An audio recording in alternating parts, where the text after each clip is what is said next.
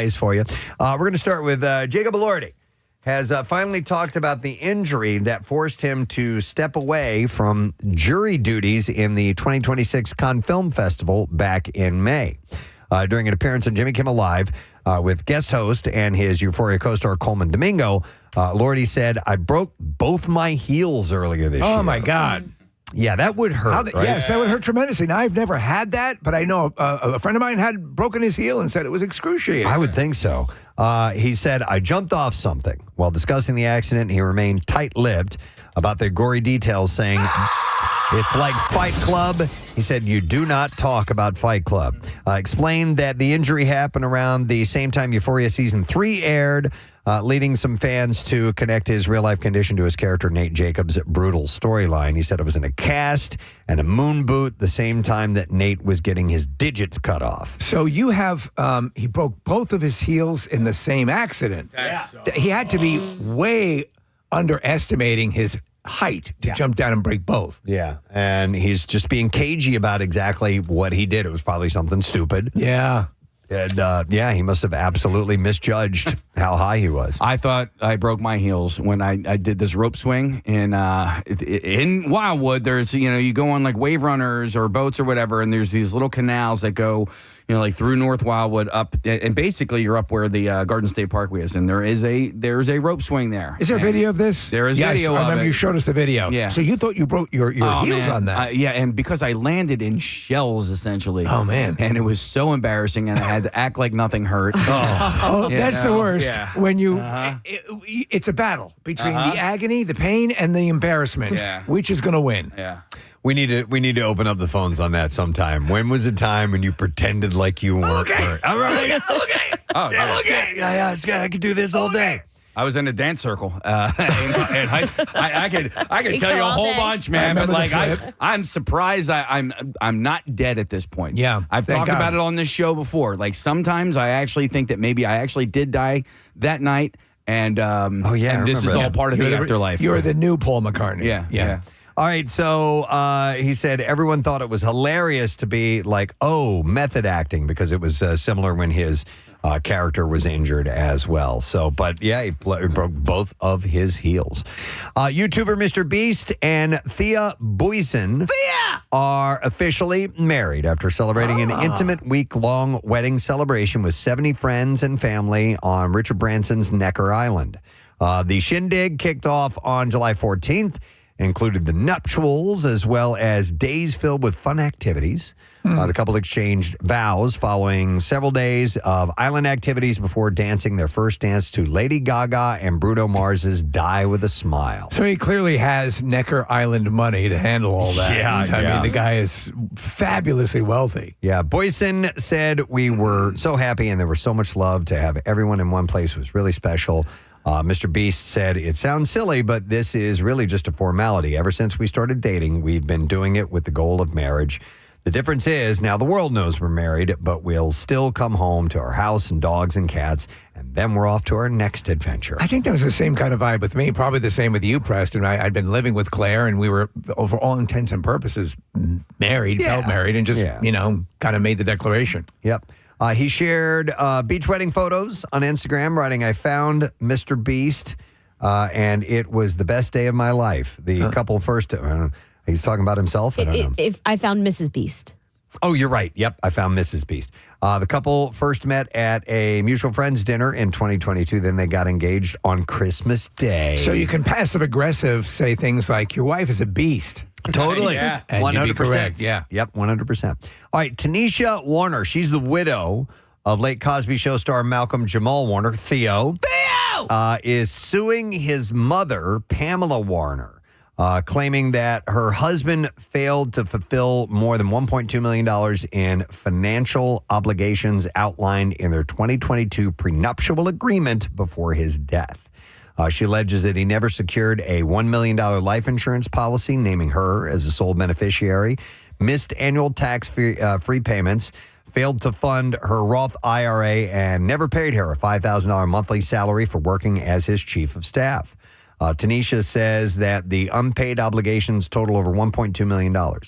She claims that Malcolm's estate lacks the assets to cover the debt and is asking the court to let her recover the money from the Warner Family Trust. I got that. It's hard to believe that there was a Malcolm Jamal Warner chief of staff. The lawsuit also seeks interest and attorney's fees and an order preventing the trust from distributing assets while the case is ongoing. Reflecting on that, it still seems so weird and so bizarre the way he died. Yeah, he drowned, right? He drowned, yeah. Yeah. It was, and that was out of nowhere. At a beach, by the way, and once they went and investigated the beach, there were warning signs all over the place about rip currents and, Tanisha filed the suit exactly 1 year after Malcolm's death in Costa Rica. All right, so we have a piece of audio to play with this, but we told you a few months back Tom Holland had hinted at being a married man, but we had no confirmation. And without him coming right out and saying, I'm married. But right now, looks like we have confirmation. He was doing an interview and was asked which person he would like to holiday in Greece with. This is what he had to say. Which person would you like a holiday in Greece with? I think probably my wife would be pretty good, Yeah, it'd be strange if I said, sorry, babe, I'm going to take Matt, actually. I'm actually having 10 days in Mykonos with Matt Damon. There you go. My wife, he said. My wife. Yeah. Now, I know. does he mean that because they're going to get married? You know what I mean? Or does he mean it because they already are married? That's a good question. I think they probably are, but I think they're a wonderful couple. Yeah. I love seeing their playful nature together. Yeah. There we go. And then physically, I think they remind us of the way we look. Yeah, you and me? I know, exactly. Speaking of couples, I stayed away from this because I didn't really care. But Jelly Roll's daughter, Bailey Ann DeFord, is finally commenting on the months-long uproar over the singer's divorce from Bunny XO. Yeah, I've been waiting for this one. I've been waiting for the statement because I'm on pins and needles, and it's unfair to us, the public, to keep us waiting. The 18-year-old went on an expletive-filled rant on TikTok on Sunday in which she defended her dad, saying, "Don't y'all ever come for my father's name like that again. Keep my wife's name out your mouth. Tarnation!" No, she said, "Don't y'all ever come for my father's name like that again. I'm so done." She also reiterated that both Jelly and Bunny have already said that infidelity played no part in their split, instead insisting that the real reasons would stun everyone. She said, and I quote, "I promise y'all the view of what y'all have of not only the situation, but their relationship, the internet in totality is about to effing crumble the day that I open my mouth." Oh. Wow. Someone thinks a lot of themselves. So there's Jelly, Bunny, Eeyore, and Tigger, correct? Yeah, those are them. Yeah. Yep. As for details, that day is not today, but she has the fans' attention, and she said, "I'm not speaking on it yet." Good. Keep it that way. Yeah, so All right. we'll see if she ever comes clean on whatever this is going to crumble the cares. internet. No I one don't cares. know. Yeah. But I've learned tacitly about Bunny XO, and she's starting her own journey. She's going back to college. Oh, yeah? To be the best Bunny XO she can be. Is she? Yeah. All right, good on her. She felt she was a little bit inferior when it came to the XO. Yet another of Angelina Jolie and Brad Pitt's kids is dumping the Pitt name. The couple's daughter, Vivienne, has filed a petition to legally drop Pitt from her last name. So pitted. Yeah, the 18-year-old is requesting that her legal name be changed from Vivienne Merceline Jolie Pitt to Vivienne Merceline Jolie. And the reason for the name change is listed as personal in the court documents. So how many of the kids are still retaining the Pitt? That's a good question. Yeah, who's still a Pitt? I don't think really anybody, but Brad is. Yeah, but Brad Okay, is. so, I mean, yeah. the kids do a Pitt fit. So this continues the trend of the couple's kids distancing themselves from Brad. Zahara is seeking to legally change her name to Zahara Marley Jolie, while Maddox is requesting to become Maddox Siobhan Jolie. In 2024, Shiloh had filed to drop Pitt from her name and changed it to Shiloh Jolie. If you go through all those legal gymnastics to get this done, why not slap on a meatloaf too, you know? If you're going to throw one in there. Yeah, why not? While you're at it, that way you don't have to go through another legal process to get that done. You got all the paperwork out. Done Just in one shot. Go for it. All right, it's more than a bit ironic that the reigning queen of popcorn movies, including Devil Wears Prada 2, The Odyssey, and the upcoming The End of Oak Street, is herself allergic to popcorn. What? Anne Hathaway was on the Royal Court YouTube channel with Matt Damon, and they were asked by the host about their go-to movie snacks. And after Damon talked about how he liked his popcorn, Hathaway shocked everyone and said, so this is a confession. I am allergic to popcorn. I've never, obviously, No. there's multitudes of allergies. I've never heard of anyone being allergic to popcorn. Wouldn't it mean you're allergic to corn? Yes. As well? Yeah, anything like that. You're right, Steve. I've never heard of that before. Listen, I can give up a lot, but popcorn, no way. Yeah, and corn's in a lot of stuff. It is. So I would imagine. Corn on the cob. She's going to, well, of course. Yes. Yes, you would think that. Yeah. Cream corn. It's an active ingredient, Preston. No, but I mean, there's cornmeal and it's used in baking and things like that. So corn. So she said, or Matt Damon said, "Whoa, that is tragic." And she replied, "I know, it's really sad." So Don't you just feel that if we had a nice, substantive sit-down interview with Matt Damon, that we'd end up being besties? I think so. for sure. Like a really good guy. Yeah, I think we would. I think we would hit it off with him. No problem. Then we'd ask him to call Ben Affleck, and he'd get into, and we'd all hang out. We spoke to him years and years and years and years ago on the phone. This is in the very beginning of our radio program career, and it was a good interview. Super nice. But I would love to be with him in person at some point. All right, Sonny Bono's widow, Mary Bono, scored a legal victory over his former wife, Cher, yesterday. Oh. While Cher was the overall victor in their battle over royalties last December, the singer was denied her bid to force Mary to repay her over $1 million legal bill. Judge John A. Kronstad stated that because Cher and Sherry's feud centered mainly on contracts versus federal copyright law, the rules that would have ordered repayment did not apply in this case. Mary had tried to reclaim the 50% share of Sonny's composition royalties granted to Cher in her 1978 divorce agreement with Sonny. She wanted to share. Yeah, she wanted to share Cher's shares if she could. Yeah. So this is kind of fun. 10 years after La La Land debuted, a 10th anniversary re-release poster has finally put Ryan Gosling's mind at ease. The famous dance pose on the original movie poster plagued the actor for years, and now his hand points upward to mirror his co-star Emma Stone's. Gosling previously had joked that the original pose, which he called the La La hand, happened because he thought it would look cool, later admitting that it killed the energy of the image. So they have now changed it, and his hand is pointing upward like hers is. I love this. They're talking about re-releasing this into the theaters, and I might go. Me too, man. I love this movie. Yeah. And I love it in this particular sequence. Yeah. This is the first time they dance together, and it's interesting because they mainly dance separate of each other, and it's representative of their initial meeting. Right. The next time they dance together, they're a couple. They're together. I like how they did that interpretively in the choreography. So it's a great movie.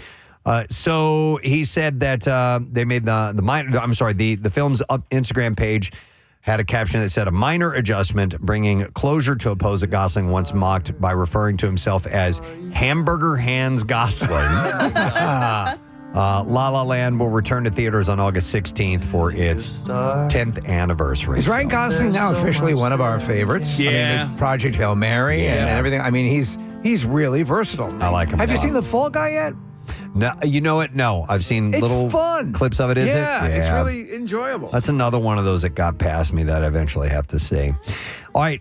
Speaking of Matt Damon, he is getting props for his muscular transformation into Odysseus in the Odyssey, but the actor says some of the praise belongs to his stunt double. He revealed, "My double was a woman, a female stunt performer who had the greatest arms I've ever seen." And he was talking about the particular scene involving the giant Lestrygonians, I think is how you pronounce that, Lestrygonians. The tense battle was filmed using forced perspective, so 7-foot-tall stuntmen against other stuntmen under 5 feet tall. Yeah, super smart move. And Damon recalled meeting with the stunt woman the first time. Her name is Devin Dalton, by the way. Dalton, I thought she'd be bigger. Right, everybody did, yeah.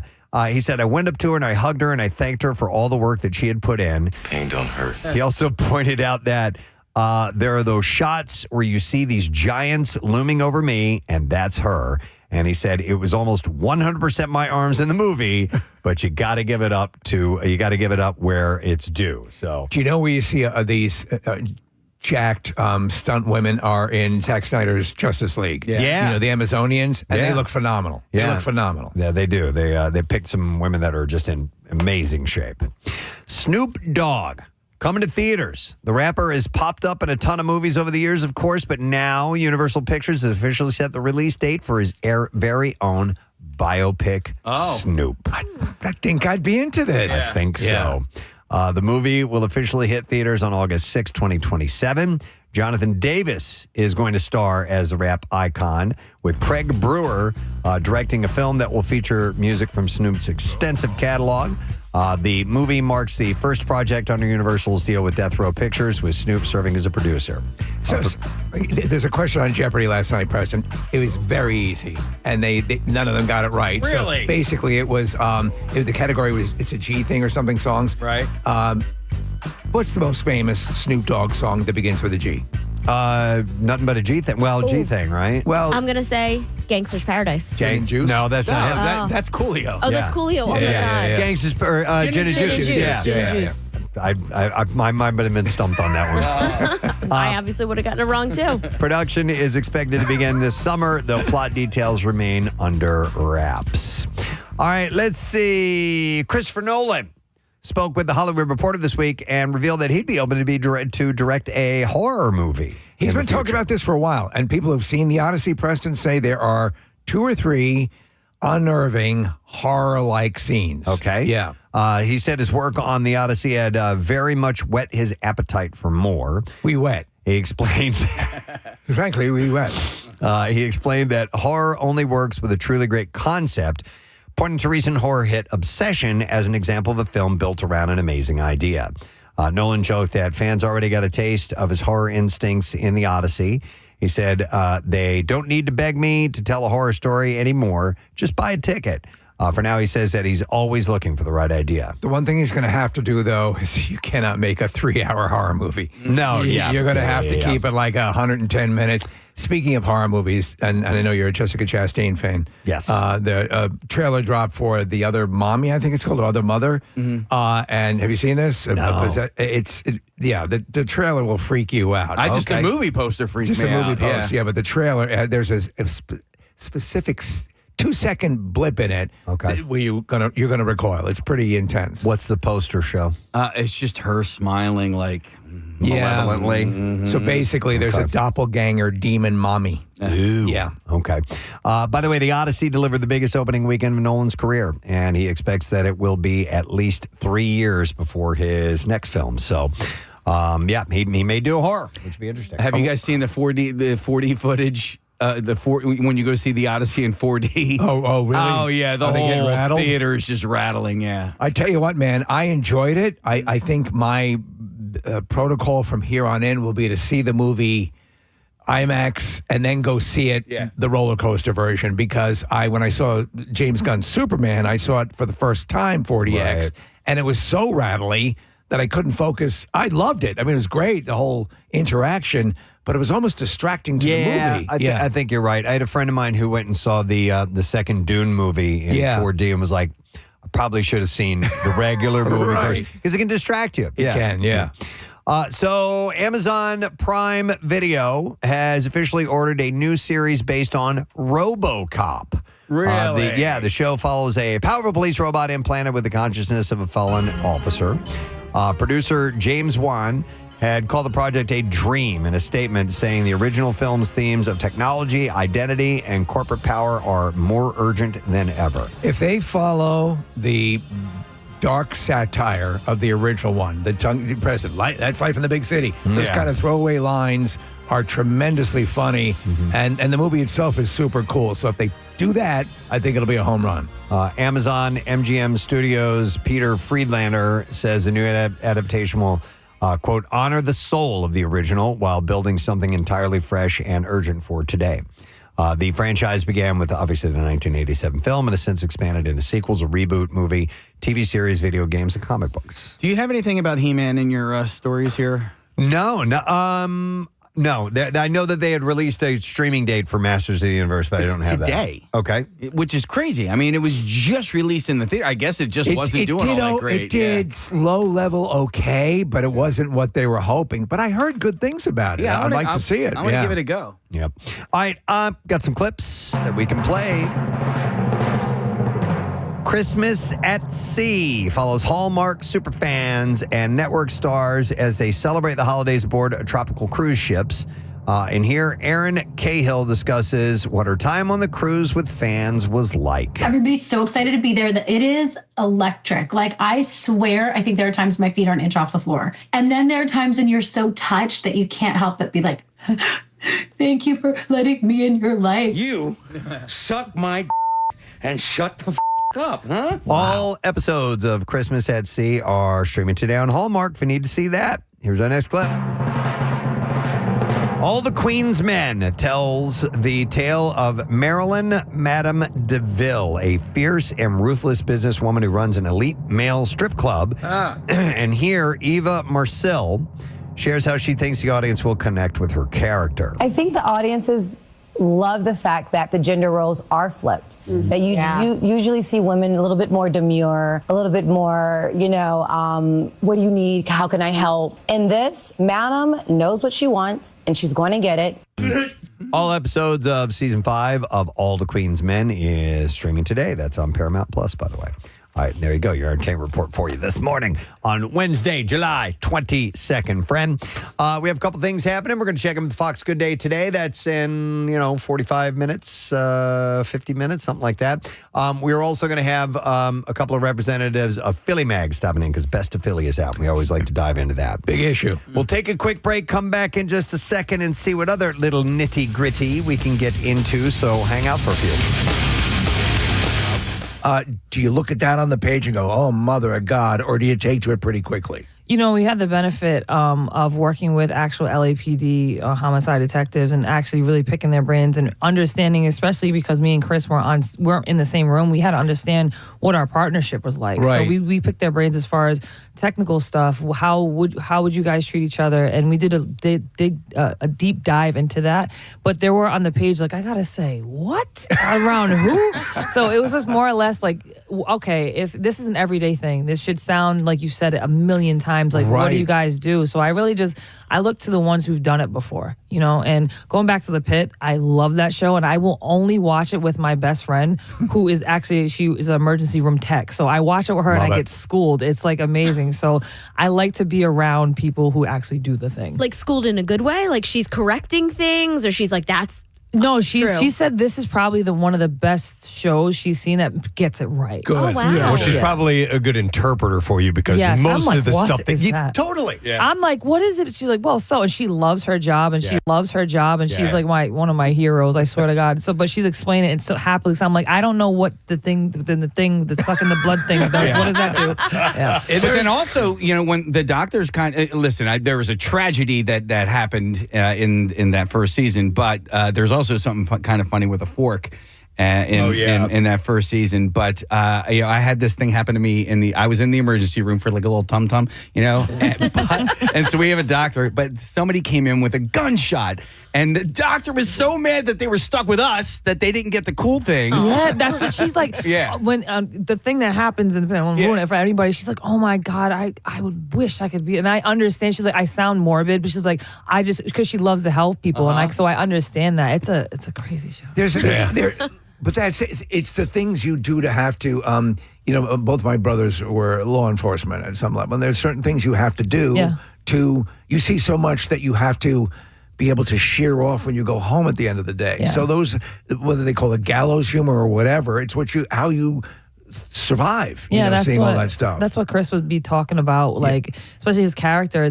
His character loses a partner, and that enforces us to become partners. So just talking with actual homicide detectives, or even his brother was part of it. He was our kind of like our consultant. And he helped me a lot to really understand where you store that, where it comes from, where it comes up. He's in that situation. All right, so Kaylee, if you're just tuning in, it's Kaylee Reese who's joining us, and we're talking about the movie Mercy, which opens in theaters tomorrow. Chris Pratt and Rebecca Ferguson star along with Kaylee. You mentioned The Pit. All right, what movie about boxing would you say is one of the more authentic ones that you've seen? Since the pit is a good representation of that world, what in the world of boxing, from your experience, do you think kind of gets it right? I would say obviously Raging Bull is is a classic. It gets it right. But I will say that the first Creed and the newer Creeds, especially the first one, and I will say where they got me really, and I was like, they got it right. Okay, they had real boxers, they had real announcers, they had real belts. But the realest part of Creed 1 was when he had his gloves on when he was first fighting, and he was like, cut him off? No, he said, I got to go to the bathroom. Put his gloves on. I was like, dude, how many times did that happen? So they got it right because they were dealing with actual fight. They used, I think, one of my cut men in one of them. Is that right? We'll go to real gyms, and Creed got it right, man. Yeah. Okay. Did you ever see Cinderella Man? I have. A lot of boxers I've heard, and obviously sometimes you'll go on these YouTube channels where professional boxers or whatever, lawyers, or Preston sent me a clip of a doctor for addressing the pit. Did that seem to resonate correct? The story, the story and why he even got his journey and even outside of boxing, because a lot of times they don't touch outside of the ring, and which is the real story. That's the real story. Yeah. So I think there's quite a few. I mean, obviously the first Rocky, then the fourth Rocky is my favorite, and as a kid, I thought anytime I seen HBO, the Rocky's coming on. But there are, the one thing that bothers boxers the most in any boxing movie is not the story, it's the actual boxing. $1 Million Baby, I was just like, bro. Really? Oh my, and then when she got the stool thing, that's when they lost me. I mean, it was a good movie, whatever, but the boxing, I was like, oh, they should have called me. Yeah. Oh, yeah. Well, and that last fight she has, the other boxer, I'm like, they would have dropped her from the sport for doing that stuff. Period. Yeah, and that was Lucy Areikis. She's one of my idols, and I was like, they should have called me. I could have done that so much better. Yeah. There's such a difference between the first Rocky and then the subsequent ones where no one blocks a punch. No. Which is one of the things that you'll see in Raging Bull. Hands are down. The hands are down. And you were the first, correct me if I'm wrong, the first female boxer on HBO. I was. Wow. So that is pretty amazing. Yeah, and I'm so upset they stopped boxing. I mean, they only had one other show, maybe up until December of that same year. But they stopped boxing a whole on HBO. I loved their coverage of boxing. I thought it was great. They had a great group, and I used to watch that all the time. I was lucky enough to get on there before. I'd be the first female fighter, and then I started in one of their shows. So I'm not the only, but I believe I'm the first boxer, male or female, that's ever fought on a network and starred in the show. That's pretty cool. Wow. Yeah. Can I ask about your facial piercings? Yes. So if you haven't seen Kaylee before, she has piercings in her cheeks, obviously not in the movie, although you did wear them in True Detective, which I thought was pretty cool. They look like they hurt. I mean, if you shoved the nail through your cheek, I'm sure it would. Yeah, I mean, it wasn't my most painful piercing, but I've had these for 15 years, and I boxed with them and everything. Do are the connections on the inside of your mouth? Yep. Really? Yeah, it's just like a big bar. I've had the weirdest questions, but I've had them all the time. Like, if you take them out and you put water in your mouth, does it squirt out? I'm right. And yes, I've tried, and no, it doesn't. Okay. Wait, you leave them in when you fight? So when I actually fight, I have to take everything out. But when I spar, the cheek protectors from the headgear, they go right over, and I wear a mouthpiece so it doesn't hurt my teeth, and I just tape them up. People think I'm nuts, but it works. Let me ask: is taking them out a personal choice, or is it the rules of boxing that you can't? It's a rules. You cannot have anything. Okay. You can't have anything piercing. So my husband is also my boxing manager and also a cut man. He does everything. He'll put the adrenaline on them so they don't bleed or anything, and then I'll put them right back in. Compare and contrast that to. I assume you've been cut periodically, right? It's a very small cut. Okay, and not a walk in the park, I assume, correct? Or is it so numb from the punching that you don't really feel it? You don't. People always ask me, does it hurt when you get punched? I'm like, no. The day after, you feel like you got hit by a truck. It's not like stubbing your toe. You want to go kick a baby when you stub your toe. It's crazy.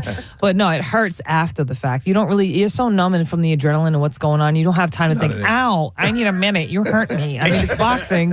You're going to get hit. It's How going do to you suck. not flinch? How do you not flinch? It's just, it's an art to me. It's always, it's never been, I started when I was a teenager, and, you can't drive angry, but you can't do anything angry. You can't think clearly. You have to think clearly when you're fighting, and it's an art. You have to be calm. You have to have fun in there. It's a chess game. It's a dance. You have to be present. That's something that eludes a lot of people. The intelligence behind, we were watching footage of Tyson recently, and there is there is math going on. There is stuff going on, and the palooka who boxes. No. And I would say this: so you're by yourself, you're in the ring, and in many ways, though you have cast members when you're acting, it's you. Yep. It's you remembering. And is that an aspect of boxing of acting and boxing that seems familiar to each other in your mind? Yeah, absolutely. I found so many different parallels, but especially with the preparation. You can go to the gym, hit the bag as many times as you want, but you have to stay present. You also have to make sure you have a good toolbox, because if you go in there thinking that she's just going to throw jabs and she comes out throwing right hands, left hooks, you got to adjust. You know, you can have a game plan going in, but you have to stay present.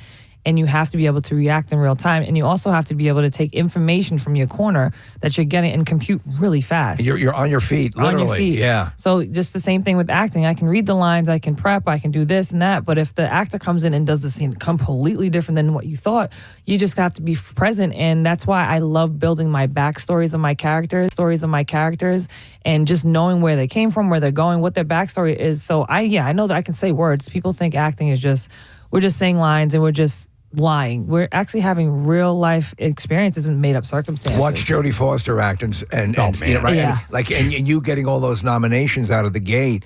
There's a lot. I love the idea of the backstory, the actors who create backstories. Did anybody inform you of that as far as creating something about your character, or did you just kind of take that on yourself? From the first movie I did, Catch the Fair one, I've never had any kind of acting training, anything. And before we shot, a friend of mine, he's a really good friend of mine now. He's the director writer of Catch the Fair one. He sent me to who is now still my acting coach and really good friend, Sheila Gray, out of New York. And I went to a few improv classes, and then she had a couple one-on-ones, and we really worked on kind of where to pull things from, because I've done a lot of emotional roles, but she started me off of building backstories. Like, where do you think she's from? Like, really light. And then I took that and ran with it because I loved it. She told me to give them an animal, give them a zodiac sign. What do you think she does? Does she have a sister? Then we start asking questions. So from there, I love building backstories. Has that maybe led you on to write something? I helped write the first movie I was in. Okay. Yeah. I didn't physically write in it, but I have so many ideas, and I want to continue writing. And again, I talk about him all the time. And it's my homie, my bestie, my husband. He if I say, hey, I got this character, he's like, so what do you think? I'll to give you an instance, he came up with this backroad story from Navarro. Her dad's name is Pepe Navarro, and he was a mechanic, and he did this, and he has all these things. But it helps me because when I'm in these different scenes, and I have to pull for something, or I have that in the back of my head, I can think like the character versus think like Kaylee. That's what you have to do. Yeah. I had a question in mind, but with acting, with such a young career, is there something that is just right out there that you're like, I'd really like to take a crack at a straight up comedy, or what's looking really appealing to you on the horizon right now? Oh man, I want to be a superhero and a villain so bad. Oh, you'd be awesome. I really do. All right, give us the supervillain you'd love to be. I would just be to be a kind of just a really badass villain that does really heinous things. I'm not a Marvel DC, I'm not immersed in it, but I guess I kind of go more towards the DC dark roles and be a villain. I would love to, the Penguin was so good. Did you know that series was I love that sensational? I love that series. Yeah, get on that. I would love to. That's my HBO family. I would love to do a comedy too, a superhero comedy. I love Deathpool. Deadpool. Yeah. I love Deadpool. Yeah. So something along those lines. I would love to do a comedy. I love improv. I think I'm pretty funny. But you're busy. I mean, you're also doing. We were talking before we started this interview. You were telling us about the promoting that you're doing, and the boxing and the fighting. Yeah. How much of your time is consumed with that? It's a lot. It's a lot of work. It's Cohen Promotions has done a couple of shows, and it's a lot of work doing that. But my husband does most of the work with that. It's I have my native name is Many Feathers, Many Talents, Minnequinnog. My mom named me, so she named me right. So thank you, Marissa. I've got too much to talk about today. There's just too much. It's all swirling around in my brain. I can't get it out of my head. My mind is a raging torrent, flooded with rivulets of thought, cascading into a waterfall of creative alternatives. Totally Presbo. No. Stream of consciousness. I got distracted. I saw a picture of Coleman Domingo wearing a lime green suit, and I said, that looks cool. That would throw you off, without question. All right, so I saw this article. Tattooists say that bottomless tattoo events are devaluing their craft as removal specialists report growing demand from people wanting tiny tattoos erased. So the sort of impulse tattoo? No, so it's yes, but there's an interesting thing about this quote unquote bottomless tattoo, which I'll explain in a moment. So they're quoting in this is a story out of the UK, but the same thing is happening here in the States. Chantel Cody McCombs, who's the owner of Picture House Tattoo Studio in Wiltshire, said that the rise of micro tattoo bottomless brunch studios had led to more clients needing help to fix or cover unwanted artwork. So the concept allows customers to book a set amount of time with an artist and get as many small tattoos as they can and want during the session. So instead of paying per piece of artwork, you're paying for a chunk of time. Completely understand that. I think the mechanism should be, I think ink looks great. If it's done right, I think it's terrific. And I'm always, oh, look at that. That's awesome. Right. I think when you are doing it, that sort of promotes a haphazard approach. Yeah. I think you really need to think about your skin art and thematically and what you want. And it shouldn't be a refrigerator where you're just attaching things. And it all depends on your personal taste. Yeah. But yes, I was standing behind somebody the other day, Steve, and it looked like they just had stickers all over their arms. Yeah. And I don't really care for that look myself. I agree. That is kind of what the trend is right now, especially these little line tattoos without color.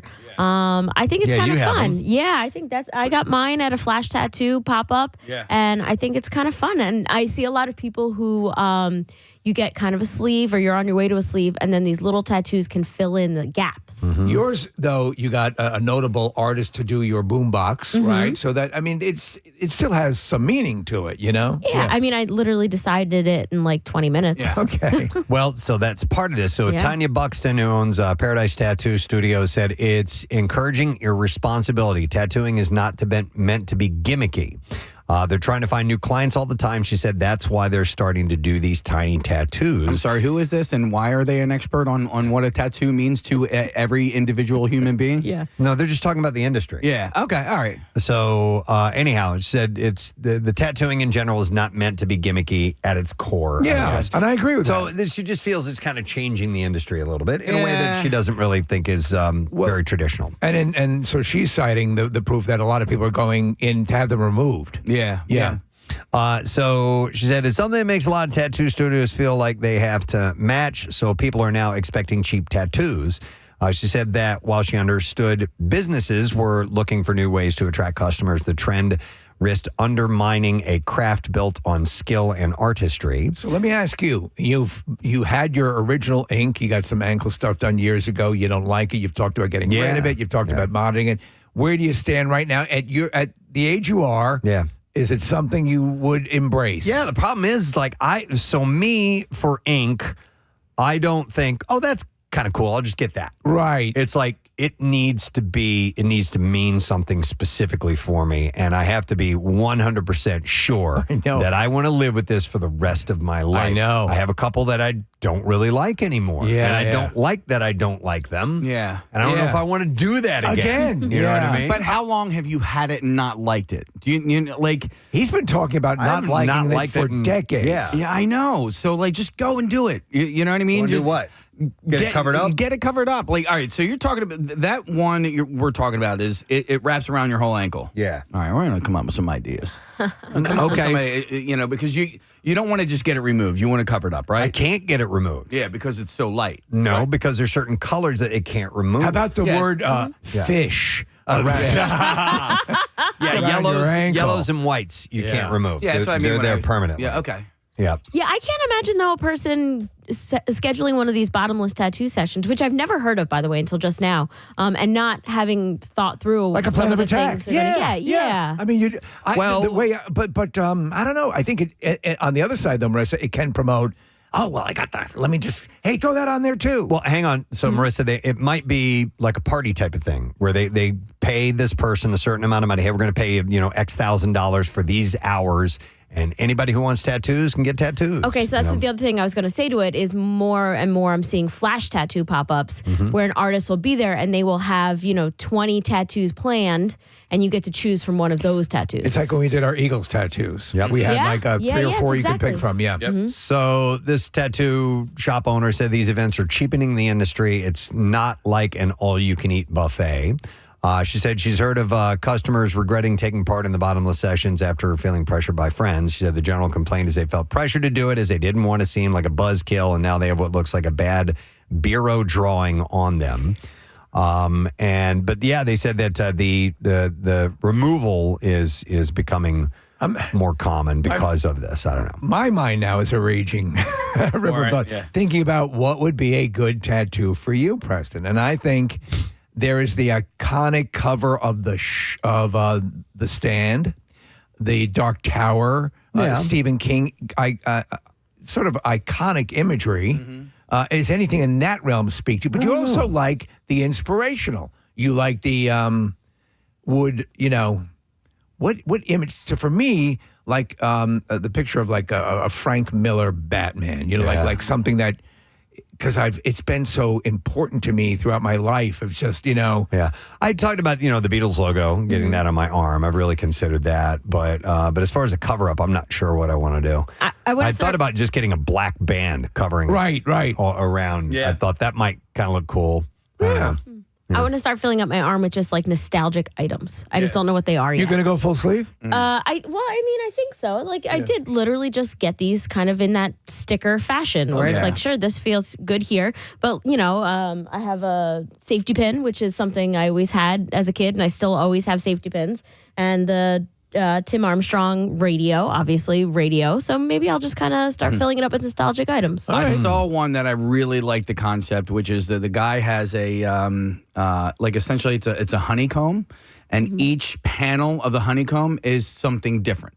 So and so they're different. So for me, like if I had a honeycomb on my arm. I think I've seen. I know what you're talking about. Yeah, like inside one honeycomb would be Alf. What about the people who suffer from the that freak out when they see honeycombs? Yeah. All the holes drive them crazy.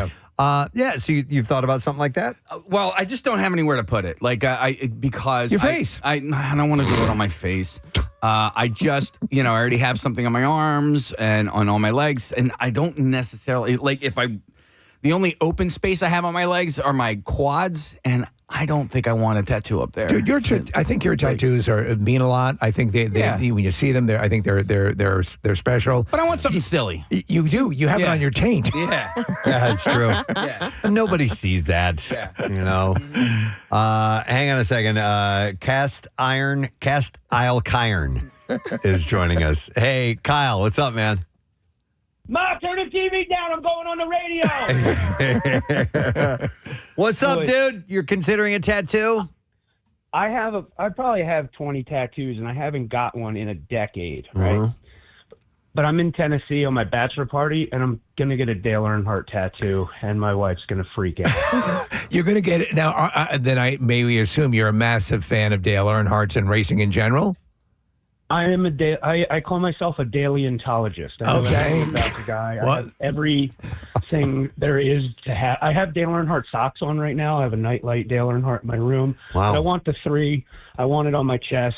And my wife is going to probably not marry me if I do it. So I don't know. But you see, that means something to you. And I think what it happens when talking about the frivolity of the kind of tattoos you're describing in this thing here, that means something to you. That profoundly means something to you. So that's it. That's what you're looking for. Yeah. I think it's hard for a lot of people, as Preston was saying, okay, I want to replace it, but what do I want to have live as an outward message of this is what I adore for the rest of my life, Well, it's different now. 10 years later, being in a relationship for 10 years. Back in the day, it'd be like Sushi Cat with a Spitfire skateboard wheel head. Let's do it. Put it right here. Yeah, you want why a not? little taco on your ankle, Wu-Tang Clan symbol. Anything was game. Go ahead, do it. I had friends that grew up to be, famous tattoo artists that practiced on us, and then when they got famous, they did all of our cover-up stuff. So I have some nice work. But it's like different now. I've never contemplated with a tattoo like this before. I just get in the car and give them the money and go. Now I'm like, oh my God, I could my marriage is on the line if I have a giant 3 on my chest. Yeah. Is it what the art is? Is it the placement of the art, or is it the cost of the art? Okay, so here's the thing. The cost isn't an issue because it's not, crazy expensive to get a tattoo in Tennessee, thank God. Oh. But she's like, I don't want to see this like big giant 3 on your chest when you're not wearing your shirt. Like if we're at pool parties, I'm like, yeah, but I also have like a 3-inch anvil on my arm and like stupid. Like, why is that the issue? You know, but I think it doesn't matter. It Kyle. doesn't matter. She doesn't. Yeah, trust me. You can wear a shirt, and you can do things like that, and represent if it bothers her that bad. This is just marriage counselor Preston talking. Right. Hey, just probably don't do it, Kyron. What day? See, this would be so great. Like if she was born on the 3rd day of a month. Oh God! And then you could be like, well, it also represents and symbolizes you. Or if she changed her name to Dale Earnhardt. Yeah. Casey, dude, she was born on the 30th. I'll do a microscopic 0. There it is. Yes. All right, Kyle. Oh, I'm doing it. Done deal. Boys, we're going to get the tattoo today. All right, go get it. All right, we'll see you, bud. All right, anyhow, just thought that was an interesting story to pass along. I do want to get to some other things. So we're going to go back in. The stream of consciousnessner. All right, so I saw this one this morning. 74 years after a Pan Am flight crashed into the water off of Puerto Rico, killing 52 people and prompting sweeping reforms, including pre-flight passenger safety briefings. An aviation search team has found the wreckage sitting in the ocean floor. It's been sitting there for 74 years. This is miraculous. Yeah. You know? The Air Sea Heritage Foundation, in partnership with others, including the Discovery Channel's Expedition Unknown show last month, found the wreckage of Pan Am Clipper Endeavor at the bottom of the Atlantic Ocean off Puerto Rico's northern coast. And everyone survived. No, they didn't. The Discovery, actually, everyone initially did, which is interesting. So the Discovery, which involves an autonomous underwater drone, ends decades of mystery about precisely where the Douglas DC-4 aircraft came into rest after crashing into the ocean shortly after taking off Puerto Rico, April 11, 1952. 64 passengers and 5 crew members were on board. Although all passengers survived the initial impact, only 17 people were rescued, and the rest would be lost with the quickly sinking plane, a result that investigators would blame in part on a lack of safety briefings and that would spur changes in the aviation industry. So because of the majority of people, all of them survived, but most of them died, created the pre-flight information.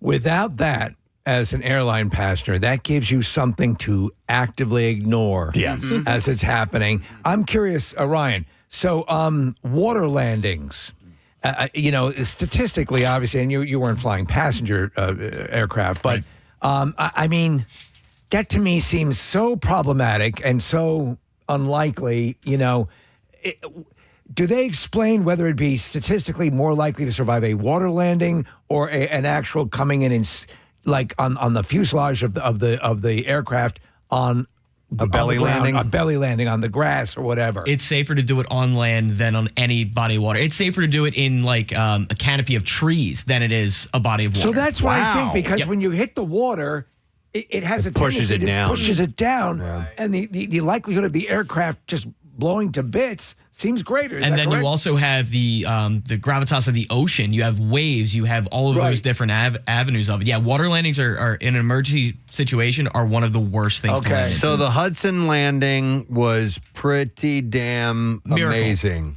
They put that into simulators. A buddy of mine who flies, I think it was for United, they put that in for your training, and nobody can replicate it. What Sullenberger did is unheard of. Wow. Okay. Oh, man. So the search team used a high-resolution sonar to locate the wreckage on the ocean floor some 2,000 feet below the surface. The craft was broken into 2 sections. A follow-up photographic survey conclusively identified the plane with images clearly showing the iconic winged Pan American logo and the aircraft name still legible.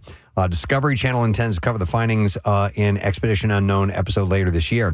The Air Sea Heritage Foundation is now working with the government of Puerto Rico to expand protections for the wreckage site and is advocating for a memorial honoring those who were lost in the crash. Families directly impacted by the tragedy and the crash's only 2 known living survivors have also been contacted. The plane, which was bound for New York, lost both right side engines shortly after takeoff, forcing the pilot to conduct a violent water landing minutes later. The aircraft had life rafts and personal flotation devices for all on board, but confusion ensued in part because no safety briefing was given and there was a language barrier and no coordinated evacuation procedure was in place, and the plane sank in less than 3 minutes. Yeah, so there was a movie that just came out. I think it was, an adventure movie where there's a water landing, and if that's not bad enough, when they do the water landing, the fuselage that's floating is now attacked by sharks. Sharks, yeah. The notion that you've landed in the water or crash landed in the water, and all that you've been taught ahead of that goes right out the window, and you're freaking the F out. I don't know how I'd react in that situation. I don't think it would be good. No, I don't think so. I think I'd be doing a lot of back of head punching and yanking people out of the way. And another thing, it took them 74 years to find this, and they knew all the information about it. In fact, they found the survivors and all that is, when that, was it the Malaysian air? Yes, the one that was never found? Yeah. The ocean is gigantic. Yes. Yeah. It's just, these planes are big, but the ocean is way bigger. And someday they'll probably come across that. But, you can see why these things get lost the way they do. Out at sea and the optical illusion, the things that occur. Again, we think we've got it nailed and buttoned. But, Amelia Earhart, we don't still haven't determined categorically what happened to Amelia Earhart, other than she lost her luggage. So, in a report from the 1952 crash, the Civil Aeronautics Board, a predecessor of the FAA, proposed amendments to the civil air regulations to assure a greater degree of safety to the occupants of aircraft flying over water routes. And proposals that were implemented include pre-flight briefings for passengers on where to find and how to use the life vest, the life rafts, the emergency exits. And according to Josh Gates of Discovery Channel, said every time you step on board a plane today, you're safer because of what happened to the Clipper Endeavor and her passengers 3/4 of a century ago. Yeah, it's pretty amazing. All this time, yeah. All right, let's see some other things. The stream of consciousness-ner. Netflix has partnered with Sign Up Media to add free American Sign Language, ASL, interpretation to 73 kids and family titles, making family movie nights more accessible for deaf and hard of hearing viewers. Available through a free browser extension, the service lets users watch ASL interpretation alongside popular shows and movies, including Cocomelon. I don't know that one. Not familiar. Stranger Things. Cocomelon? Yeah. Okay. It's a kid's show. All right. Stranger Things, The Magic School Bus Rides Again, and Guillermo del Toro's Pinocchio. Advocates say the feature gives many deaf children access to stories in their first language, reducing their reliance on closed captions and creating a more inclusive viewing experience. So I guess it helps kids in, using ASL. Because it's a skill they need to have. I was just, it's a sad but tangential story to this. Did you see the Godzilla movies, the most recent ones? There was a little girl in it who's deaf. Mm-hmm. You saw that story. She died. She died. I didn't see the story. How she passed away. She was a passenger in a car accident, 18 years old. So she's deaf in real life, and I guess her father or caretaker was deaf, and he was.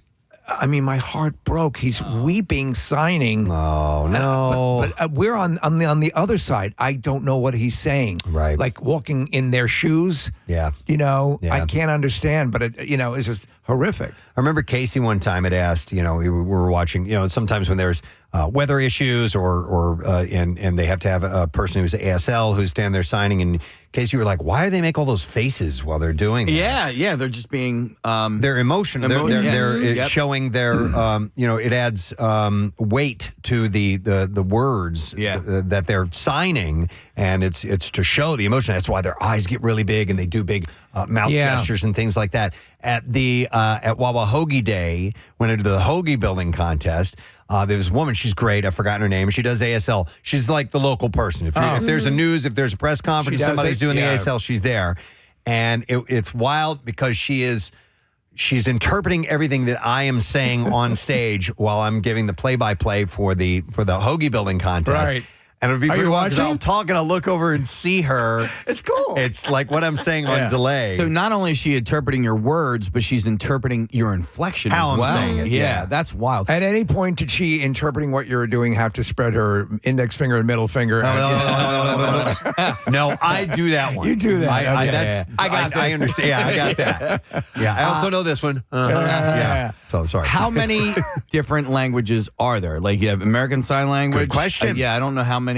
A very good question. I don't know. Yeah, my former neighbor and friend, she, not former friend, but she is an expert on sign language. And I think there are two dominant, one more so, but I just a couple, yeah. By the way, her name is Joy Harris. Marissa found her, and she does for the Eagles. She's there for doing interpretations at the games. She's always on press conferences. I've seen her at concerts. I think I was at Billy Joel. I've actually been to multiple concerts and ended up near the interpreter, and I'm so fascinated. Yeah. I love it when it's, the person is matching the vibe of, you guys are talking about the faces, but sometimes they get into it and they're dancing. They have to perform. They're doing, vulgar commentary as they're doing it. Sometimes you know what's coming up and you're like, all right, how's this going to be? I would love to have the ability to do that. I and it's like I want to learn Spanish. I want to learn American Sign Language. I know. I'm never going to. It's just too. You have to practice it all the time. The sign language thing, I think you could do because you're speaking your own language, which is English, but I love when people are fluidly communicating with it, and it's just something to, I don't know, I love the way it looks. By the way, there was a storyline on the Pit, the TV show, and I've watched it several times through now, and they have a woman who's deaf, and she comes in, she's having a problem. Their interpreter, their ASL interpreter, was not available. They could do this one where they have a person on essentially an iPad where they do it, and it's glitching, it's not working, and Dr. Santos is like, we're going to have to come back to this later on when we get this fixed. And I'm like, pen and paper. Yeah. Pen and paper would probably, I'm not a doctor, Come on, but I think people. we might be able to communicate that way if we had to. So I took American Sign Language for a year in college, and it was one of the best courses that I took because the one thing that I forced myself to memorize was doing the alphabet with both hands. If you find somebody who is deaf, as long as you're able to spell something out, that means leaps and bounds. Oh, it's amazing. But there's also some fun. Like our last day, we learned all the curse words, which was always fun. Nice. So it's always good stuff like that. If you want to see some really cool footage, it's Margot Robbie is at a movie premiere, and one of the fans there is deaf. And he starts to sign to her, not aware that she can sign back, and she starts communicating, signing to him, and it's a beautiful moment. And if you've ever seen like the videos of Santa Claus, Or come on, man. Disney World, the characters will start. My God. Oh my gosh. It's the best. Yeah. It's adorable. With little kids. Hang on. We have Megan, who's a former ASL interpreter who's joining us. Hi, Megan. Good morning. Hey, you guys rock. Thank you. Appreciate that. What did you want to share with us? So, the thing about American Sign Language, I've been signing since I was like 11 because my mom worked at a deaf school. Okay. But the thing about sign language is that when your face gets into it, when you crouch your eyebrows, when you lift your cheek, that interprets different words sometimes. It can be a completely different conversation depending on how your face is. So what you're saying is that is essentially inflection. No, more than that. Inflection, yes. Yeah. So if I have my eyebrows up and I make the sign for dog, I'm asking, do you have a dog? And if I have my eyebrows down, I'm asking, where is your dog? So it's not just the word, it's more dialogue as well. Huh. Yeah, it can absolutely be more dialogue. It's not always, but there is a good chance that somebody who changes their facial expression to match what's going on is actually doing a tone or an inflection or like a different interpretation. Yeah, that makes total sense. Yeah. Hey, Megan, how many different sign languages are there? Well, there's definitely American Sign Language and British Sign Language. I know there's also Japanese Sign Language. I believe there's Mandarin Sign Language. Basically, sign language is relatively universal. Like if I sign help, somebody's going to get that, even though that's not the same sign in British Sign Language. So there are some that are in common, though, enough to, like, some of the basics to where you would be able to somewhat communicate? Okay. Yeah, they're close enough that somebody can get it. And at the end of it, you can fingerspell if you can't get anything else. Okay. So do you think someone who speaks American Sign Language, would it be easier for a deaf person communicating with American Sign Language to communicate with a Japanese person doing Japanese Sign Language? Is there more of a commonality than there is in the spoken language? I don't think so, honestly. Okay. I've studied Japanese, too. Languages are kind of a fascination of mine, but I've kind of studied Japanese, too. And the thing that's weird about it is that sign language has its own, like, grammar as well. So you never say, like, oh, I saw it. You say me saw. Like, it doesn't, there's no connection in there unless you know what they're trying to say. Okay. So if the words are different, you know, it's not gonna translate well. Like, there's a couple of them that are close enough that you'll get help, but it's really different. Megan, here's a weird question. Do some people have accents of a sort? Yes. Okay. Yes, they do. I was always told that I have an accent because I was not born speaking sign language, basically. Right. My movements are a little more sloppy. They're a little slower. So, yeah, no, I definitely have an accent when I sign. And, wow. It's definitely noticeable. So then would there be the equivalent of an upper crusty delivery, like a delineation that way? I don't know exactly, but I have always been told, like, you learned late in life, didn't you? And I'm Wow. like, yeah, how do you know that? Hey, that's great. All right, well, thank you, Megan. I appreciate that. Thanks so much. I remember you too. Pierre knew some American Sign Language. He has deaf members in his family. Had deaf members in his family, and we had someone who was deaf in here, and Pierre started communicating with her, and the woman was going, he's not getting it right at all. Because he was old. It was he was a little rusty. Right, he hadn't right, done it in a while, and he was getting some stuff right. Other than this, she was kind of shaking her head, going, "No, this is not quite what he's trying to do." But it was pretty wild seeing him do that. Yeah. I'd never seen him do that before. I wish I'd seen that. Yeah. Casey, with your kids, did you use like sign language when they were babies? Before they were talking. No. So my brother does it a lot with his children. And it's, you use like thank you and done and things like that. Some of the children's shows, programming like, Sesame Street will sometimes add in sign language along with, Blue's Clues used to do that. Yeah. That was a regular part of the thing, thank you. And he did a bunch of different sign language on there. Sopranos would use the middle finger. Yeah. And that's sign communicated, You know what they're trying to say. All right, listen, I have more things to get to, but we don't have time. We don't. Yeah, because we're going on The Stream of Consciousness. We're doing Fox Good Day this morning, so I want to go ahead and wrap this up now, but maybe we'll get to some more in a bit. We will return with not only that little exchange, but we'll get into the bizarre file too. Stay with us. We'll be back in a moment. Taking things as they come, and I know things get put in my path for a reason, and I'm open. I want to do everything while I can do everything. Right. Yeah. So with that, will we, if we're around Philly for like at 2300 at the venue, we might see you around there from time to time? Anytime you see Cohen Promotions, we put shows on 2300 Arena. We have a really good relationship with them. We're just looking at the 2026 calendar. Maybe sometime in the early summer, you'll see Cohen Promotion show. We are known in Philly to have the best fights on our shows, no matter who the other promoters are around here. No shade, but all the shade. Cohen Promotions is probably the best shows you'll go to. Okay. Well, Preston, now that we know that you're here, we can come out to our events. We're doing stuff all the time. Definitely. Definitely. For sure. All right. Well, the big thing though is Mercy, and it's in theaters tomorrow. You'll be able to see that with Rebecca Ferguson and Chris Pratt as well.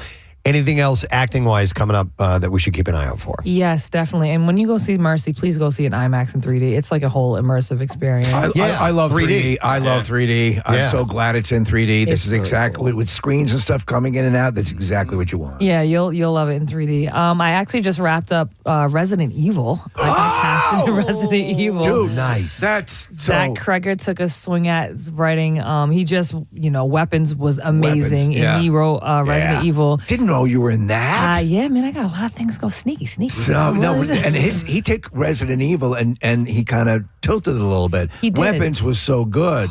Can you give us a little idea of what you're doing in Resident Evil? So, I am playing a badass, of course. But he took, I played Resident Evil, the first one, way too much. Like, I was a gamer. I still play video games when I have time, but I was such a Resident Evil player.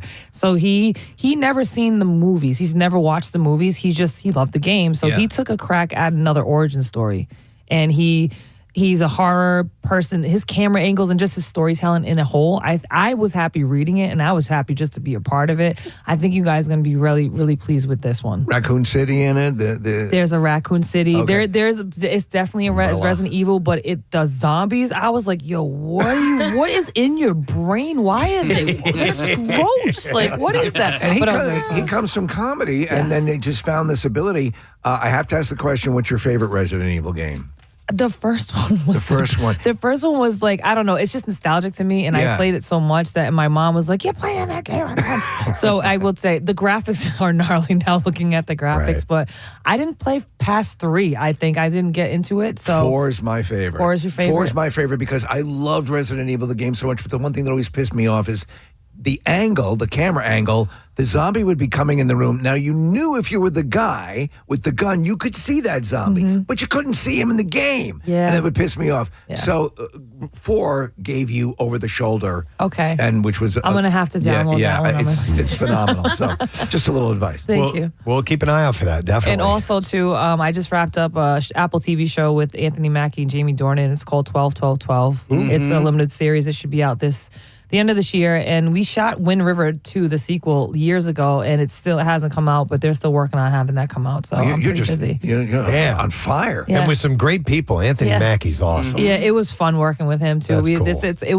cool. It's about a bank heist. It's called 12-12-12, and it was a great script. I absolutely loved it, and I kind of get to play a little opposite of law enforcement. Okay, cool. All right, excellent. All right, well, Mercy in theaters tomorrow. Do not miss it. Kaylee, it is wonderful to meet you, and hopefully we'll see you again soon. Thank you so much for having me. It's been a pleasure. Kaylee Reese, guys. It's been a while. In fact, it's been since last year that I've noticed things for you. Yes. The Noticer's returned with Noticer 2026.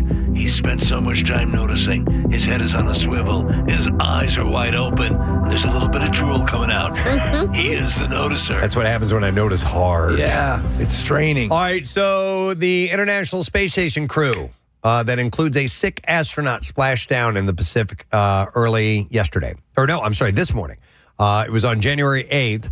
NASA said that it would be ending the current ISS mission out of an abundance of caution because of a medical situation involving, one of the astronauts on board. They have not said who it is or what they are sick with. We're just going to detonate it. The NASA Administrator Jared Isaacman said during a press conference, I've come to the decision that it's in the best interest of our astronauts to return Crew 11 ahead of their planned departure. So obviously for them to do something like this, there has to be, something definitely that is contagious or something that would be very debilitating.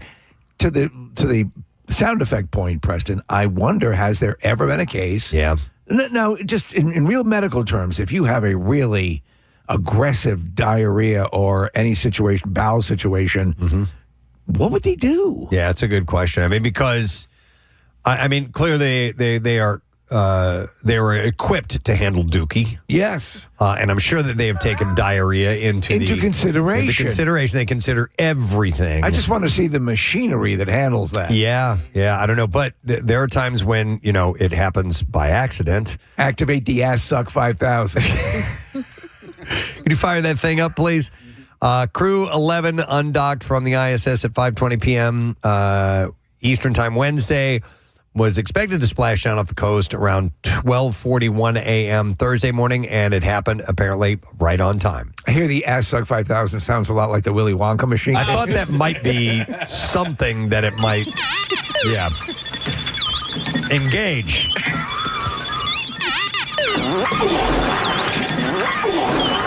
On Tuesday,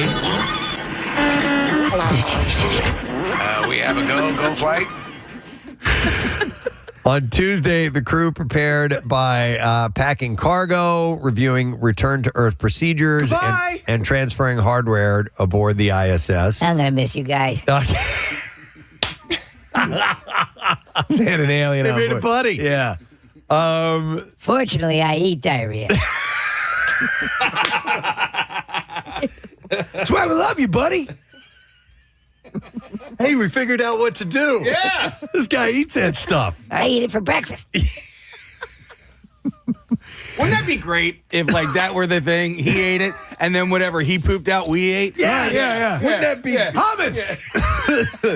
That would be the best scenario ever. We meet an alien race. Yeah. And they eat our diarrhea. Yeah, our dookie, our garbage, whatever it is, and whatever they crap out. We love to eat. Is like it's like macaroni and cheese. Yeah, I love it. Yeah. Like something really, really good comfort food. Who's hungry? Yeah. That would be the perfect scenario. That's it. We have to work on that. Wow. Dare to dream. So an emergency evacuation was not ordered, like a full-on emergency evacuation, because the astronaut was stable, according to Dr. James Polk. The astronaut remains in stable condition. The mission is part of... What do we know? Have any indicators to what the illness was? No, Nothing not at all. whatsoever, yeah. They haven't said. The mission is part of Which NASA's, means it has to be something like diarrhea. is part of NASA's Commercial Crew Program, which partners with private companies to deliver humans to and from the ISS. Crew 11 includes 2 American astronauts, a Japanese astronaut, and a Roscosmos cosmonaut. They traveled to the ISS on August 1st and were scheduled to stay there until mid to late February. So, they're coming back a little early. Was that his rap name? Roscosmos? Yeah, that's like Roscosmos cosmonaut. Rizm Kizmel Brism. Yeah, Rizm Kizmel Rizab. Roscosmos cosmonaut. So it is the 11th crew rotation mission of SpaceX's human space transportation system and its 12th flight with astronauts. In November, the crew actually marked historic milestones for the ISS, the 25th anniversary of the first crew that arrived at the station.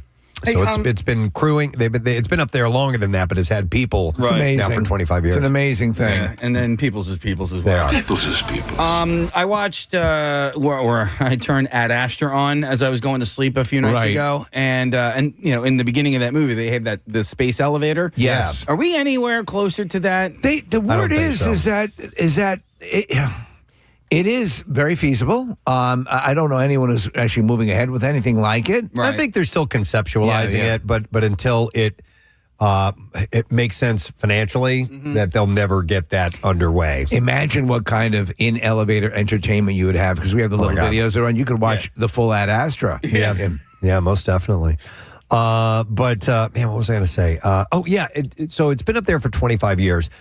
I have an app. I have an ISS app that lets me know when the passes are happening. Right. I still get a kick out of seeing that thing. With the naked eye, I still just marvel at seeing that go by, at the speed that it goes by, and just know that there are people up there. It's fascinating to me. All of that. I mean, again, so I keep flirting. I have this one telescope that I really love. And I just don't break it out a lot. And as of late, I've been thinking I really should get it out and start looking at it more. Because even just looking at the friggin' moon is just... It's amazing. Yeah, awesome. So to see something like, the space station going by, it's unbelievable. NASA, like I said, didn't say which astronaut was impacted or their condition, but it was the first time in 25 years that a medical evacuation... We are out of our orbit trajectory. It is the first time in 25 years that a medical evacuation was even necessary. I've never heard of it. So they take as many precautions as they can. As we've learned from watching the movies over the years, sometimes people get scrubbed from like Ken Mattingly didn't get to go up on Apollo 13 because they thought he may have had measles. They are very, very strict on that. But every now and then there's going to be something that's going to arise without knowing. And I'm surprised it's been 25 years. They've never had to do So this. to this point, I would assume that during that time, and I would assume someone has gotten at least a little sick. Yeah, right? Sniffles here and there. Yeah. There have been, like on the Apollo missions, there were a couple people that did get sick. Yeah. Because in fact, Fred Hayes did on Apollo in 13. about 5 seconds. So we will hear some music coming up here. And there it is. Let's see what we're going to talk about today.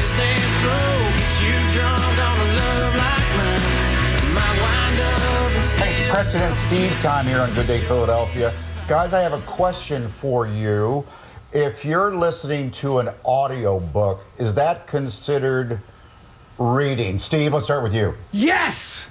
Yes, and I used to be absolutely the other way. Absolutely the other way. I thought, no, you're cheating, and you know what happens? You end up missing out on all those books that are piling up that you can't get to. Yep. So I consider it, as long as the information's getting in there, and you know when and Preston points out all the time, you're reading a book, you lull, you go pass out a little bit. What did I miss?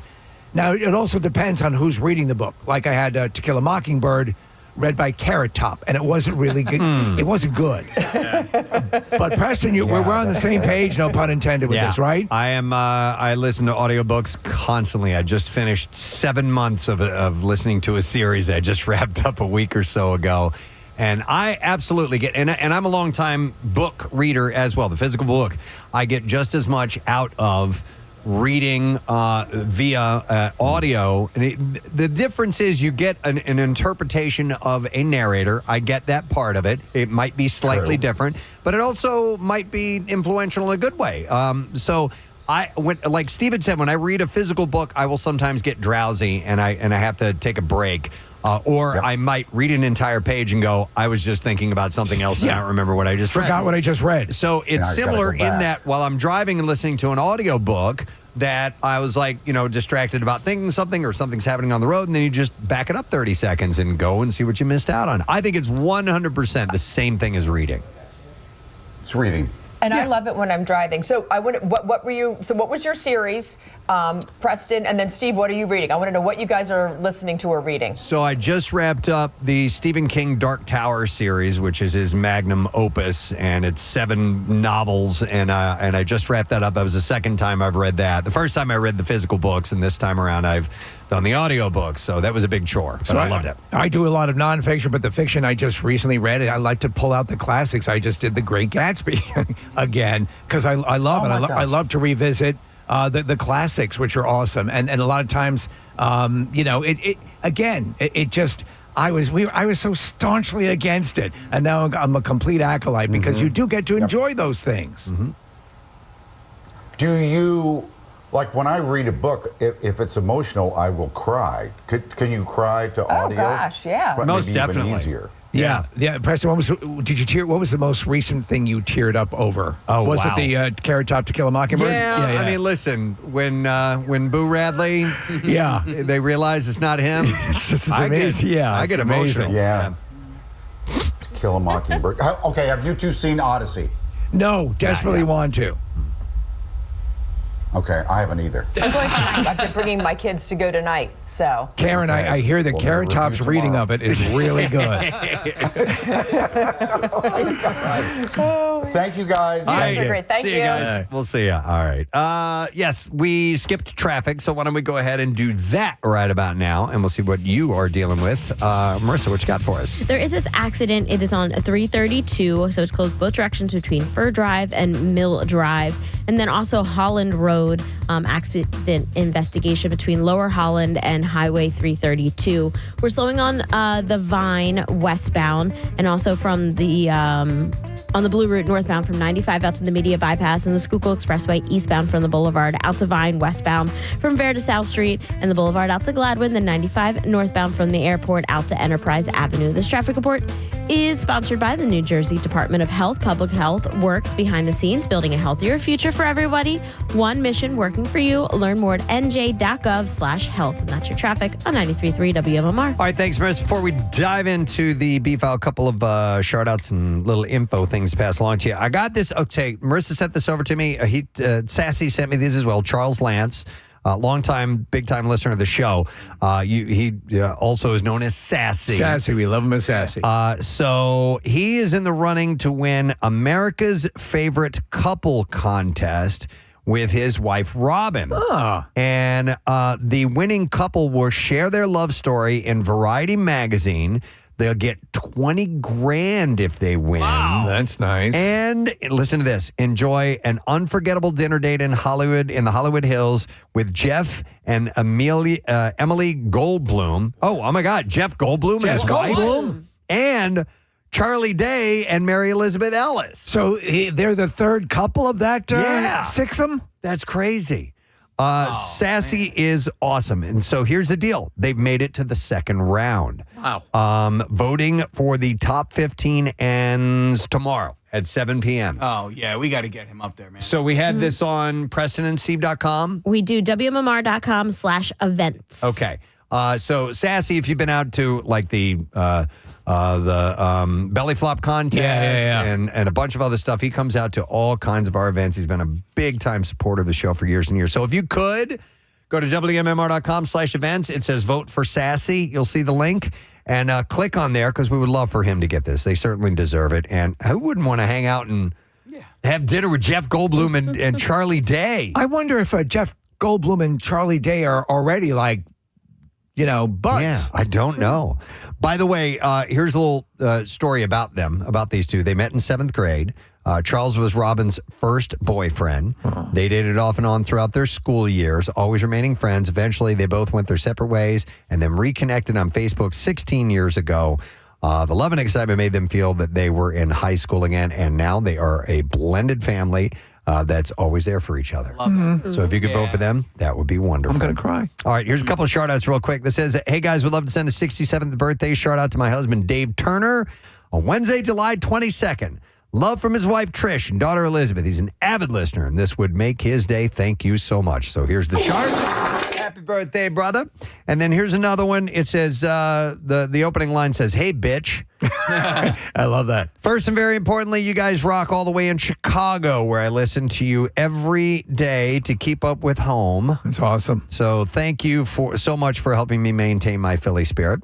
But even more importantly than that, I'd like to send the most offensive, juicy shout out to Tony Norbum. He and I have been through a lot together. His birthday is coming up this Thursday. This year has been really tough for him. And on top of that, our beloved dog Piper just passed away today. There's no words that can truly ease the pain of losing your pet. And I'm still in shock as I write this. But even an hour ago, he messaged me that on the toughest of days like today, you brought him joy. And he shared a clip. He shared with me a clip from your show to brighten my day. And I'm so proud of Tony and how he's weathered so many storms. And no matter what happens, I'm grateful for our fur family is what he's saying. So thank you so much, all you guys that do, big and small, bring together Philadelphians and spread the Philly love everywhere. Rage on. That is from Alex Shane. So here's the shark. And hang in there, bud, and happy birthday as well. And then I got this. Okay, so somebody sent me this as an event coming up. This is a butt plug. They sent it to me way in advance. It's not till November, but I'm going to mention it now because I don't want it to get lost in the sauce. And maybe they will. Maybe you can sign up for this now. But it is the Run for the Stripes, Philadelphia. It's at the Philadelphia Zoo, November 7th. The fundraiser focusing on neuroendocrine tumor cancers in conjunction with the Abramson Cancer Center. And Shelley Boyle texted in, or emailed in and said, those people who have NET cancer are often referred to as zebras. It is inspired by the medical school saying of when you hear hoof beats, think of horses, not zebras. And sometimes it is a zebra, a rare cancer, they say. So the entry fee for the race also includes admission to Philadelphia Zoo for the rest of the day. Signing up is already available. She said, it's my husband who has had NET cancer for at least 13 years, and we've been going to the event for over 10 years. It's a fun time while helping to raise funds for research that stays in the area. So a heads up, you can sign up through the Philadelphia Zoo. That event is coming up on November 7th. So there's your plug. And Shart. All right, Bizarre File. Yeah, we got that for you. WMMR presents Preston and Steve's Bizarre File. And it's brought to you by Bally's. The Bally's Beach Bar Bikini Contest in Atlantic City is this Saturday, hosted by Marissa Magnotta and powered by Pepsi. $5,000 up for grabs. Register to compete at Bally'sAC.com. I'm going to start with a Major League Sports story. Wow, you're all about the sports. The incredible start to Joshua Kuroda Grauer's Major League career will have to take an unfortunate pause after exiting Monday's night's 5-2 athletics victory over the D-backs due to testicular contusion that resulted from fouling off a pitch.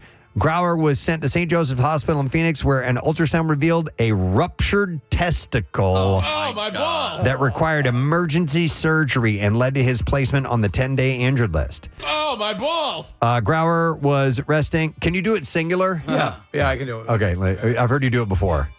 Oh, my balls! One more time. Oh, my balls! I can do better, right? Oh, my balls! There we go. So Grauer was resting comfortably at the hospital on Tuesday and received a visit from A's manager Mark Kotze. How's your nuts, son?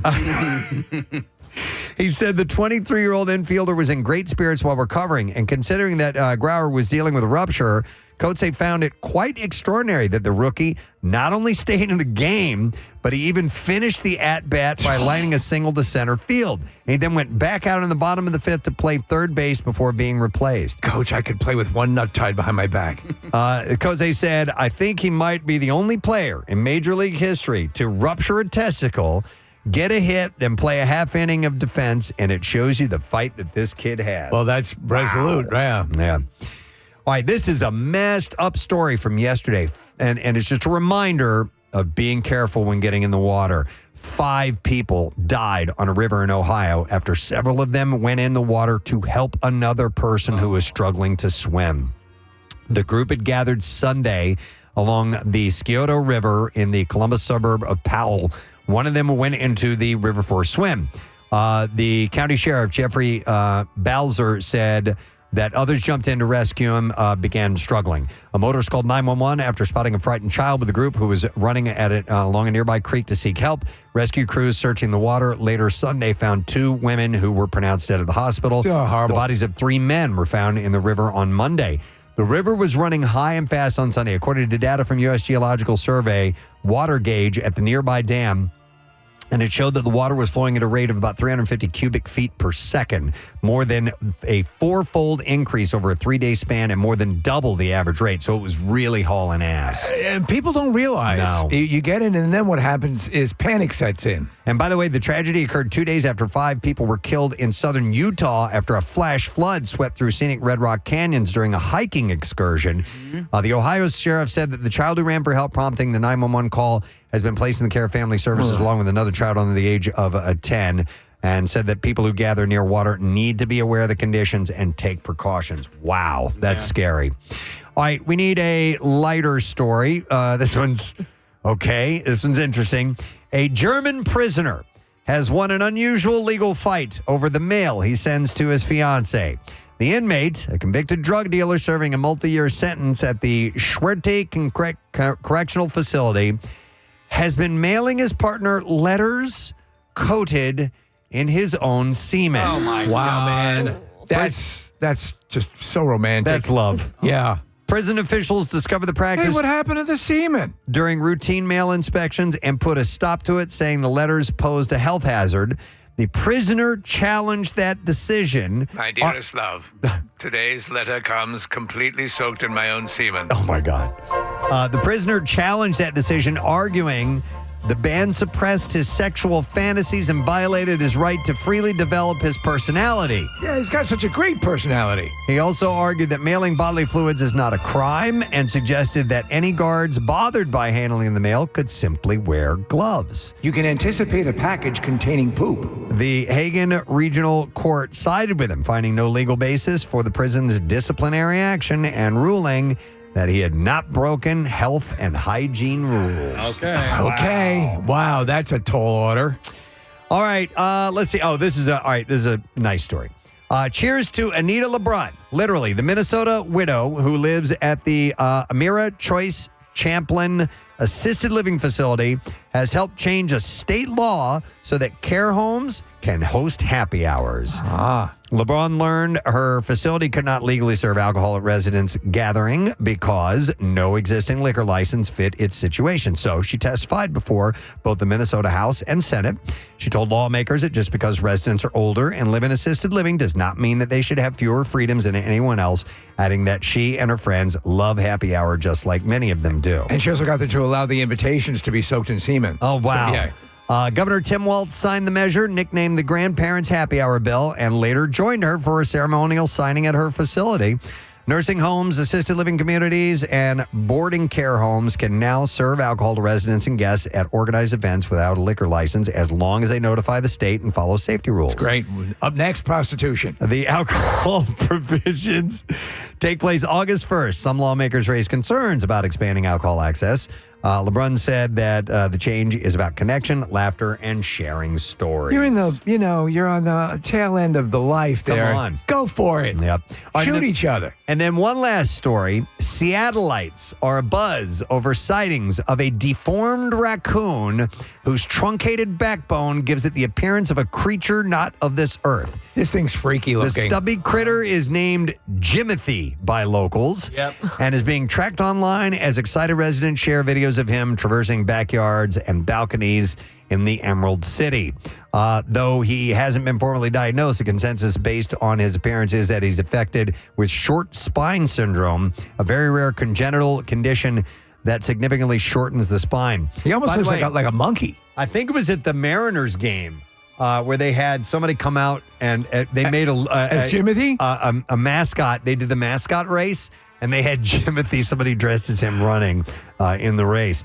Another known sighting shows Jimothy navigating a balcony railing before squeezing between two bars and exploring for a moment before disappearing out of frame. The cryptid-like creature has become a fixture on Seattle's subreddits, as well as subreddits like Weird and Creepy, garnering thousands of likes and comments. One fan had said, and I love this, he needs to be protected at all costs. So far, only a few videos of Jimothy have emerged, but as word spreads, expect to see more angles and action shots of Seattle's newest four-legged viral celebrity. Yeah, we were looking at the gait on the thing, and he's kind of like a hybrid between a raccoon and a little bit of a monkey. Yeah. Poor guy.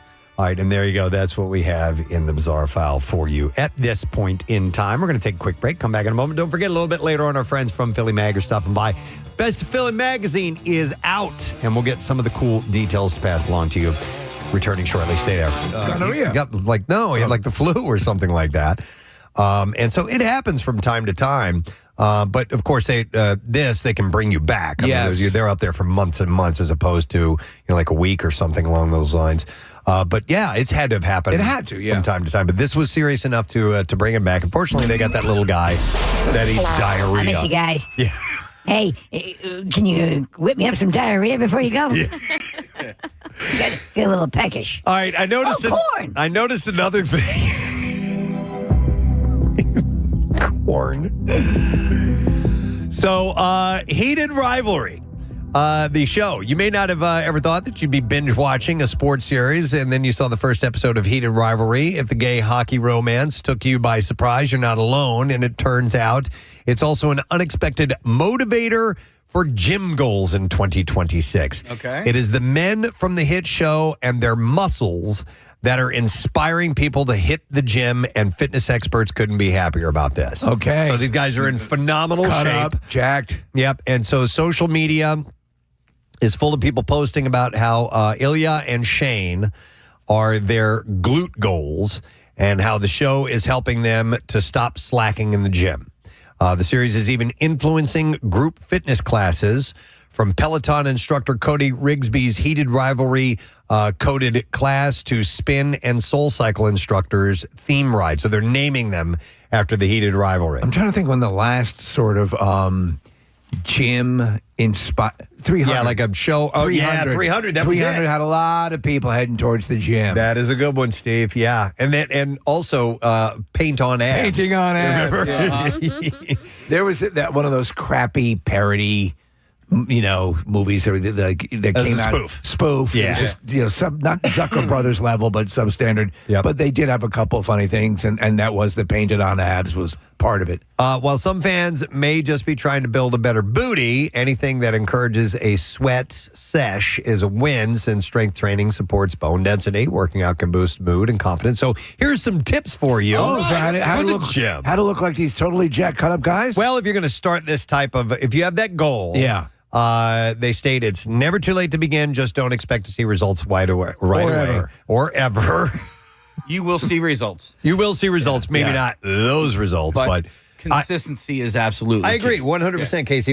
It's what when I get into, training mode, is just it's slow. You will see it over time, over the course of time. That's the phrase that I use. Over the course of time, you will see the changes. I exercise every day, and years and years and years ago, before I did it, I mean, I've been working out for decades. That concept would have been completely alien to me, and now it's part of what I do. I don't know why I use bench press as my benchmark. But the fact because bench is in both. Yeah, there's bench. The fact that my starting weight for bench press was my ending weight when I first started was like a big thing for me. Yeah. Right. Like so. For me, I wanted to. My goal was to get to 45-pound plates. Right. Up on either side, and like I started at 20, and so now, but that's my starting weight, and so it took me a little while to get there. And you're at 1,100 pounds. And I'm at now. 1,100 pounds. No. I wanted to just, listen, I'm 50 years old. I'm not out there to impress anybody, but I wanted to get up 2 plates. I just wanted to do that one time to say that I did it. And you did it. And I did it. There you go. And we're cool. And now I can just go back to sleep. May I ask a question? Is part of it, you want people to see you lifting those big plates? Just a teeny bit? Actually, no. Okay, good. Not even. But there's this guy at my gym who consistently puts up those plates like it's nobody's business. And if you were to look at him, like, because he doesn't wear like tight stuff and like that, he's just like one of those like sneaky fit, sneaky strong kind of guys. You know what I mean? He's snit. He is snit.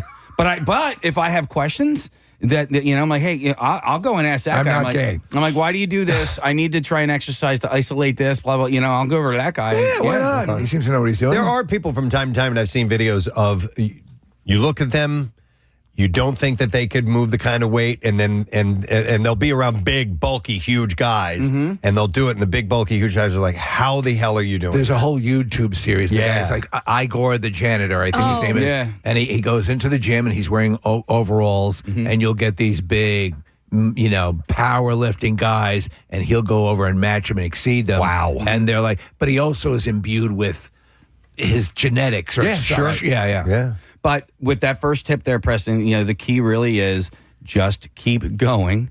Just keep swimming. Yeah. And don't compare yourself to anybody but yourself. Yeah, and go slow, and don't try to get too ahead of yourself. And spend an excessive amount of time in the locker room with your pants off.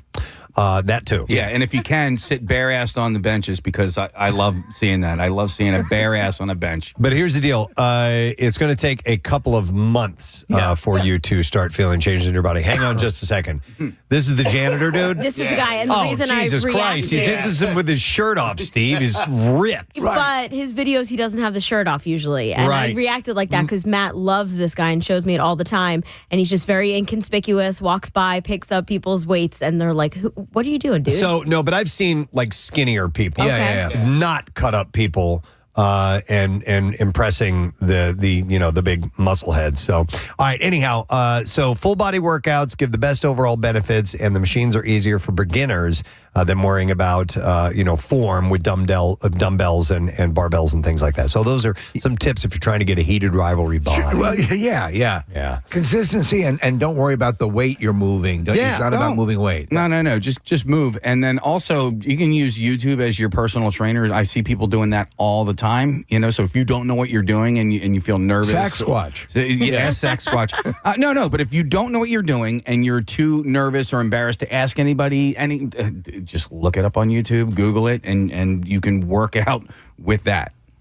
Simple as that. Okay. Fair enough. Back to you, Presbo. All right, here's what we noticed other than That's that. the noticer. Yeah. All right, so the list of the best jobs 2026 is out. They base their rankings on pay, hiring demand, wage growth, and long-term security. And in 2026, healthcare continues to lead the way.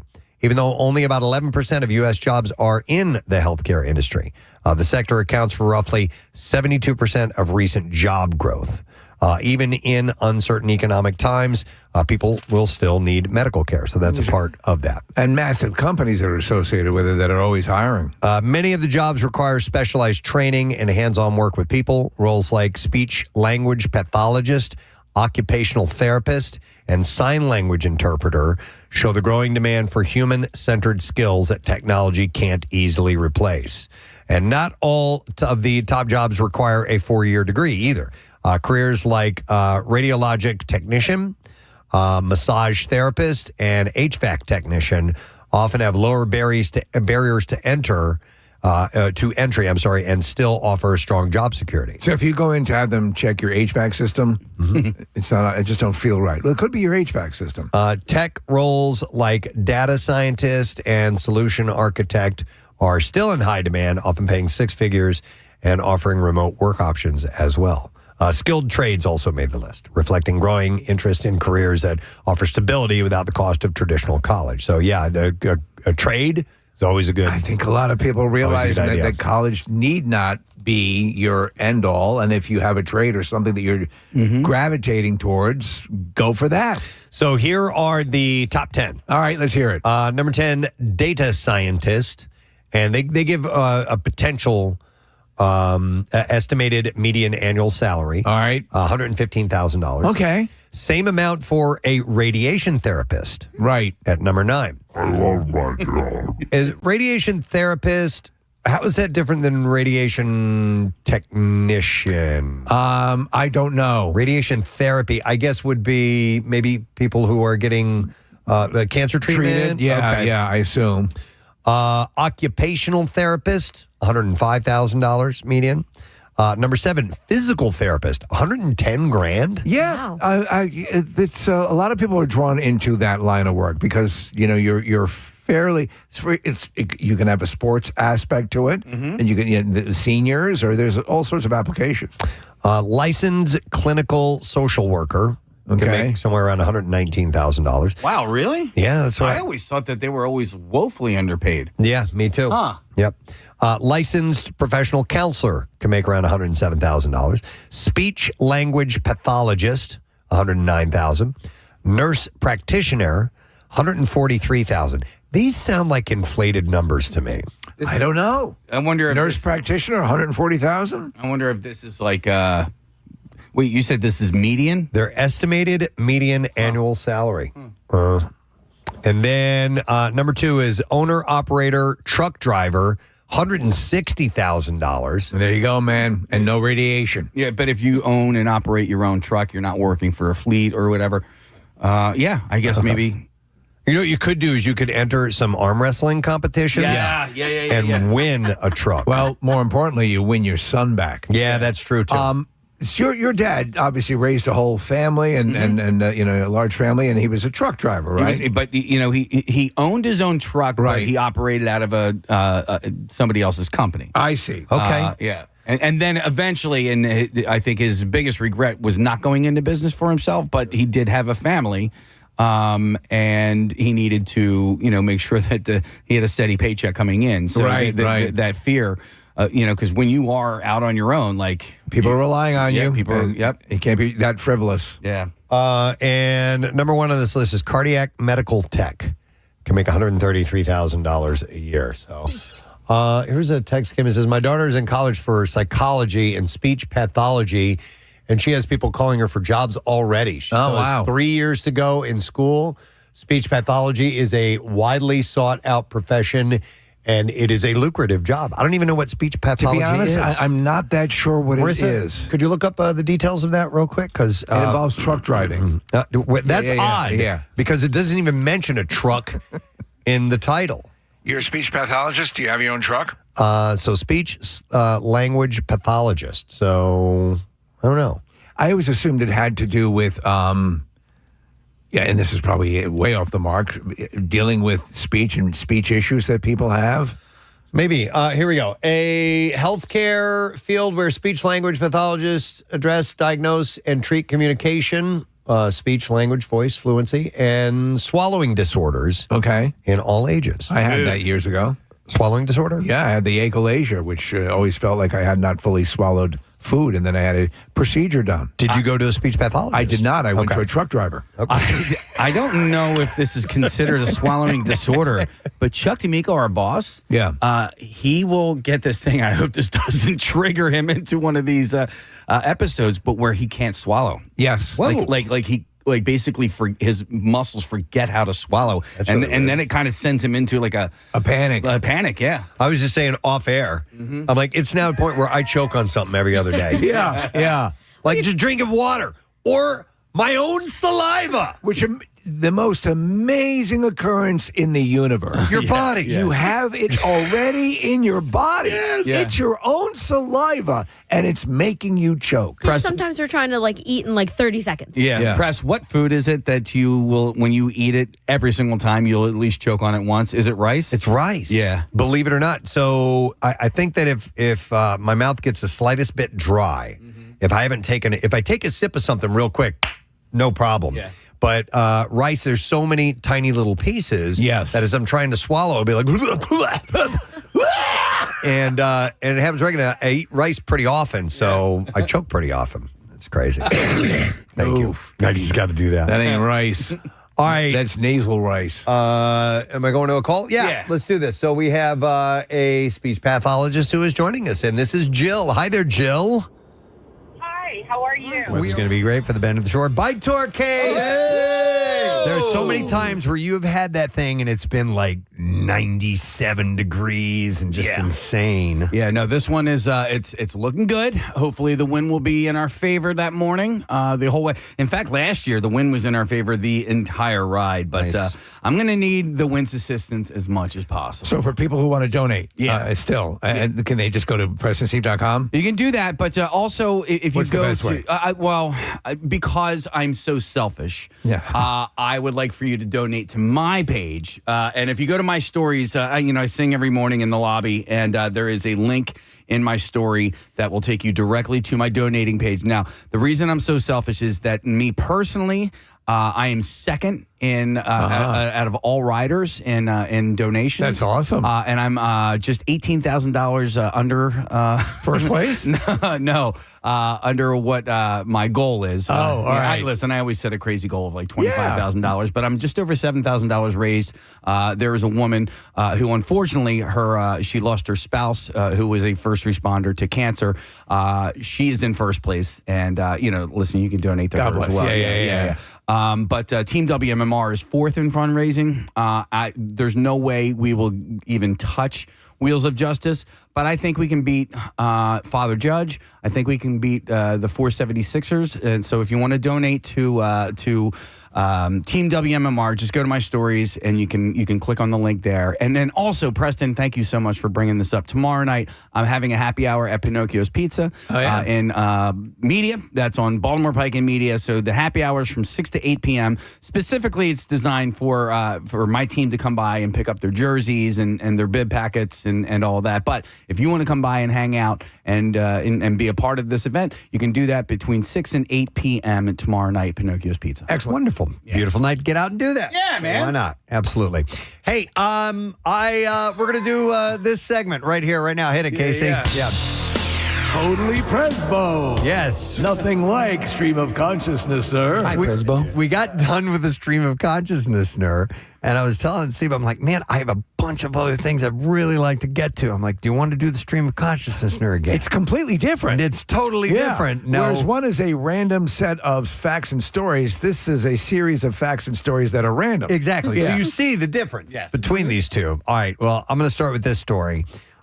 Philly travelers will soon be able to take a 1-hour flight to the Baltimore area. Which is great for a lot of vacationers who just want to get away from here. Get out to Baltimore. But an hour? You could drive there in an hour. That's what thank you. Yeah. It says an hour flight. I was thinking 20 minutes tops. It takes 40 for a flight. Yeah, something's telling me that And I saw that listed as a travel time. I think that's a mistake. That's got to be like gate to gate or something like that. I mean, here to Boston's an hour. It's 45 minutes to Boston. Let's go to pilot Ryan Shuttleworth. I will bet my bottom dollar that it's because of all the flight restrictions around D.C. because Baltimore kind of is shaped around that. I guarantee that's the reason why. All right. They loop around. But I'm surprised to hear that. Southwest Airlines, new route between Philadelphia International and BWI, Thurgood Marshall Airport, is part of the airline's recent service expansion, which will also add a flight between Philadelphia and Vegas. I like that they're doing this, though. I like more direct flights. Yeah. You just want to get away and just, Baltimore, let's go. Yeah, the new offering will begin March 11th of next year. The flight to BWI will allow Philadelphians to unlock, they said, most of Southwest Network, the Southwest Network with one-stop service. Most of the Southwest Network with one-stop service. So, according to an airline spokesperson, Chris Perry, who added that Southwest flights are operated on Boeing 737 aircrafts. Southwest operates more than 70% of flights out of the Baltimore area airport, which makes it the airport's top airline by market share. At PHL, it's fourth, which I was surprised to see. We use Southwest a fair amount. Yeah. You can find some good deals on Southwest Airlines. For me, it's almost always, American. Me too. Yeah. But from time to time, if we can't find the flight we want, right. Southwest is our second choice. American Airlines and Frontier Airlines already have scheduled flights to Harry Reid International Airport in Vegas out of PHL, but no airline currently flies between PHL and BWI. So this is an option if you need it. I have to imagine the draw for Las Vegas is the same as Baltimore. You got the same kind of people. Yeah, but here's the deal. So I saw this video one time. It was pretty cool. These two guys, it was on, I forgot what platform, might have been Instagram. They wanted to see essentially who got from Philadelphia to Pittsburgh and back first. Yes. One flew, one drove. Yes. And I believe it was fairly close, within a couple hours, but the flight made it quicker. I think, but it was obviously way less expensive to drive. Yeah, absolutely. But I remember looking at the time difference of that, and I'll have to go back and find it again sometime, of going, you know what? Driving actually between driving to the airport, depending on where you live, parking, ticketing, waiting for the flight, getting on, pre-flight, taxiing, and then taking off, landing, getting whatever you have to do. That adds up. It usually adds a good hour, some amount of time. You're just thinking of the direct flight itself. You're not thinking about all the stuff that's surrounding it. Which is why if you're going to go to Baltimore, I would think you're not going to save a whole lot of time. There you are with all your beach stuff and you're ready to go. Take it in Baltimore. I will say that this is very Euro. Yeah. Like if you were in Europe and there was some place that was 90 minutes away, you would absolutely take a flight. So maybe this is our next step for that. Towards that. Maybe. That's the thing. It's not a 90-minute flight because you got to get to the airport early. You know what I mean? Go through security. Yeah. It's a 90-minute drive. And if you don't have access to a car, you'd have to rent a car. Right. And you have those extra expenses. Maybe it is just easier to go to the airport and fly. So the flight will be offered twice daily, while the route to Vegas will operate on Sunday, Monday, Thursday, Friday. The route between PHL and Baltimore was previously served by American through the 2000s and 2010s, but was discontinued in July of 2020. A round-trip direct flight between BWI and Philadelphia cost $343. Dude, so this is several years ago. This was a long time ago. This is probably in early 1990s.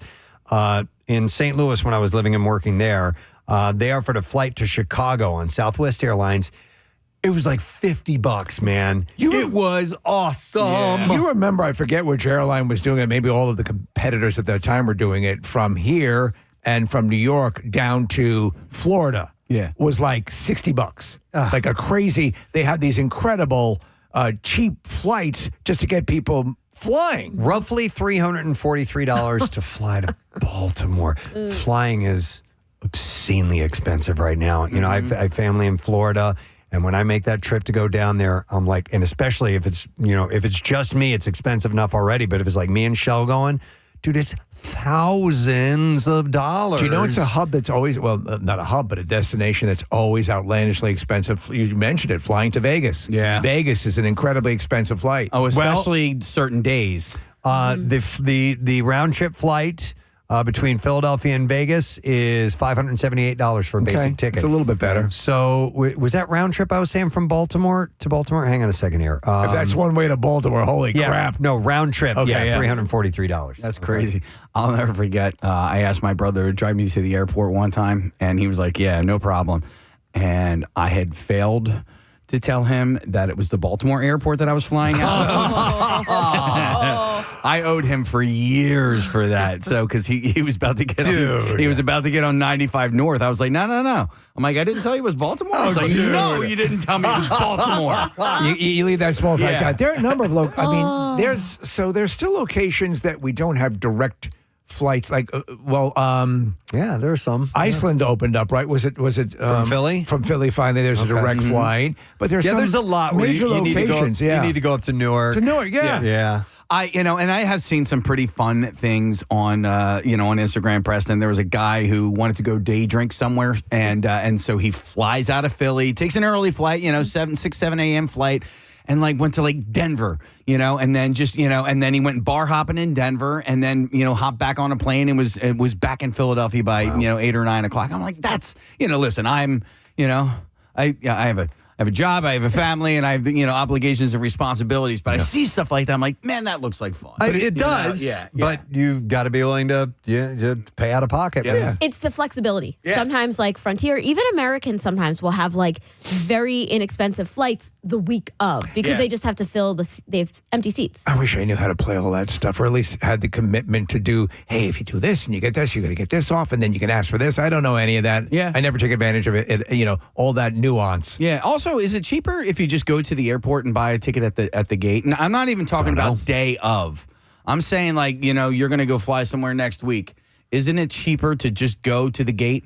I don't know. Okay. For a while, it wasn't. It was actually cheaper, and they were asking you to download the app and do it on there. Mm-hmm. So I don't know if that's true anymore. Cheapest way is just to simply hail a jetliner. Yeah. Now I wonder if day of, because the longer you wait until the flight, shortly before, the more expensive it starts to get. Yep. The last minute. But I wonder if you show up that day of and there are seats available and the plane's going to take off in a couple hours. Yeah. Would they give you a really cheap fare? I don't know. I don't. You always that might be worth the day drinking thing. All right, hey, there's a seats available to Charlotte. What the hell? I'll go down there for the day. I don't know. Yeah. I think it might also have to do with status. Your status. Your reward status. Reward status, right. yeah. So they obviously reward people that have flown more and are loyal and dedicated to their airline. But Marissa, you are more inclined to fly by the seat of your pants. So, for instance, we got a vacation coming up. You still don't know where you're going. And, I wouldn't be surprised if you decided the day before, okay, we're going to go to Lisbon, I mean, maybe, yeah. And I will. Frontier is one of those airlines, and you can just pack a backpack, don't check a bag. Yep. And if you just keep an eye on it, you can see when it's going up or down, and which is so annoying when it jumps up to $300, and then it's down to $69 the day after. By the way, Marissa, I'm leaving for my trip that I'm taking a week from this Friday, and I started packing 2 days ago. 2 days ago. Did you go get your aqua socks? No, I'm going to do that today. All right. I'm doing that today for sure. I came home from the shore, and my suitcase is still zippered. Yeah. That's okay, right? And you had a puppy in it. How long ago were you there? I don't know, 2 or 3 days ago. Okay. Yeah. All right. That's fine, right? Yeah. So, hang on a second. Let me go to a call real quick, then we'll move on to another story. I got Paul joining us. Hi, Paul. You're on the air, brother. Good welcome to you guys. Oh, good to see you. What's up?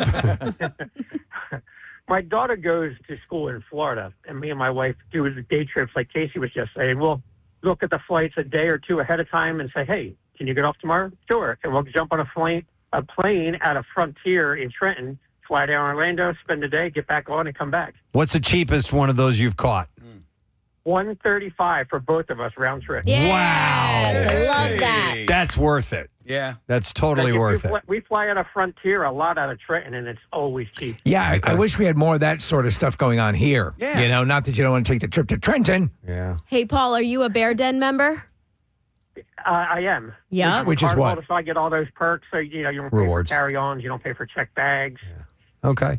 All right. Very good. Thank you, Paul. Appreciate it, bud. Have a great day. Are there services or will the airlines themselves alert you of last second deals, cheap deals? Yeah, but you have to fly as luggage. Oh, You have to fly as a carry-on. You can set Google alerts, Google flight alerts, and you can do it as broad as just tell me about any deals on this path any day or a specific day or a specific time period. Okay. All right. Well, anyhow, if your dream has been to vacation in Baltimore, Oh, my God. you now have a direct flight from Philadelphia. Anytime you want. How about that on Southwest Airlines? All right.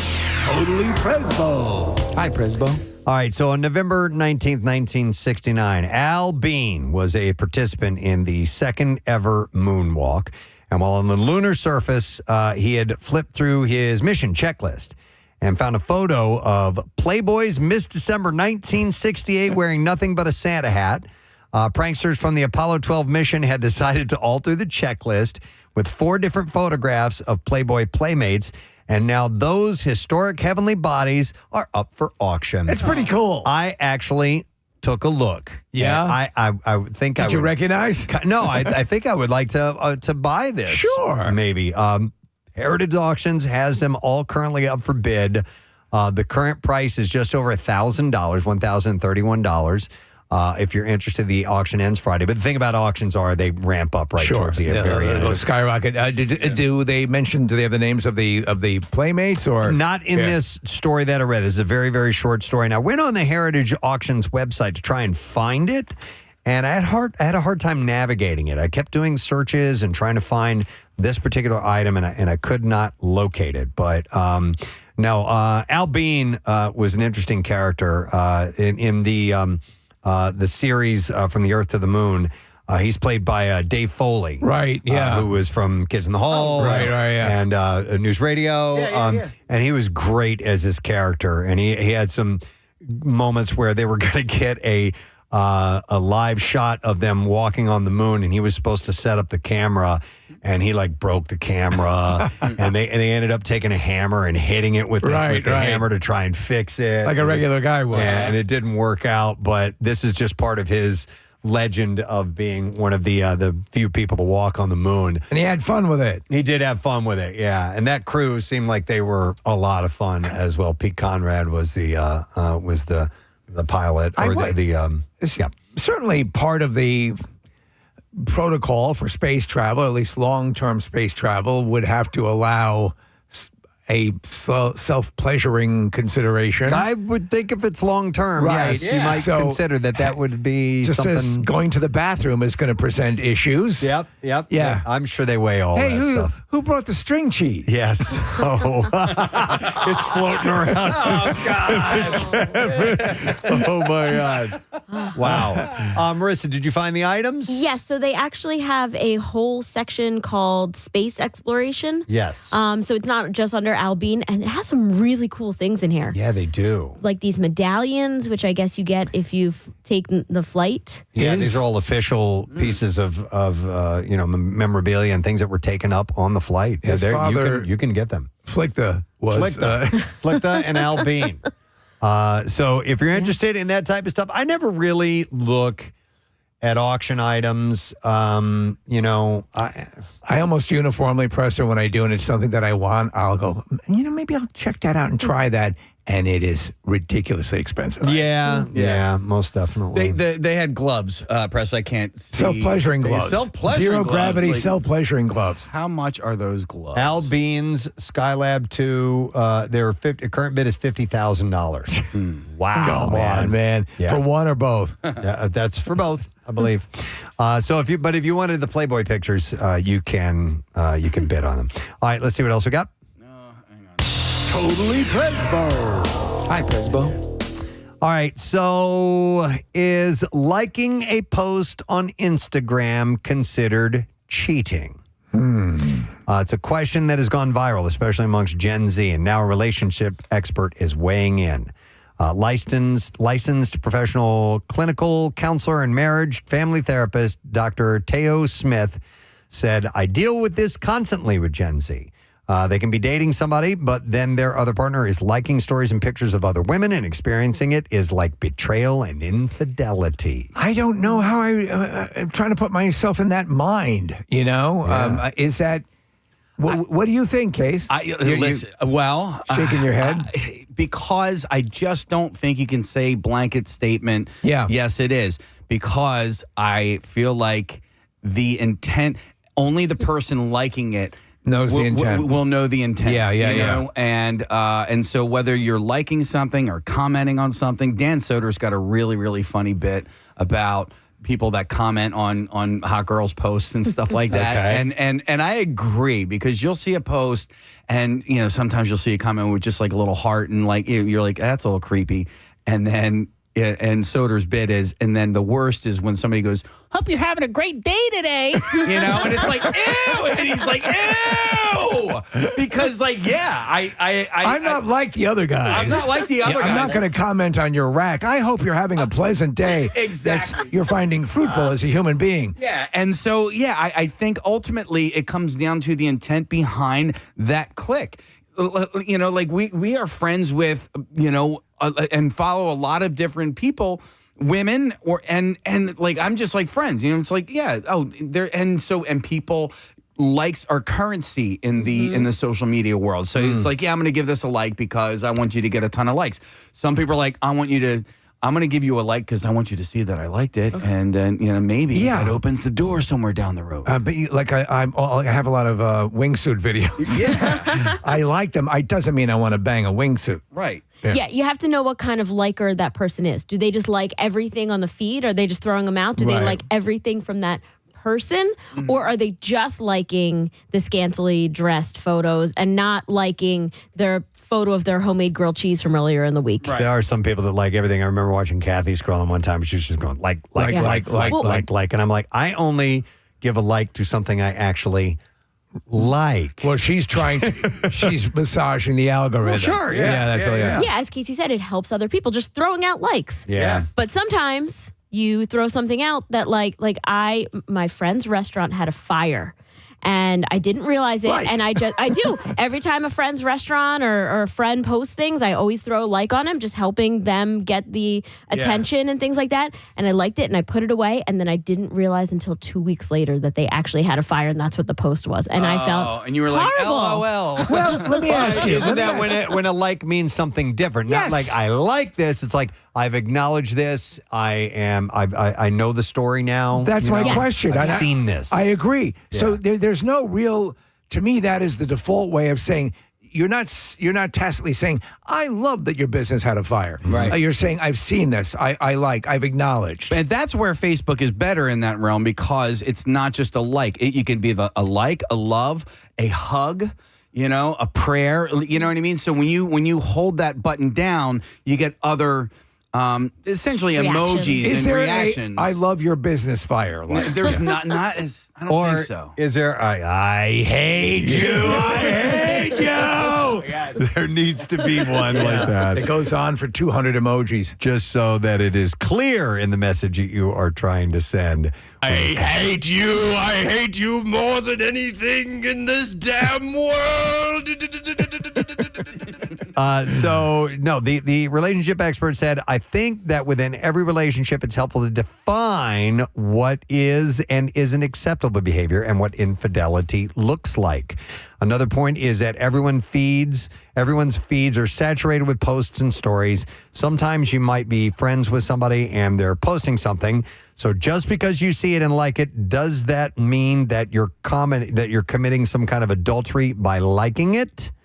Another thing Dr. Smith shared thoughts on whether posting a story specifically for one person to see is a healthy way to get someone's attention. I think if you're like locked and low, I don't know how to play this. I mean, it's a weird thing, and people are going to react the way they're going to react and see it. They're going to read into it what they want to read into it. So I don't know. She said that that's all driven by anxiety.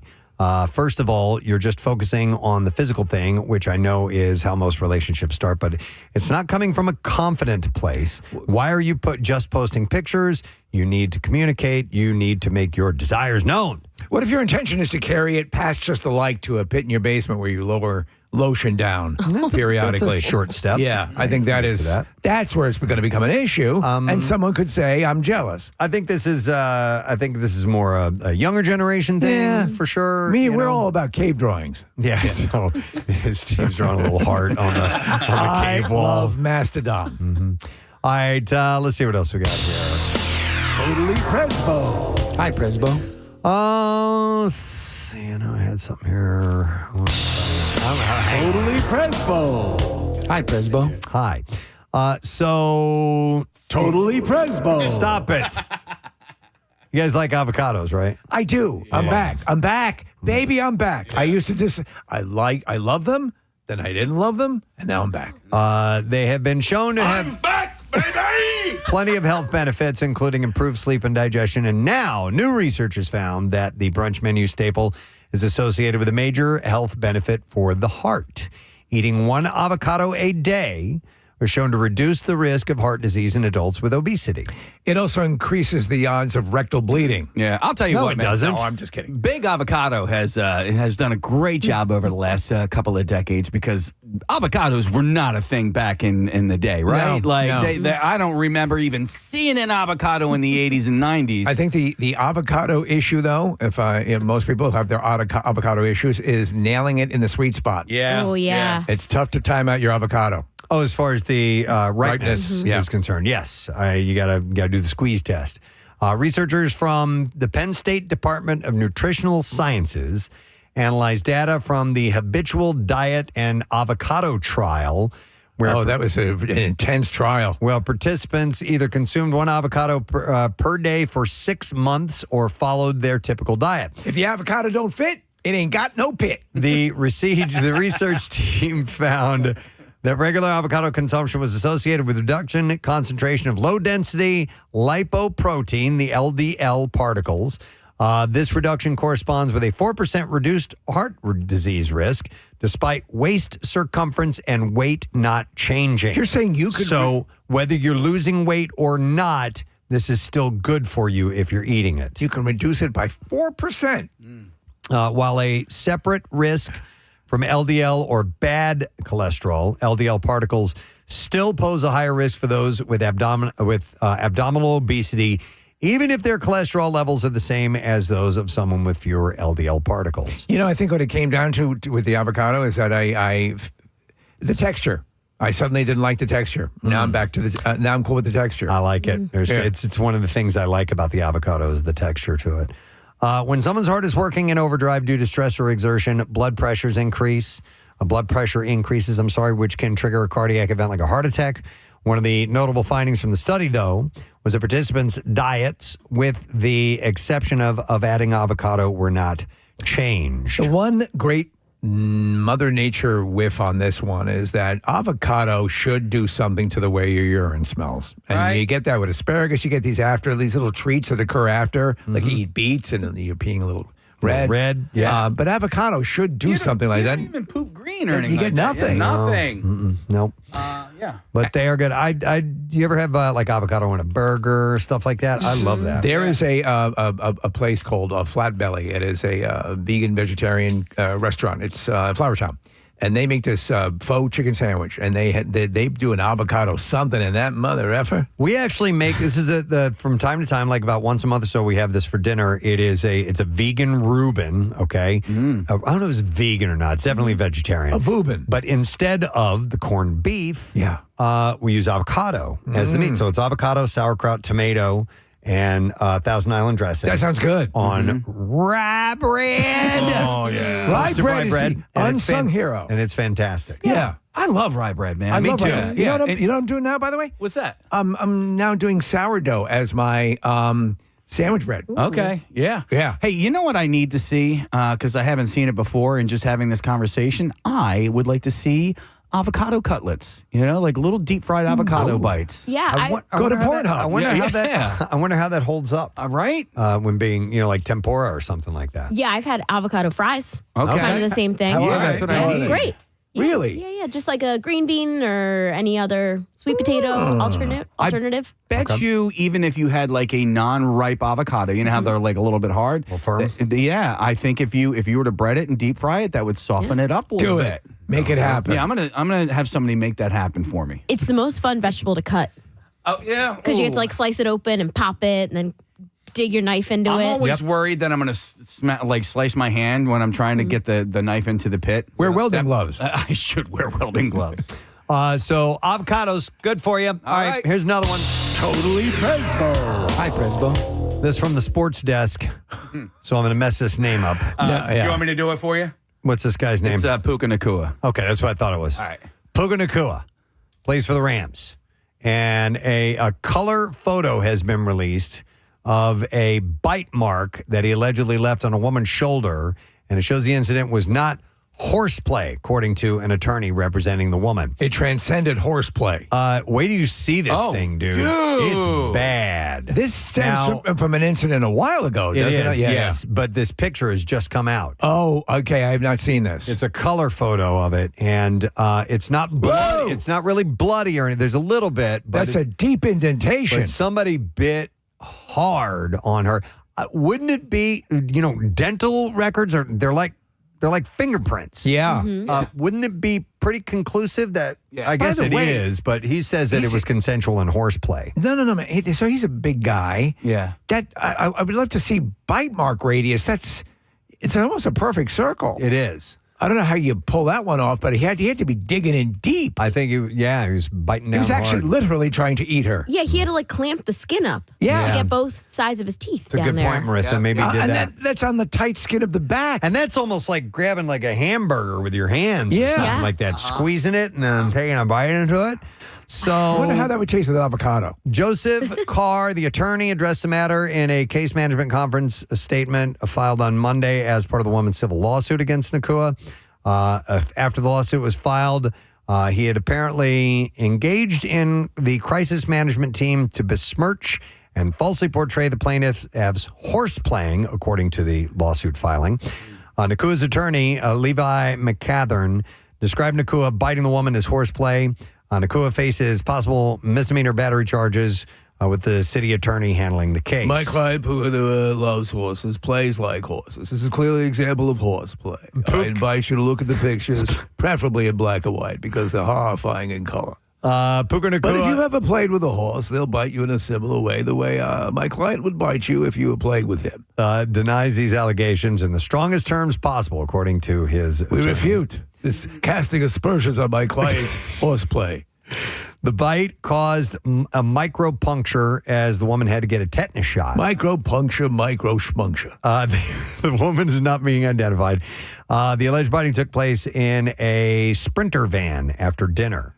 Of all places. Oh, it wasn't even like in the bedroom? What's a Sprinter van? It's for horseplay. Yeah. Oh, it's where horses play? You've seen them. Yeah, they're tiny. a lot of times. No, they're bigger. I thought they're No, a lot of times they'll turn them into like camper vans. Oh, those, yes. Okay. Yeah, they're kind of like usually You can tall. stand up in them in the back. Yeah, okay, I got that. Or like what you get picked up from the airport in, the little smaller vans Like that are a on a shuttle? bus. A Okay. shuttle. It's a common vehicle Yeah. you might find at any airport with people having horseplay. So I think Sprinter, I think Dodge makes them. Dodge is probably one of the manufacturers most associated with the Sprinter van, which is common when you're playing with a horse.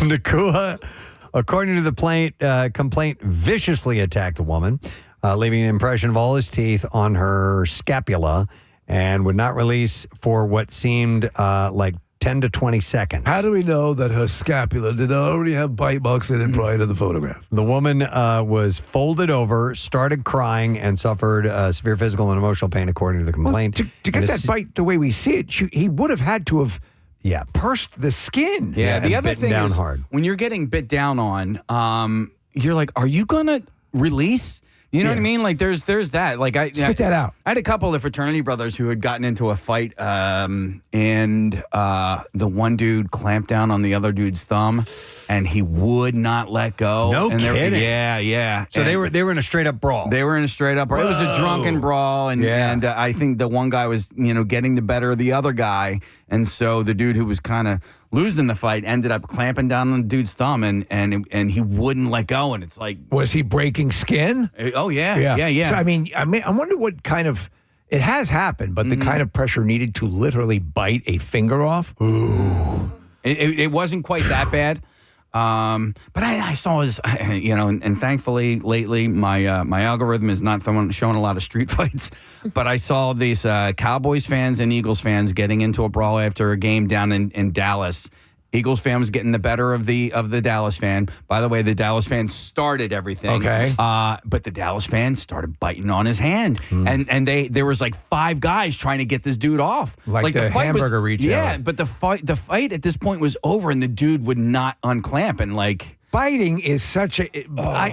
Biting was always verboten. It was always. Yeah. You don't bite during a fight. But that's if it's gotten serious. Right. If it's gotten, like literally tooth and nail. Yeah. If it's gotten down to that, then I guess you use what you have. And, but you've crossed a. That's like double dog dare. Well, you've crossed like a feral line at that point. You've just turned into an animal. There's the honor system almost. Yeah. I can punch you right in the nuts, but biting you, no. But again, Press, like if it came down to it where I thought my life was in danger and the only thing I could do. That's when everything is up for grabs, literally. And these football players, when they get into a scrum, they're poking and they're biting and doing everything they want to.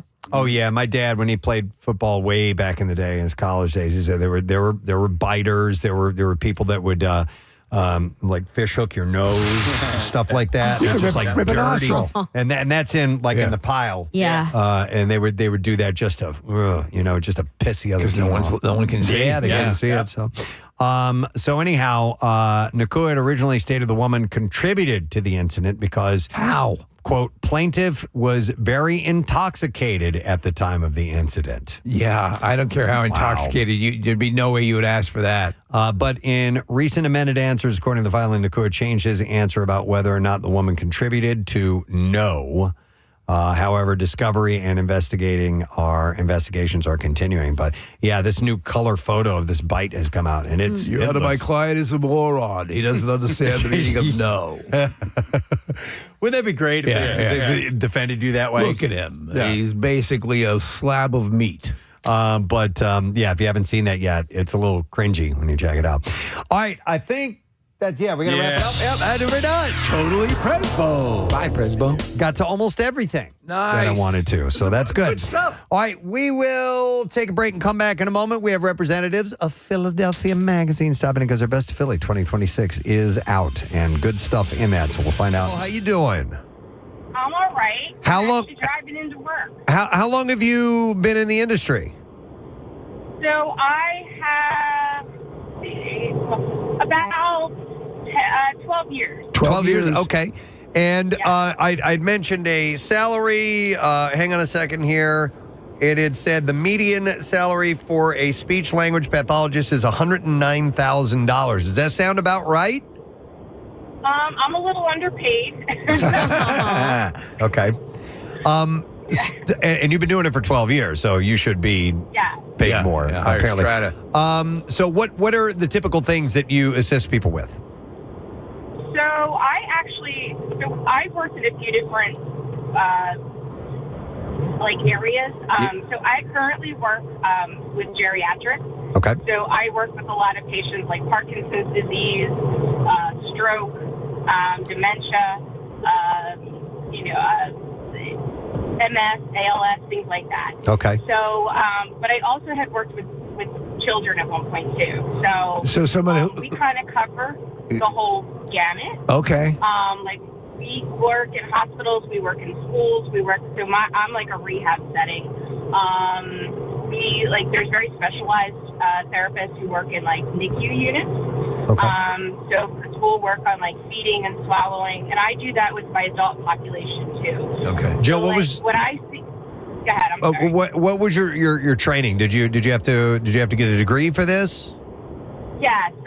So I have a master's degree. So speech pathology is a mandatory master's. Wow. And I actually work alongside with occupational therapists and physical therapists. So, okay.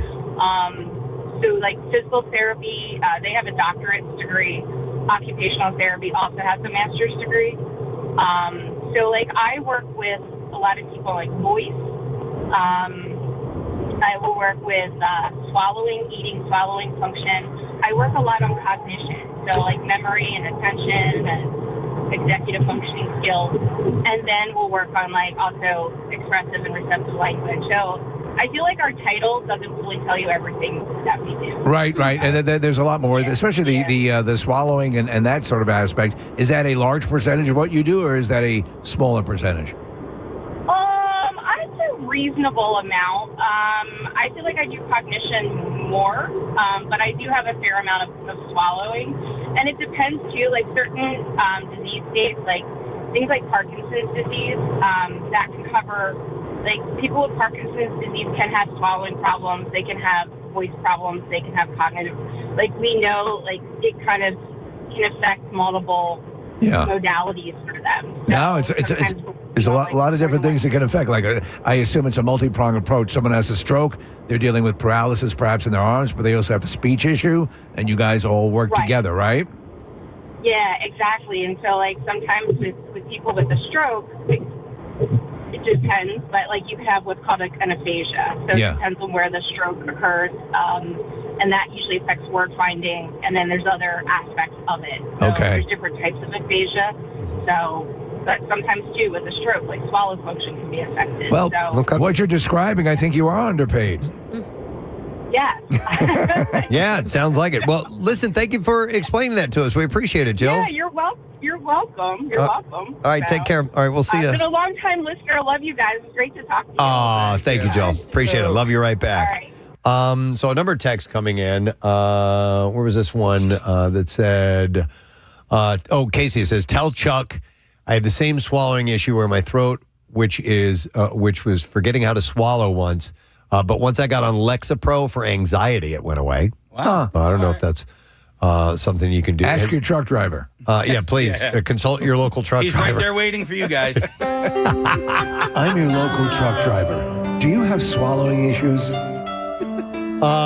Somebody texted in and said, I am a physician's assistant and make $155,000 a year, eight years into it. So there's a look at some, the medical industry or the healthcare industry. Yeah. All right. Anyhow, I don't have time to read all these messages. I'm noticing things. Yeah. So He needs to notice more. Time is of the essence. those are the top 10 best jobs for 2026, according to that research that was done. All right. So something that I touched on earlier when we were in the entertainment report is a term I had not heard before. It's called competency porn or competence porn. It's been thrown around a little bit lately. And the author... Like felching. It's like felching, except it's not. So this was the author of this particular article cites The Pit as an example of competency porn. And it says in this column, the Pit is perhaps the purest example. Entertainment that evokes the orgiastic pleasure of watching good people do their jobs well, enhanced by creators who care deeply about telling their stories with the best cinematic tools available.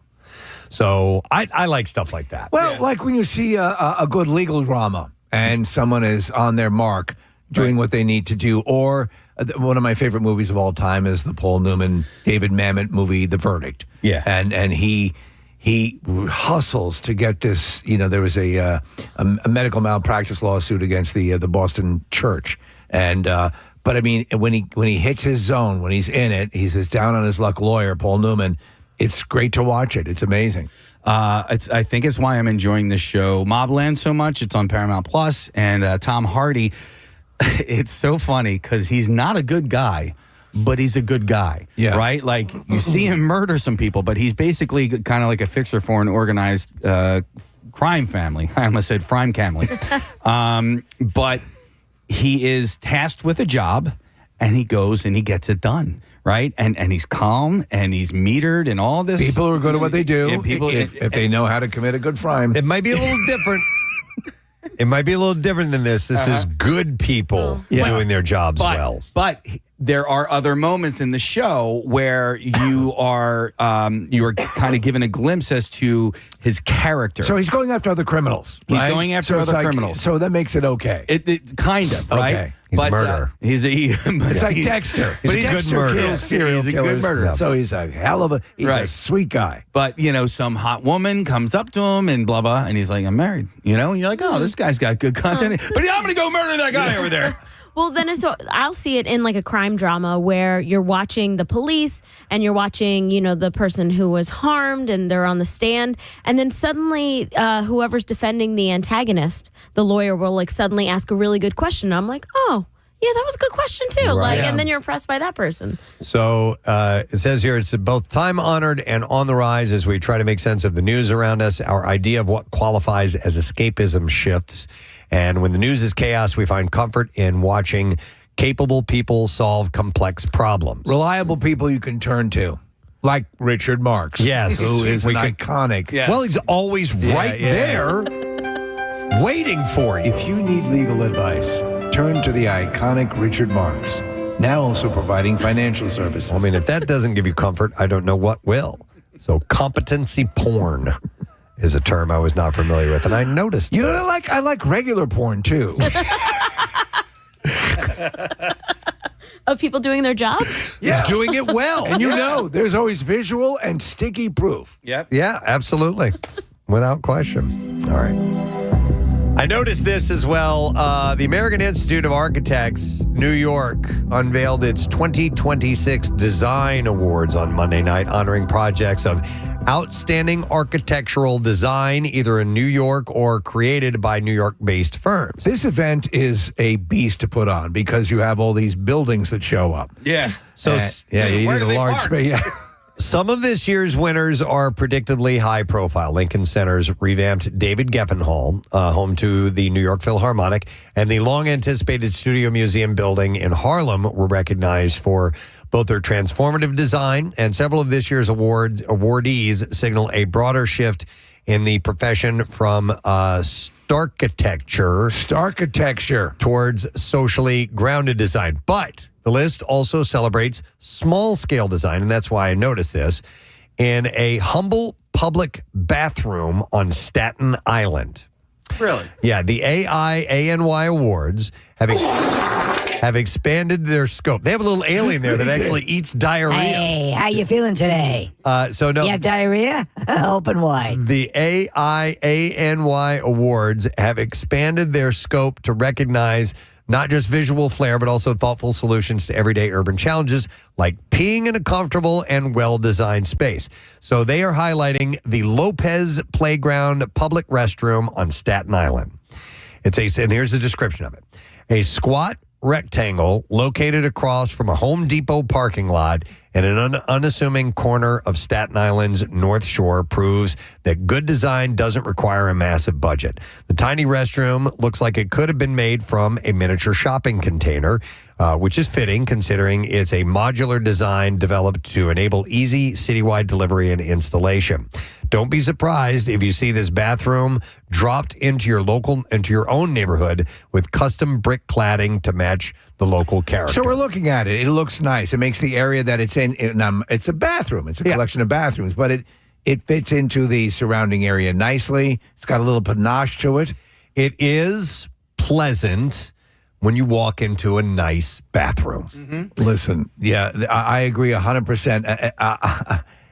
It'll determine a place I'll return to if I know they have nice facilities. And I know they're award winners, but we've recently become season pass holders. But Longwood Gardens has great bathrooms. They really do. Much celebrated for their bathrooms. Mm-hmm. I went to my first Buc-ee's, and the Buc-ee's bathrooms, very pleasant. Very pleasant? Yeah, Okay. very clean. Very locked. They have little lights that let you know if it's open or closed. All right, but Marissa, you're the city dweller. You're the restaurateur, or not restaurateur, but you're a foodie. And some nice restaurants will have really nice bathrooms. Are there some that stand out to you? Yeah, I like ones that have a good candle scent. And no, specifically, which restaurant? Oh my gosh, on the spot. Candelarium? River Twice has a very nice bathroom. River Twice. My Lou has a very nice bathroom. My Lou. My Lou. Yeah, and Lou is another term for bathroom. That's right. It all works. Those are the two that came to mind first. Okay.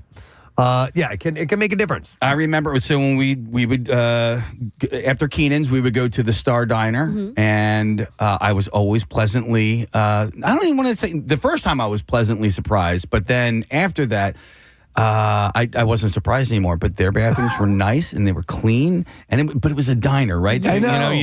When you walk into a place, you don't know what you're going to get. All right, thank you very much, Marissa. I hold in my hands the Best of Philly Mag episode, or issue, I should say. And as it said right here on the front, the best in food, drink, beauty, fun, fitness, shopping, and more. And we always love it diving into this. Yeah, it's a resource. This is one that we leave sitting out year round. Yeah. Because it's good to go flip through and there's something you forgot about a few months earlier that you read and you're like, oh yeah, I need to go do that. I need to eat there. I need to check these things out. And we would like to welcome to our studio this morning from Philadelphia Magazine, we have Christy Lejeune and Bradford Pearson who are here. Hi, guys. How are you Thanks for guys? having us, guys. Nice to see you. Thanks for being here. So this is out. It is, when did it hit newsstands? Monday, Okay. actually. So it is fresh. Okay, and or how many people are complaining about it so far? Because it's part and parcel of doing the Best of Philly. Well, this is where I say Bradford was the editor, along with our deputy editor, Kristen Schott. And Good. so if you have complaints, it's Bradford Pearson. B. Pearson at phillymac.com. Yeah. No, so far, so good. We mostly get a lot of joy and happy people. This is listen, Sure, and absolutely. there was a sort of a tone and tenor shift to the magazine. We were talking about this and focusing on the positive, and not that the magazine's always been terrific, but I like that approach. This is the epitome of that. This is a celebration of all the things you can be happy and proud of this area for. Yeah. And again, Preston's correct. You'll end up with a lot of dog-eared pages because I want to remember that. So it's funny, though, and we've talked about this times before where, for example, like Chubby's, the cheesesteak place, they have their win from 18 years ago, whatever the hell it is. Yeah. It'll stay. It's a perennial. Once you had that sort of papal blessing, people love that. So, but I mean, how long? I mean, is it just 1 year? I mean, it always has to me, it's like the kind of thing you always have to be contributing to, right? There's no way you could put together a list this comprehensive in just a calendar year. Yeah, that's right. I mean, I would say it starts basically the day after the issue comes out for the next year. And sometimes actually even before that, because, this takes 2 or 3 months to produce. And so sometimes we find something, right after we went to press. Right. And so, put it in the list for 2027. I assume you all have repositories of put that in the file, put that in the file, put that in the file. Yeah, we always have sort of a running list. We have a document that everyone on staff can just dump ideas into over the course of the year. And it's, we have, there's about 200 winners this year. I think every year we usually have about 300, 350 things that we're all talking about that maybe we want to include, maybe we don't want to include, and then we just winnow it down eventually. And a lot of times, sometimes people come in over the course of the year and say like, oh, I had this, this great burger, I went to this great store. But then other times we're really trying to research, especially for our helpers and fixers section, we're saying like, okay, who's the best roofer? Who's the best plumber? And those are things that we really need to research and work with and talk to neighbors. That requires a lot more feedback. Yeah, for sure. As it does with the medical, the doctors and all the dentists and all the people who will be highlighted as well in the same issue. Yeah, you don't want someone to, not be a good dentist. No. I mean, it'll become apparent quickly. Yeah.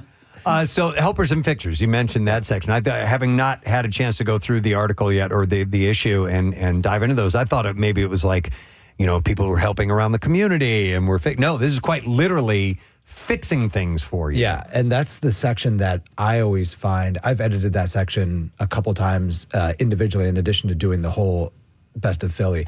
And that's the one that I hear the most is actually useful. And this actually happened a couple weeks ago where one of our staffers, Ronnie Polineski, her backyard was flooding. Yeah. And then all of a sudden, she's like, oh my God, I need someone.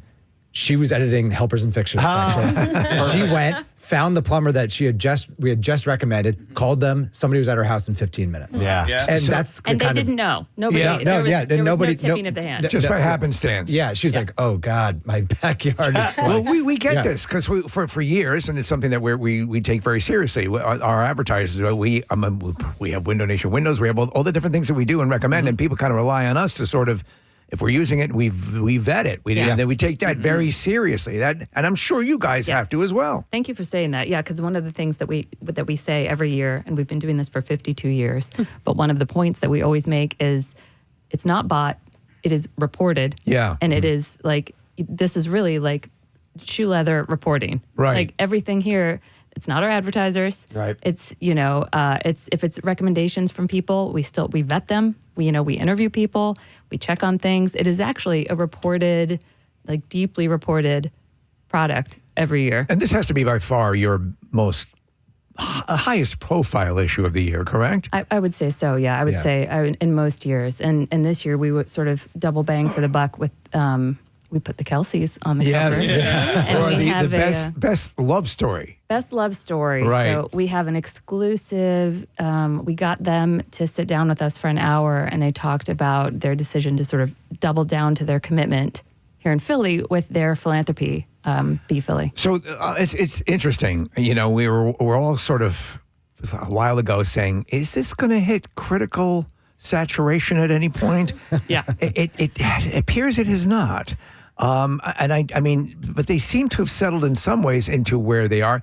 For example, I was just kind of jotting down notes, and is that Jason Kelsey late night show, is that coming back? That TV show that he was doing. Obviously, they have a lot. His brother just married. Yeah, she's been in the news, I guess. Just a bit. Yeah. So, but I think they can stay at this level, and which we all thought would kind of peter out after a while. But I mean, it seems like they're locked and loaded. I think that they address this a little bit in the story. They seem like they're still doing well. I mean, the podcasts, I think, are still quite popular, and you see them everywhere. Yeah. And They their walk the walk. philanthropies, and the Eagles autism thing that they do is always a big hit, and they do talk about that a little bit in the story. It's one of the reasons they wanted to sort of dive so deep into their philanthropy right now. Yeah. Is because they know, not everybody's star shines forever. We want to do this, and sort of strike while the iron's hot. Maybe it does shine forever, but while you have the power. Yeah, Definitely don't wait. No, Yeah, definitely don't want to do that. That's a very lucid way to approach it. Yeah. Going back to the best of, Casey just handed me, because I haven't gone through to check everything out, but under the fun and games section, there is the Under the Radar Museum, Steve. It's the Museum of Music Technology. Yes, we just had we had Drew. Yeah, Drew in here. By here, it's in Harleysville, which is where I live, and the play. Have you guys? Either of you guys check that out? No, that's a Victor special, I'm sure. Oh, it's a Victor. Yeah, I can see that. He's the music guy. Yeah. But that's one of the things I love about this issue is the place you haven't heard of yet that is creating a little bit of underground buzz and is worth going to, because those are the most fun places. Yes, I love right next to that is Philly Mahjong. Mahjong. Like it's a great Mahjong name. club, but Mahjong. And then, you have like classics, because there are also some iconic spots. Bob's Diner won Best Diner. Bob's Diner in on Ridge Avenue in Roxborough. It's been around forever, but it's not getting any attention. But, here you guys are highlighting this great iconic spot. I think that's part of what makes this, especially the food and drinks and shopping style, so special, is that we're looking at the city and the region sort of cohesively and universally, in that, yes, there's going to be Amelia, which is a pasta restaurant that just opened, but then you have Bob's Diner, or you have a place kind of in between, like Bomb Bomb Bar, that has existed forever, but just got, a fresh face from Joey Baldino. Well, I saw also you have the Hop Sing Laundromat. Oh, yeah. Reservice, best bottle service. There's a place that you talk about the spread, the reach. Carversville Inn in Bucks County. Also is, and then everything from the best pretzel day in Pennsport. So there are a wide reach to all of this. Let me ask you, out of all of the categories and out of all of the subcategories, which would you say is the one that most people put the most weight and gravitas on? What is the one topic that transcends them all? I'm assuming it's something culinary. Yeah, I'd say it's usually probably best chefs or best new restaurant. Best restaurant, yeah. Best new restaurant. That's always, and the best chefs thing is interesting because sometimes that we sort of view that as, yes, it's a chef in the moment that's doing great work. But, you know, in the past, we've done folks that maybe just didn't get as much shine all the time. But we still say like, oh, here's a restaurant that, you know, has been around for a while and is still doing great work that you want to honor. There are so many the little mom and pop places that are doing phenomenal stuff that can sort of fly under the radar. And this issue helps sort of just stir it back up again. Thank you for saying that, because this is to me like the best part of this issue. And we always get so excited because the mom and pops and the smaller businesses who get recognition are so happy and excited. And it's just really fun. It's just one of the best parts of our job to be able to point people to these places. Yeah, absolutely. You guys do the 50 best restaurants list, which I think has definitely deciphered differently than this list. You know, that is a fight for some restaurants to be, I mean, it's a go-to. When people ask me all the time for restaurant recommendations, I usually tend to send that list because it really is a good view of, you know, the restaurants in the city. But this one has, you know, best samosa bite for $1.50 in Upper Darby. Yeah. Like those little spots aren't making it on that big master list. And Kaylani and her team really have done a good job of dividing that and conquering and highlighting, like you said, these little mom and pops. Yeah, and I guess you can't just jump right to the Michelin restaurants. Yeah. Because that's what it is. It's the obvious. You know, And it's also, you know, not everybody has $400 to spend on dinner. So if you got $1.50 and you want a samosa, here's the place to go. There's a ton of that stuff in here. And for me, so Marissa has FOMO. I have fear. What is it? Phobia. Fear of being invited. So I want it sort of curated, right? You know, so that you go. Let's cut to the chase. And I've gone to certain places that have popped up in the magazine from here, you know, over the many years, and have been like, yeah, that deserves to be on the list. Let me ask you, numerically or percentage-wise, and this is a general figure, but a business ends up in this list. Have you gotten reports of maybe businesses that were faltering that had a rebirth thanks to this? I have a pretty interesting story about this, in that a couple years ago, we gave a Best of Philly to a painting company. Right. And I had that company come, and I'd had them do work on my house before, then they came out and did something else. And I noticed on their jackets that they had the Best of Philly patch. And I was like, oh, that's pretty interesting. And the guy's like, and he had no idea who I was, because I'd never told him in the past who I was or my role with the magazine. And the guy's like, oh yeah. He's like, this has been amazing. We had to hire more workers, and we had to hire people just to field all of the calls that we got. Isn't that great? Best of Philly. Jobs being created. Yeah. That's the absolute best situation. Is there a good way to get your attention?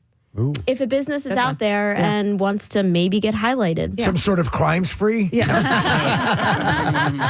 that's a different beat. No, we're always happy to get emails. I mean, a lot of people, there are people who nominate themselves and say, oh, we'd love for you to come and check out our pizza. We just want you to know that we're here.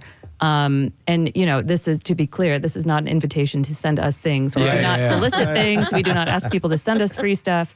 But sometimes just a straight email saying, we do this, we've heard this, we think you might like this. We keep those emails. I mean, they go into this big research list that Brad was talking about. Yeah, it would seem to live and die by that organic, you know, it's a find. And as you said, you're using regular, just straight up reporting techniques to do it. Because once it has any sort of impression of bought and paid for, then it loses its cred, and you can't have that. Yeah. So, Brad, you edited this entire best of? Me Philly? and Kristen Schott, the two of us have edited this package for, I think this is the 4th year we've worked together on. Okay. Yeah. So you have to sometimes, you got to say no to some people who want to get some things in there. Yeah, and I think gotta that be tough. A lot of times it's telling the other editors at the magazine that something's going to get cut. Yeah. But that's the thing, is that, like, the years that I've done this, the list has actually gotten smaller and smaller. That's wild. And we've done it on purpose because it feels more curated.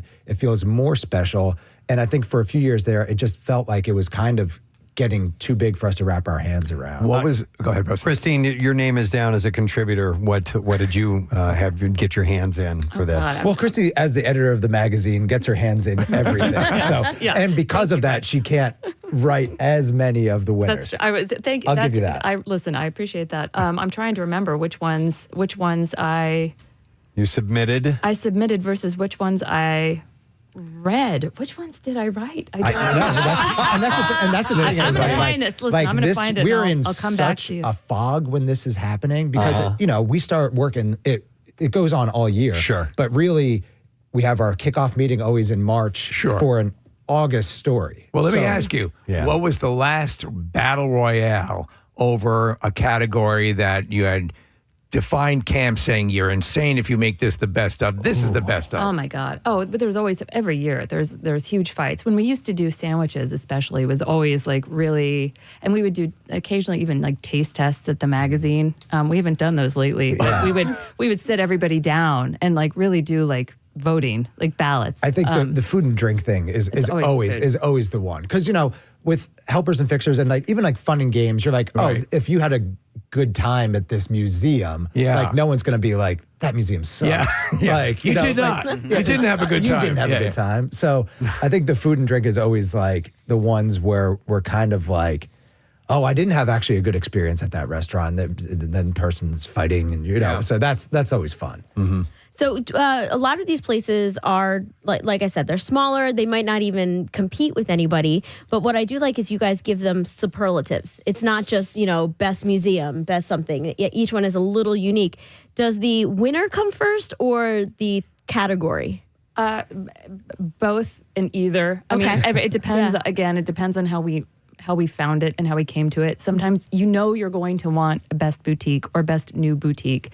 And so sometimes we go looking for those. But other times, like, I think, the example of like home fragrance, I think that was not one we went looking for. And that came to us. Great. Somebody said, oh, God, this is great. So it's both. I can see one that jumps right out to enforce what you're saying. Best Rice Krispie treat. The bread room.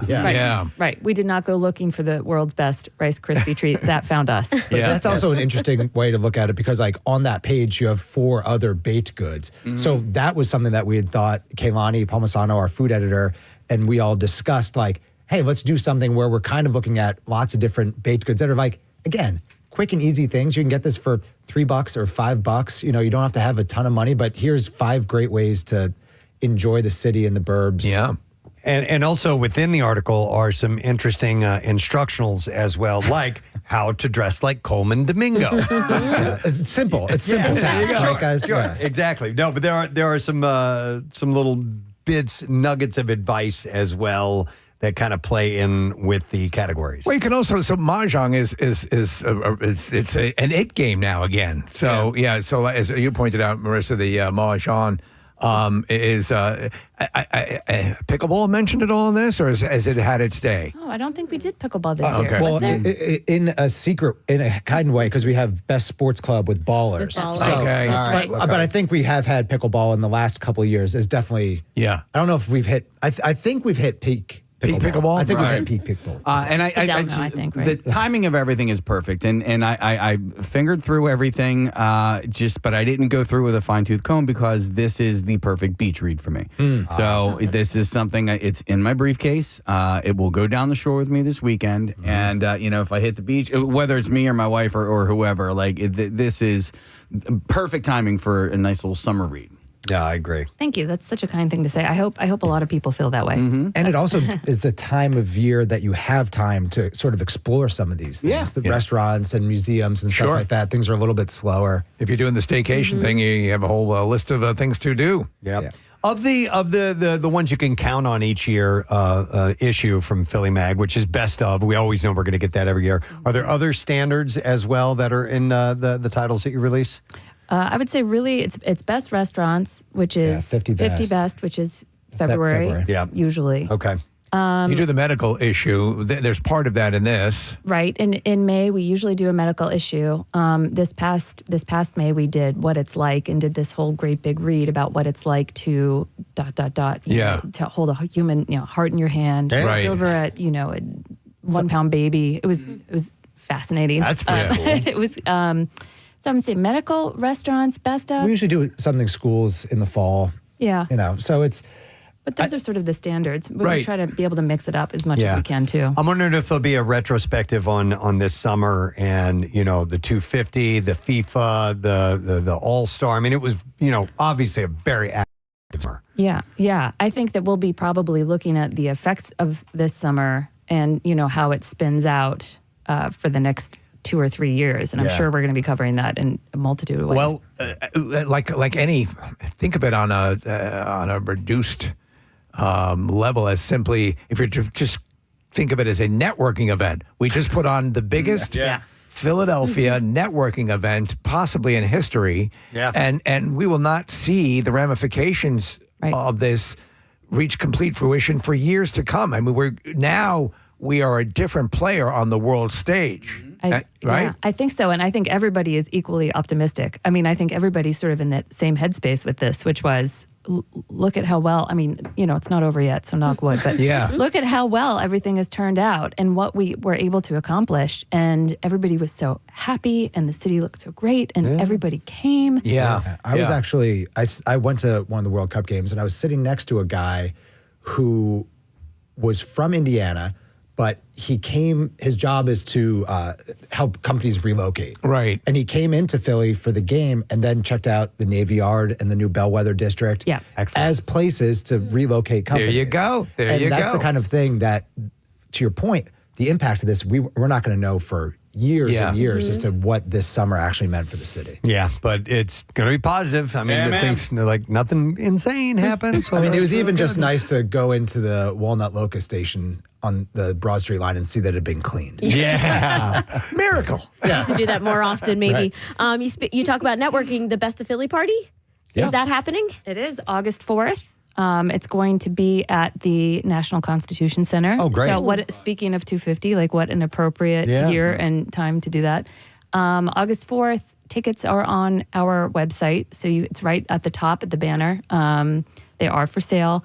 The party starts at 5:30 for VIPs, which are tickets you can get online, and then 6:30 general admission. Nice. Food, drink, entertainment, dancing. Best party of a the lot of year. our winners. It's a great way to sample some of these folks in the issue. And it's always it's just a fun, big party. It's a great event. So you can go to phillymag.com and the info. Thank you guys for coming by here. Congratulations on another great issue. And I can't wait to dive in. I'm going to do the same thing Casey does. I'm going to take it to the beach this weekend. But thank you. And whenever something's coming up, let us know. Always, yeah. Thanks, Christy always. Lejeune and Bradford Pearson, Philly Mag. The best of issue for 2026 is out. We're going to take a quick break. We'll come back in a second. We got another stab of the B file. Hang out for a moment, please. To your clientele that you have a commitment to, the cleanliness, and that you would hope that carries over to everything else. Yeah. Right? If the bathroom is a mess, what else is a mess? Yeah. Will you guys clean up a bathroom a little bit, a public bathroom, to make people think that you're not the one that made the mess? Yep. Oh, yeah. I will actually, if it's a nasty toilet seat, I'll wipe it down. Yeah. I'll grab some toilet. Now I'll make sure my fingers don't actually touch all the whatever's on there. But I will tidy up a bit. If the toilet's not working, will you hand scoop Dookie out of it? No, I got an alien that I bring that will I eat the got this, scraps. bro. Yummy. But Marissa, like specifically, so other people that go in after you don't think that you're the one who made that mess? Yes. I get what you're saying. Yeah. And I'll do Or that. just go up and make a general announcement to there is a huge amount of crap in the bathroom. And it wasn't me. Wasn't me. I saw a guy who posted the other day. I don't know who he was, but it ties into this. He said that he was in an airport or whatever. He's in a bathroom and he saw a guy who was clearly wearing a very expensive suit. And when he was done washing his hands, he took some extra paper and he tidied up the sink. Yeah, I do that. He didn't make the mess. He tidied up someone else's mess. And the guy jokingly goes, "How long have you been working here?" And the guy laughed and he said, "But just by chance, did you make that mess that you were cleaning up?" He said, "No." He's like, "Well, why'd you do that?" He says, I always think it's a good idea to leave someplace a little better than it was. And I think Besides, I blew up the toilet. and I think that's a great philosophy. No, I agree with that 1,000%. Speaking of which, you reminded me, it was just a little while ago in our own bathroom that I saw the person who ever detonated in the stall. I don't know how you could clean this mess. It was that bad. It was So he that was bad. Sick. Yeah. Like space station sick. Yeah, I walked into the bathroom down here on the other side of the hallway yesterday. It's not that big of a deal, but somebody left their ass gas in on the toilet seat. I don't like that. If you're going to pull it out for cleanliness' sake, then common decency dictates that you dispose of that disposable ass gasket. It's not too difficult to do that. It's just really lazy. not. It's very lazy. That is lazy. It's exactly what it is. All right. So respect your bathroom. Here is another thing that I notice. Notice notices even more. So if you've ever come home from a trip feeling like you spent more time in souvenir shops and local hotspots, you're not alone. A new study from travel insurance provider Insure and Go suggests that several major U.S. cities have earned a reputation for coming off as a tourist production rather than authentic lived-in places.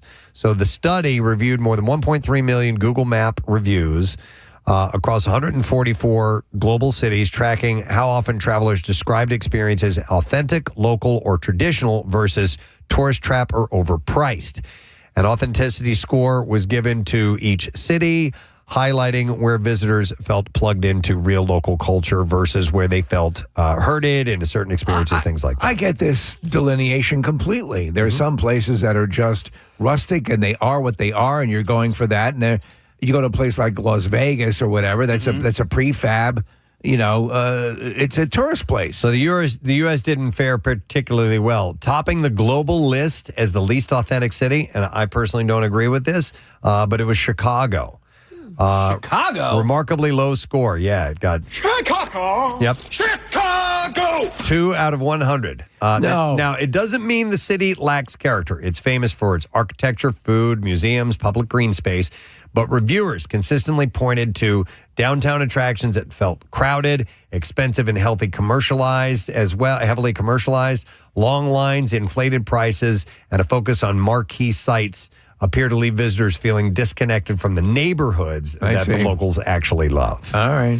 Las Vegas was at number 3. Yeah. Which may not surprise anybody who's been there. The indoor canals, Eiffel Tower replicas, themed mega resorts. It's never pretended to be a window into local life. It is what it is. Reviewers praised the spectacle, but rarely described it as genuine. So they like it, but they're not calling it genuine. You know what I mean? It scored low because it delivers fantasy by design, not local tradition. Nashville was at number 4 globally. Known, of course, as the heart of country music. It attracts fans that want to soak in the musical history. But according to reviews, the famous Broadway strip now leans heavily toward branded bars, polished performances. Visitors noted that the more curated the experience becomes, the harder it is to stumble upon the raw, local music scene that built the city's reputation in the first place. It all depends on what you're going for. What you're going for. If you're going, so do they list what they consider to be authentic cities?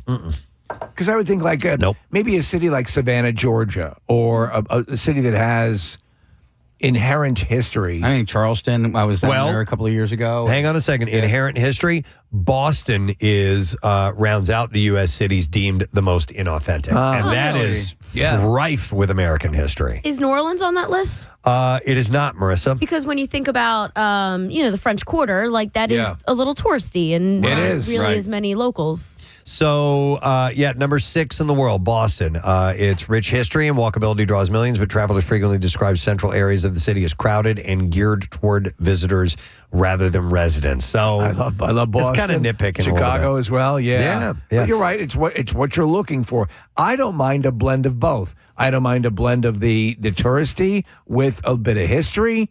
And you can listen. London is that. If you go to London, there's a lot of touristy stuff, and there's a lot of great historical stuff. Yeah, and there's a place for both. And you never know what you're getting with reviews. I'm sorry to interrupt, Casey. I remember seeing one time a 1-star review for the Grand Canyon. Yeah. Calling it overrated. Yeah, it's a hole. Dude, it is not overrated. But no, you were talking about London, and I mean, they have a guy there who plays the road cone. Yeah, he's amazing. It's right outside your hotel room. Nothing more authentic than Authenticity. that. Yep. Yeah. I touristed in our own town yesterday, and it was great. Yeah. I was walking up Market Street, and I happened to see that the right at the Ben Franklin House, the first post office was open, and I just wandered in, and it was just really cool. And I was reading the signs, and I went in the little shop. They have some really cool merch. Is that free? Yes. Okay. Yeah. Cool. And it's right at 5th and Market. You ever been in the Betsy Ross house? I have. Not I was in asking years. Marissa, sorry. No.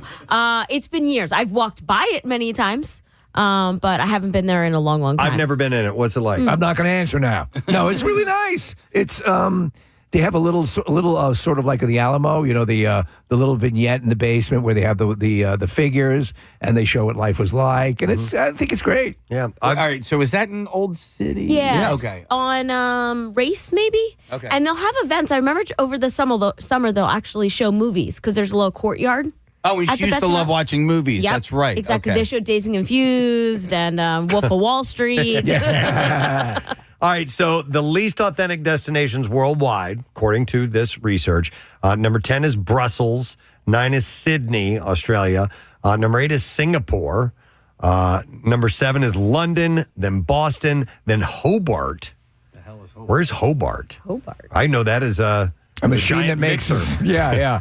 Oh, Australia. Okay, then Nashville at number 4, number 3 is Vegas, number 2 is Venice, and number 1 is Chicago. So I think this is there is some sort of percentage blend between, because a place has historical elements to it, it can become a commercial, touristy kind of place. Yeah. So guess what? Our streets are all flooded and have gondolas on them. Yeah. So now there's a tourism element to Yeah. it. And so we're going to have shut up. singing gondola drivers or whatever they're called. Remember during Pilots. COVID when there wasn't any tourism really going on and the waterways in Venice were clear. That's You could right. see the fish underneath. And It wasn't from pollution. It was the props that stir up all the silt and stuff at Yeah. the bottom. But yeah, they said you could actually see into the water. All the garbage. All right. One more story. One more noticer thingy thing. More from the noticer. This is kind of interesting. Delta, the airline, just opened its first ever airport lounge that isn't actually in an airport. And they set up a shop inside the Sphere in Vegas, speaking of Vegas. The new Delta Sky 360 Club is designed for concert goers and event fans, offering a branded hospitality experience tied to shows and special events rather than boarding passes and flight delays. It's part of a multi-year partnership that also puts Delta's branding on the Sphere's LED exterior. Yes. And will unlock exclusive Sphere experiences for Sky Miles members. So, and they do cool things like you'll be there waiting and they'll cancel the show. Oh, I love that. Yeah, just to make you get that feeling that you're in a Delta lounge. But they can get you into a theater down the street Right, yeah. if you need. 93.3 WMMR. All righty. We have got Bizarre File stories, and they are ready for you now. WMMR presents Preston and Steve's Bizarre File. Brought to you by Horizon Services. You can count on Horizon Plumbing and plumbing. Sorry. And electrical to keep your home comfortable and safe with drain clearing services, surge protection packages, and more. Book now at horizonservices.com. All right. A man is facing criminal harassment charges after 3 female DCR workers filed reports against him with incidents stemming from the past 2 months. Hernan Villagran Lux, 29 years old, was arrested by Massachusetts State Police. A number of people have also posted social media about Lux, noting his distinct appearance, claiming they've spotted him throughout the area. And a number of women also claim a man fitting the same description approached and followed them on the Cuchitute Trail. So Hernan was on the Cuchitute Trail? The Cuchitute Rail Trail. Andrew Mange, the district court supervisor. Mange? M-A-N-G-E. Okay. Said that the women report an extensive number of contacts with the defendant involving him staring at them, smiling in what they describe as a really unnerving and frankly terrifying manner. Oh, that's creepy. And so I was like, initially reading the story, I'm like, that's not quite enough to make it into the bizarre file. But Mange said the women reported the situations became increasingly bold and invasive, describing one situation where Lux stripped down to his underwear, slathered himself in cooking oil on his body, and began working out right by the staff area. Yeah. Yeah. And I was like, now you're talking Like bizarre what you file. see, ladies? Mange was said that the women reported Lux would also refuse to leave the park despite repeated asks. A number of people who live in the area and frequently visit the rail trail said they have seen him walking there before. Do you like having your back rubbed? As Mange continued to read through the facts of the original case against Lux, Lux fainted in the courtroom and was treated on site. I brought you some candy. When court resumed later in the afternoon, the judge ordered him to a mental health evaluation. Oh, no. He seems like he's all together. All right, this is just a news story from yesterday, but it's in our area. A Bucks County Sheriff's deputy used his personal cell phone to take naked pictures of two people he encountered as part of his job, including a mentally ill man who was at home while he was serving an arrest warrant, prosecutor said. Ryan Gaffney, 46 years old, has been charged with official oppression for taking the photos, as well as unsworn falsification to authorities for lying about the photos and attempting to dissuade investigators by sending them doctored screenshots of his phone's photo library. Gaffney of Feasterville shared the photos to get, quote, his kicks with civilian employees at the Bucks County Justice Center, according to District Attorney Joe Kahn. Gaffney was charged via summons, has not been arraigned. He was fired from his position. The photo of the first victim was taken January 30th when Gaffney and four other sheriff's deputies served a warrant at the man's home. When the deputies arrived, a document said the man was naked from the waist down and asked deputies to allow him to put his pants on before he could do so. Gaffney used his personal cell phone to take a photo of the man's genitals. Oh, my God. A review of the body-worn camera footage showed that Gaffney had placed his hand over the camera while taking the surreptitious photo. Other deputies at the scene said they were unaware that Gaffney had taken the photo until later.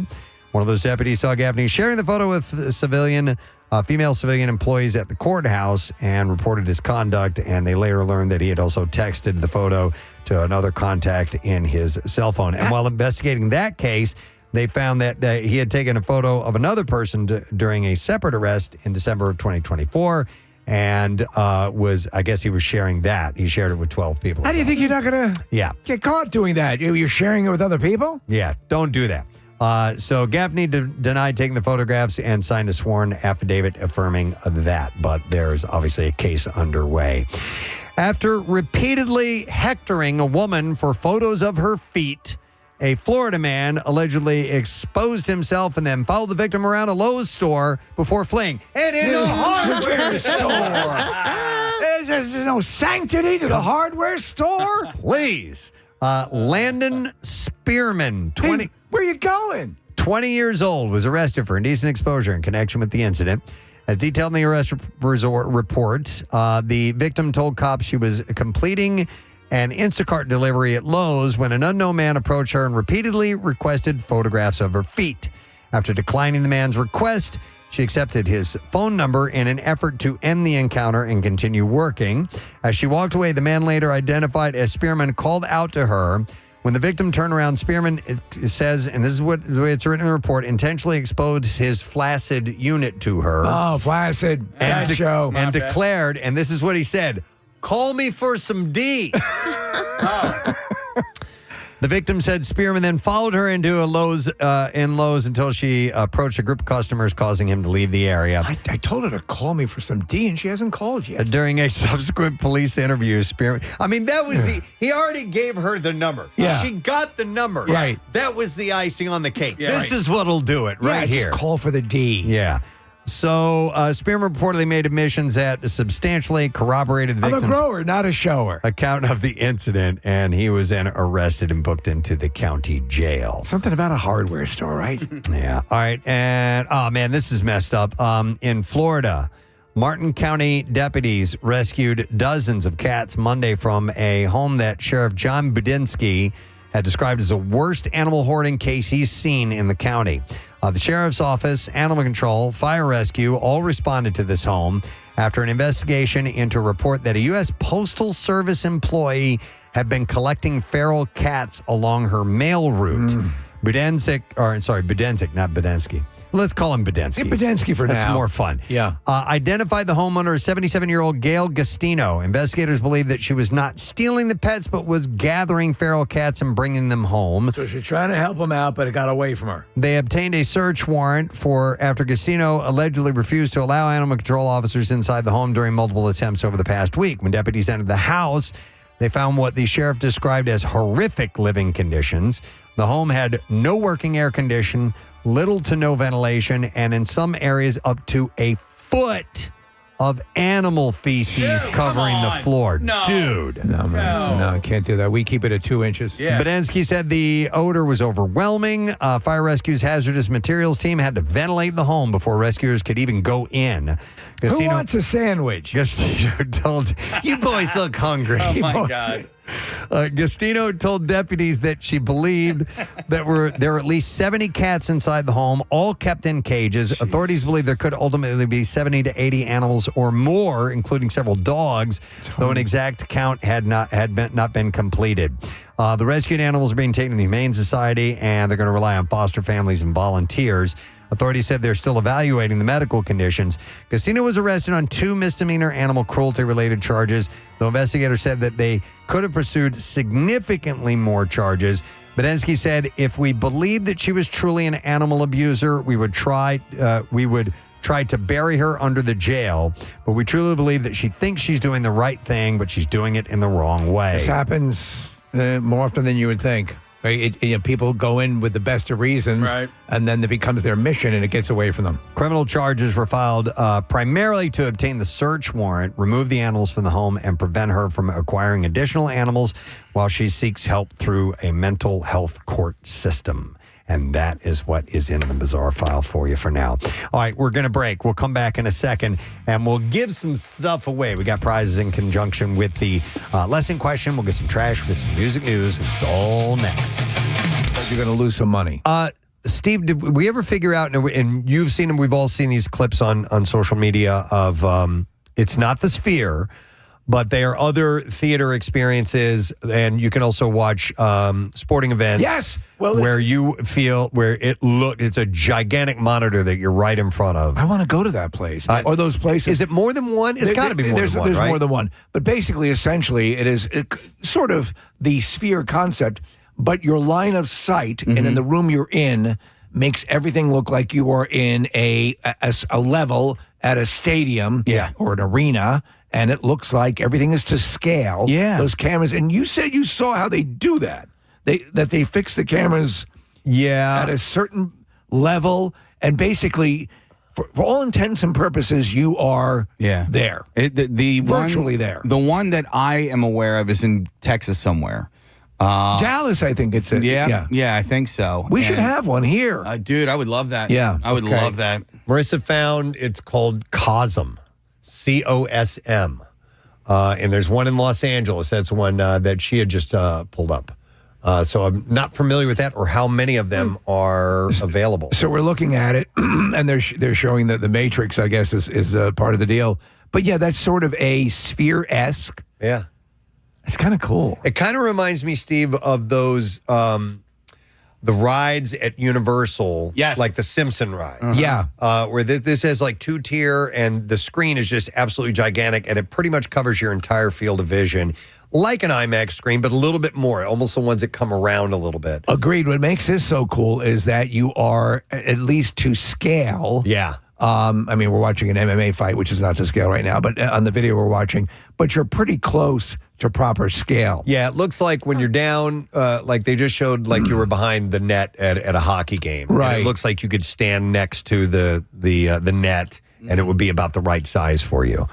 I'm a sucker for all that. I remember the first time any of the motion control rides, the first time you rode Back to the Future years ago, and now where they've carried it at Universal, unbelievable. So it looks like there's 2, one in Dallas and one in LA, and it's like it kind of feels like the Sphere, but just bigger, like the movie Tavern plus the Sphere. Okay, is this place? COSM is the name of that. So that looks bigger than the Sphere to you. It looks small to me. No. The vibes. That you're just kind of, I don't know, in that stadium seating. Okay. it just has that feel. Yeah, because I was going to say, it doesn't look nearly the size. All right, of I'm going to look to Definitely see not. if Cosm is going to be expanding. Yeah. Well, you know, the Sphere, the people who own the Sphere, is a Madison Square Garden company, the same company that owns it. I mean, right now they're operating at a loss because of they're finding out that the maintenance on those screens and those lights, that many screens, is staggering. Something's going to go wrong. A lot. Yeah. And have to be replaced a lot, I would imagine. All right, that's it for The Noticer. 28th Annual Villain Arts Tattoo Festival is happening this weekend at the Pennsylvania Convention Center. Our good friend Troy Temple has been putting this thing on for ages. Forever, yeah. Turned it into the largest tattoo festival in the country, and we want to welcome two people. We have your MC of the event, Dr. Blasphemy. How you doing? Nice to see you, Doc. Hey, I missed you guys. It's good to see you. Well, we're happy to have you back in our fold. We know that medical school is taxing, and that's where a lot of your time is spent. So, yeah. And with you, you've brought a very special guest who we're having for the first time in our studio. This is Reggie Bugmuncher. Who is here. How you doing, Reg? Oh, I'm doing great. I'm really happy to be here. Nice to see you. Do you think you'd walk down the street and pass Reggie and think, I bet that woman's name is Reggie Bugmuncher? It's not fully obvious. No, but completely. Although I did just see your hand, your left hand, as you brought up, the heart implant there you have on your. Explain what that is. What's a technical term for that? It's just a silicone implant, but the technology is the same as cheek implants or the chin implants. So you just it doesn't have a name like skin modification or what's the term? Super saucy hand implant. Oh, super saucy hand implant. All right. Body modification. Body mod. Okay, thank you. So now I'm looking at it. Can you subcutaneously just manipulate the heart which way you want it to point, or is it locked? No, it's like the scar tissue builds up around it, I but see. I can still squish it up because it's silicone. All right. Wow. Melissa, you having a tough time looking at that? Nope, definitely can't look at it. I'm like, I want to take a photo for Instagram. Maybe we'll just pose for a photo and I'll post it and won't look at it, okay? She's really scared of it. She used to have a pierced tongue, so I mean, it's not too far off the mark. It is the coolest thing ever. It just freaks me the hell out. But it's amazing. Like that is like the first person to think about putting an implant, because of course you can put implants anywhere in your body that you need them. Butts, boobs, anywhere, and it's like, why not put some art on my hand? Yeah. That's so cool. Well, listen, Dr. Blasphemy, the reason that Reggie is here along with you is Reggie is one of the performers at the event. And I want people to understand that the Tattoo Arts Festival is not just about artists and your chance to come by and get tattooed. There's a whole lot to this, right? We have over 1,000 artists and vendor booths. So you can come in and do some shopping, get some artwork, different things, oddities, jewelry. There'll be sideshows happening on stage, tattoo competitions. It's a little bit of everything happening all day long. It's the most comprehensive celebration of a lifestyle that draws in all sorts of people from from the casual person who's interested in a tattoo to someone who wants the more extreme stuff, but it's all there. I mean, and the fact that it started here is kind of really cool. The Philadelphia Convention or Expo is the largest in the world. We're going to have over 30,000 people in here for this weekend. Yeah. You guys are, no matter what on Sunday, you're open, right? Yeah, we're open. Are. Yeah. So, and I was talking to somebody about this yesterday, but the amount of vendors and people that are there, performers, vendors, they all got hotel rooms and stuff, right? We're gonna be here. You guys are within walking matter distance. what. So no matter what, this is going on Sunday. So you mentioned the vendors, but as far as the show goes, I'm looking at the list here, Doc, and there are things like a Birds of Prey show. Yes, live Birds of Prey on stage. It's great. Jay Chen will do a little picture with you and talk with you about the birds. And there's also things like burlesque performers and contortionists. It's and not just burlesque. It's sideshow burlesque. Do tell. Well, regular burlesque, she's dancing around and she's slowly taking off clothing. Well, on this one, it includes cucumbers. It includes metal skewers, Light swords. bulbs. Yeah, it's a sideshow burlesque show. So it's like Uncle Fester meets burlesque. It's Verona Fink, the Queen of Pain, and she's also the one that leads our live human suspension, where they hang the people from the ceiling in the hooks and they swing around. Yeah, it's wild. It's fun. It's fun. Have you ever dabbled, either of you, with the? I haven't. I've suspended. Have you? Yeah, just a couple of times. And just all right, I'm too scared. Yeah. What part of your body are you just hanging the from? back. I've only done the back. I did it twice. The second time, I was really excited. They cut me down to one hook, and they were like, just chill out. Be fine. Wait, stop. They cut you down to one? Yeah, so I had two, and then they cut me down to one, and they were like, now calm down, like, chill, because now I don't have the two supporting me. Supporting you. But I had so much, the endorphins were racing like crazy, so I was still swinging like, yay! And then they were like, bring her down, because I started ripping. Oh, it's nothing. It's just a stitch or two. Yeah. It's just a stitch or two. Can you feel it ripping while it's happening? I mean, I didn't. I was like in a very euphoric state. I didn't Well, who wouldn't be thrilled having a hook in their back? Yeah, I mean, imagine you've got the hooks in the back, you're in the air, you get a burn from the hooks, which is releasing your endorphins, and then the adrenaline from the audience, it's screaming and cheering for you. You're just like, I don't care, I'm going to swing. I remember when I saw, was it Chris Angel did the I don't even know if it's real or not, but I mean, I know that it has. Obviously, you did it. But he was on a helicopter, hanging from a helicopter, and they were flying him over some canyon or something like that. So when you do that, Truitt did that too. After the hooks come out, what do you have to do? Do you have to immediately tend to it medically? What's the protocol when you have just had two large meat hooks in your back? They typically will just do what they call burping you, which gets all of the air out. Right. Because a lot of air could have gotten in there, and then that can be a problem later, and it makes this weird noise that they call Rice Krispies.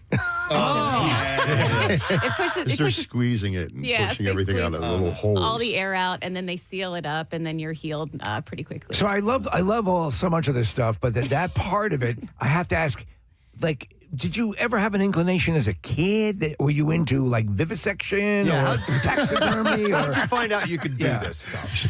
I don't know. I guess I was always a bit of a tomboy and really adventurous. My parents were in the military. I traveled around a lot, so I think that I was always open to new experiences. Yeah. All right. Jeez. So I used to do. Let's see if you did stuff like this when you were younger. So I would take like a needle and thread and go through the thin part of your finger, like on the pads of your fingers, and like stitch your fingers together. Yep. So would you do that type of thing? I would. That's about as far as I got with it. You never hang from meat hooks on your? I never really thought about that. I've wanted to, and I've seen grown men. 93.3 WMMR. Too good at raising hell, aren't you? Yeah. About 5 minutes after 10. And good looking day. Mix of sun and clouds, and 86 degrees our high temperature. Next few days looking really good. Low to mid 80s and lots of sunshine. Love it. And that's all the way through your weekend. Shore's looking good. All right, you know what? I take that back. I haven't actually looked at the shore forecast. I need to check that out.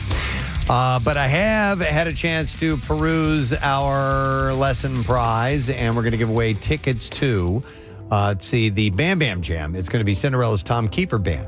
Cool. On Thursday, July 30th at the Keswick Theater. So next Thursday. And let's see, what are we going to go with here? A Sprinter van is the best place for what animals to play in? 610-660-9333. Wasn't that long ago. It was close to 9 o'clock that was uttered on the program. A Sprinter van is the best place for what animals to play in? 610-660-9333. Let's see if you know the answer. The trash business is a gold mine. 93.3 WMMR with Preston and Steve's Hollywood Trash. All right, brought to you by Horizon Services. Protect your home's HVAC, plumbing, and electrical systems year-round when you join Cover 360 from Horizon, just $19.99 a month. And you can book at horizonservices.com to join. What's going on today, Steve? Well, Preston, Knicks star player Jordan Clarkson was escorted out of the Zero Bond nightclub in Manhattan after infuriating Travis Scott by attempting to secretly film him. A self-proclaimed lip reader in the club claims a furious Scott approached Clarkson saying, "When are you car bringing cheese salmon?" Oh, my God. The FDA is apologizing to Taylor Farms for falsely claiming they were producing lettuce linked to cases of explosive diarrhea. The FDA itself is now under scrutiny for completely failing to investigate a competing company called Fecal Spray Farms. And finally, Dana White telling TMZ that Conor McGregor will have to go through numerous surgeries and extensive physical therapy before he can think about getting back in the ring. White says even then, McGregor will only be able to compete in mobility scooter bouts. And that's your Hollywood Trash. To the phones we go to get an answer to this question. A Sprinter van is the best place for what animals to play in? And we are going to go to Steve, see if he knows. Good morning to you, Steve. Morning. Sorry to bother you at work. We'll forgive it, and you need to give us the answer, buddy. A Sprinter van is the best place for what animals to play in? Horses. Horse Yes. stands. Horse play. Hang on, Steve.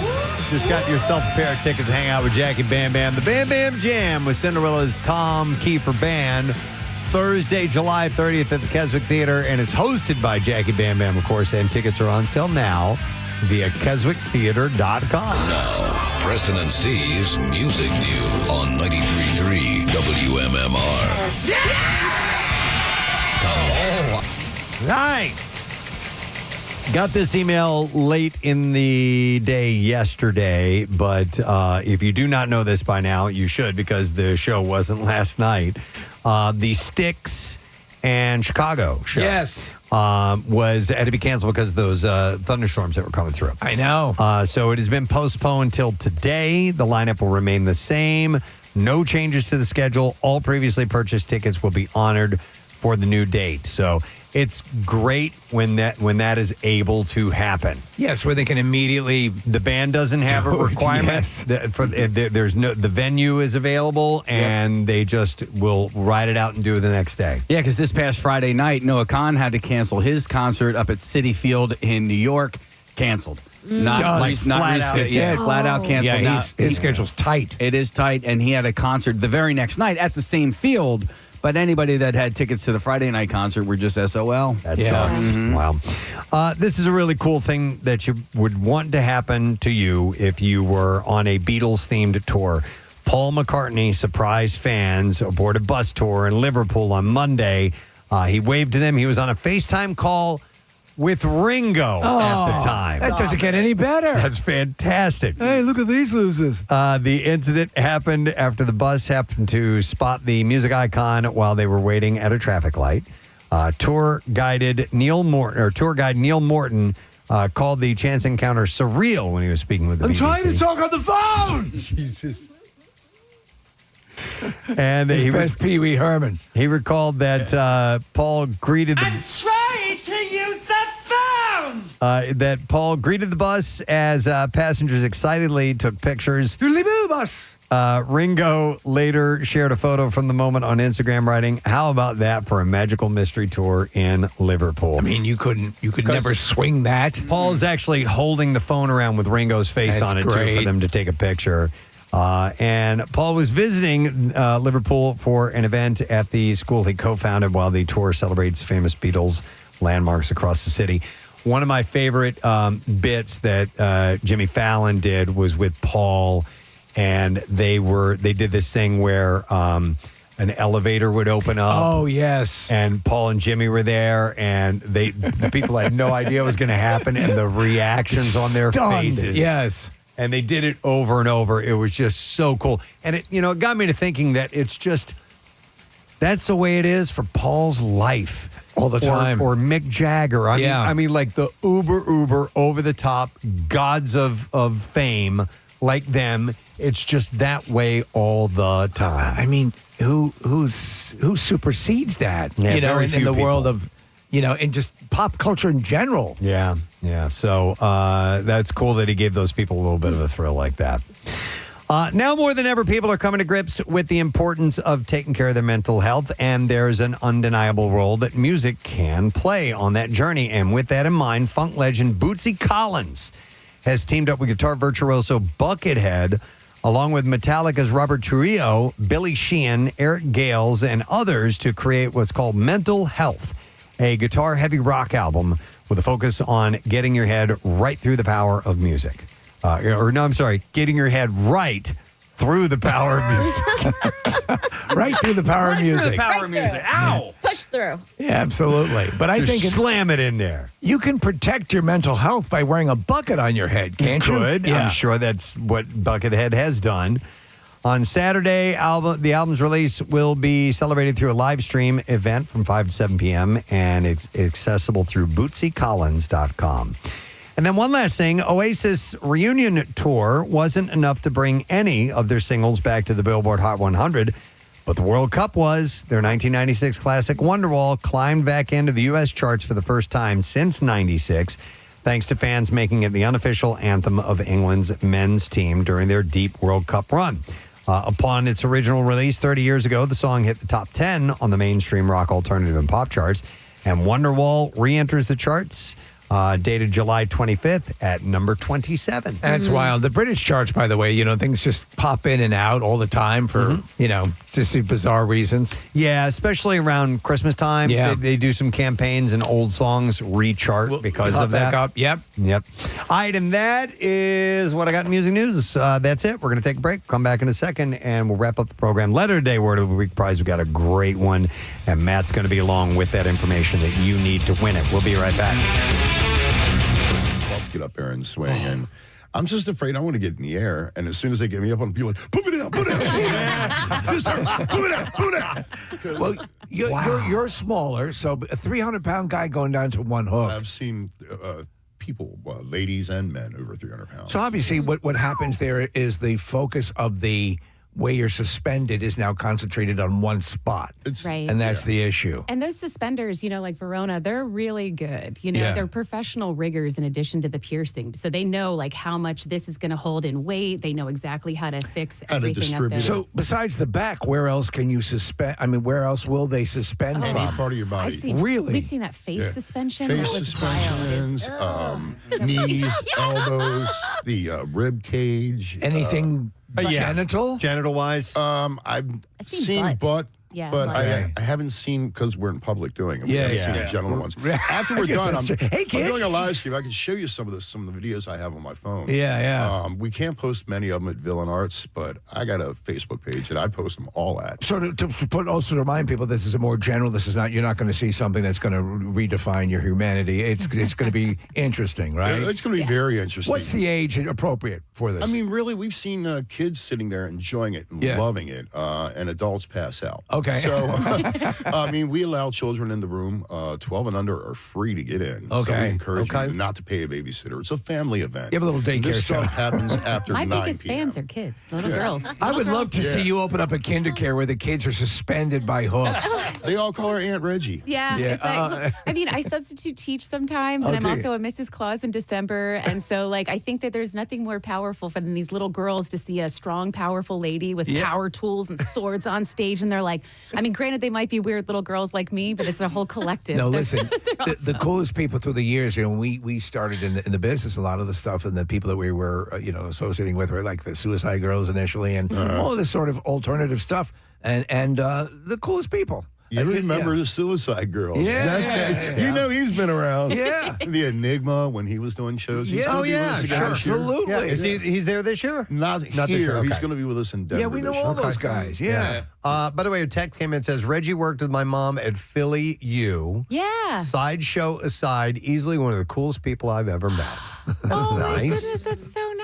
Yeah. My daughter absolutely adores her. She's just, All right, so what, Reggie, Bug Muncher, what all do you do? What in a sideshow performance? What are some of the things that you wow the crowd with? Oh, so I do what's known as a standard 10-in-1 classic American sideshow. Okay. So in the history of American sideshow, you would have 10 different performers, and they were each specialized in one thing. And I do a full 10-in-1 by myself. Like a one-man band. Yes, Yeah, okay. exactly. So I do an angle grinder act where I'm making sparks and then light a cigarette off of the sparks and then put the cigarette out of my tongue.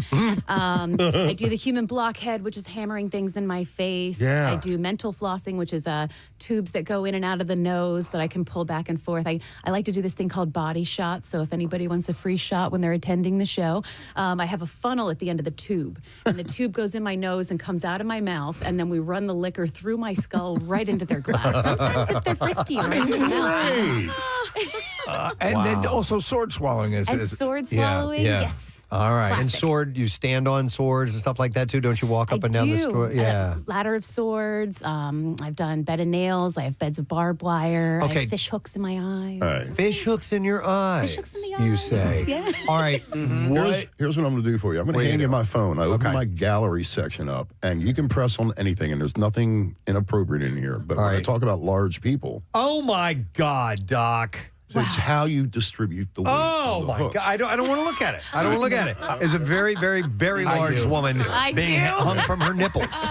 It's actually from right underneath them. Yeah, she's not a barbarian. Yeah, come on now. All right, here's a beautiful woman just swinging through with two on a rib cage. Yeah, I don't.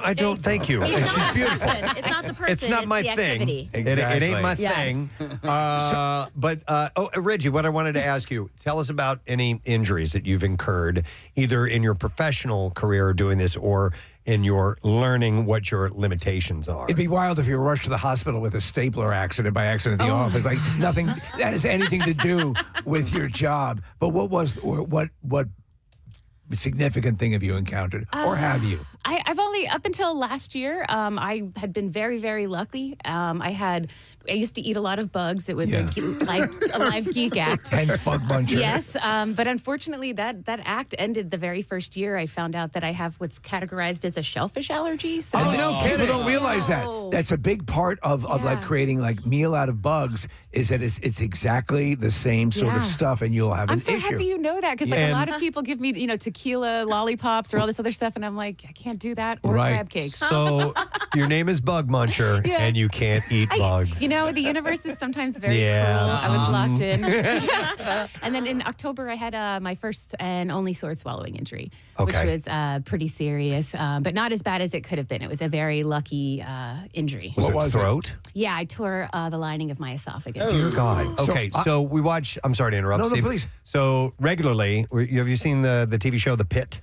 It's a medical so show. much about It's this. a great show. I've seen a couple. But what they do a lot of is intubate people. And it's a very risky proposition when you're going into the human throat. Yeah. And in fact, if it's not the right conditions, they would rather cut a trachea and do it that way. But here you are shoving swords down your throat. Well, hopefully not shoving.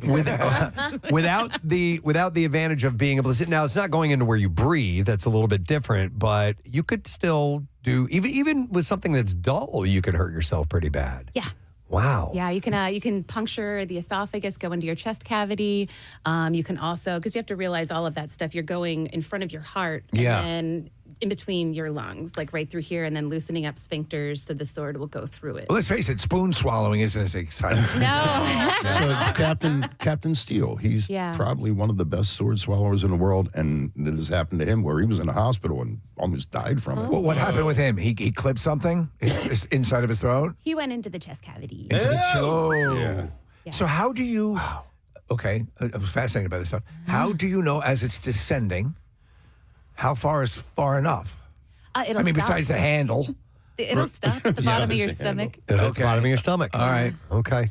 Man. All right, and you're going to display this for us today, right? You bought I would love to. some apparatus with you. I brought a bunch of weird Preston. toys for all of you. We had a live weather forecast and sword swallowing. How about in one that? day. Yeah. Dr. Blasphemy keeps handing me videos to look at. That's Camille Zamboni. She is a female contortionist archer. Wow. And she does feats of strength and flexibility and archery on stage. She's on stage each and every day. You can scroll back and forth on there. There's nothing bad on there. No, I'm watching her spin around on this little on the table Lazy Susan thing that she can fit on because she contorts her body that small. She can fit herself into a square box. Also have that on there. Wow, it's amazing stuff. All right, so I'm dying to see you at work, Reggie. What are you going to do? Let's get to swallowing. Let's get swallowing. Oh my goodness! I mean, no warm up, no nothing. Just like Yeah. Well, how do you have to warm up? Yeah, how do you warm up? Oh, well, just like this.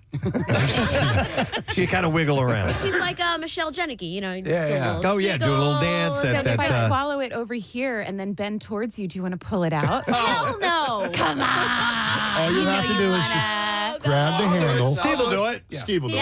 Yeah, Steve will do Grab it. the handle My and pull gum it out. I want straight you all to out. think I'm classy. All right, so she's taking her gum out. Putting it on her water. Preston, if you swallow gum, it could be bad for you. Yeah, right. All right. If you're just tuning in, this is Reggie Bug Muncher, who's going to be at the Villain Arts 28th Annual Philadelphia Tattoo Arts Festival this weekend. Snow, it doesn't matter. They're doing it. Okay, so we're watching Reggie. She's at the other end of the studio. She's got leaning a sword up, and she is opening her mouth and dropping it down. That's got to be at least 2.5 feet long. Oh my God. And now watch Watch him pull it out. All right, now she's leaning forward, and Steve is going to remove it. I become king if this happens. That's right. All right, here comes the sword, and we have a new king. That is awesome. Yeah, and she can do that with the smaller swords like this, the larger swords, multiple swords. Reggie. Oh, wait. What? Star Wars. What? Do you have a lightsaber? She's going to swallow a lightsaber. All right, I got you. All right, we need appropriate music for Are you going to withdraw it, Preston, or? I don't know. A long, long time ago. If she's in over a this city way. called Philadelphia, Reggie Bugmuncher was born. The anatomical All right, wonder. I'll do it. You can do that one. It's I'll not do as this bad. one. Okay. When it's darker, it's really cool because you can actually see it lighting up through my throat. That's what we're.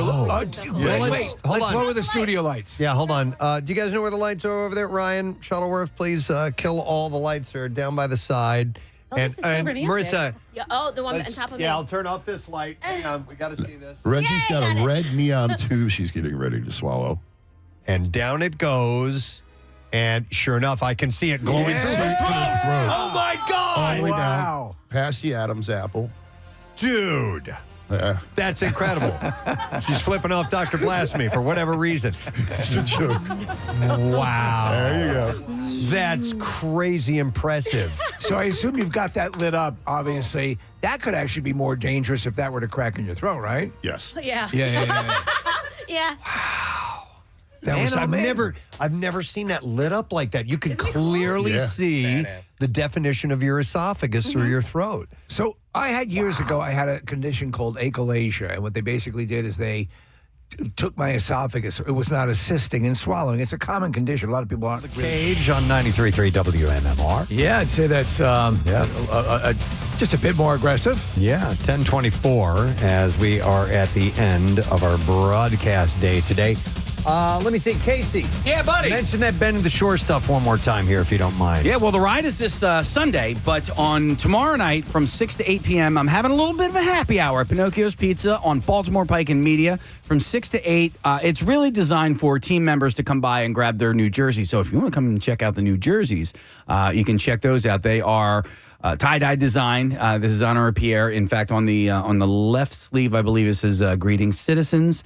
But we are, Pinocchio's has been a sponsor of Team WMMR since the very, very beginning. They're great. So this is just my thank you to those guys. But I'm trying to raise as much money as I possibly can for the Families Behind the Badge Children's Foundation. So right now, Team WMMR is fourth in team fundraising. We will never get first, but I think we can get second place, so we need your help for that. All right. And then I am currently in second place behind a woman named Danielle Beck. I don't want to beat her. She is actually riding in honor of her late husband. So she's at like $21,000. So if I can get to like 20 grand, that'd be great. That'd be tough messaging. Yeah. I'm taking her down. So listen, if you want to donate to Danielle Beck, please do that as well. If you go to the Families Behind the Badge Children's Foundation website, you can do that. But if you go to my Instagram, you can click on the link in my stories today, and that will donate directly to Team WMMR. All right. And watch you do a funny little dance. Yeah. In your tie-dye. I was so disappointed with that video. Why? It's so good. Because I've got like no dance moves, and what do you mean you have no dance well, moves? in You this have particular more one, rhythm than I ever will. I look like the freaking Scarecrow is what's going on over there, or maybe the Tin Man, or if the Tin Man and the Scarecrow had a baby together. Yeah. Oh, you got Tin moves. Crow. All right. Thank you for. All right, no problem. And I'm going to mention this other thing that we a request from a diehard listener to the show, Sassy. Our buddy Charles Lance. He and his wife are in the running to win America's Favorite Couple. His wonderful wife, Robin. So this is through Variety Magazine. And the winning couple, they share their love story. If they win, they get 20 grand and they get to enjoy a dinner date with Jeff Goldblum and Charlie Day. That's for real. And their significant others, Mary Elizabeth Ellis, who is from It's Always Sunny as well. Yeah. And they've made it to round 2. And Sassy wants a little assistance, and we are happy to do that. The voting ends tomorrow at 7 p.m. And you can go to WMMR.com and click on events, and you'll see it says Vote for Sassy. It'd be great because they got a great story and they're a lot of fun and they're really, really giving people. Yeah. And they're local and we'd love for them to win. And who wouldn't want to have dinner with Jeff Goldblum for Jeff crying out Goldblum loud? alone. Yeah. Matt Cord's here. Hey, Matt. Hey, everybody. Nice to see you, buddy. Good to see you. Yeah. Hey, everybody. Good to yes, been to the shore. Yeah. I got the lady's name wrong. It's Danielle Deck, by the way. I think I said Beck. But anyway, yeah. Go ahead. My wife is on her way home right now with her bike. Oh, actually, she just dropped off her bike to get it tuned up. You can't do it, though. There's no way you can do it, I right? might do a 10. You're going to do the 10? Yeah, but All to right. do the 10, I'd have to do 20 because I got to ride to the 10. Somebody give you a ride there. From Atlantic City? Yeah. It's a 10-mile. Yeah. Have you asked your doctor if this is a good idea? No. Okay.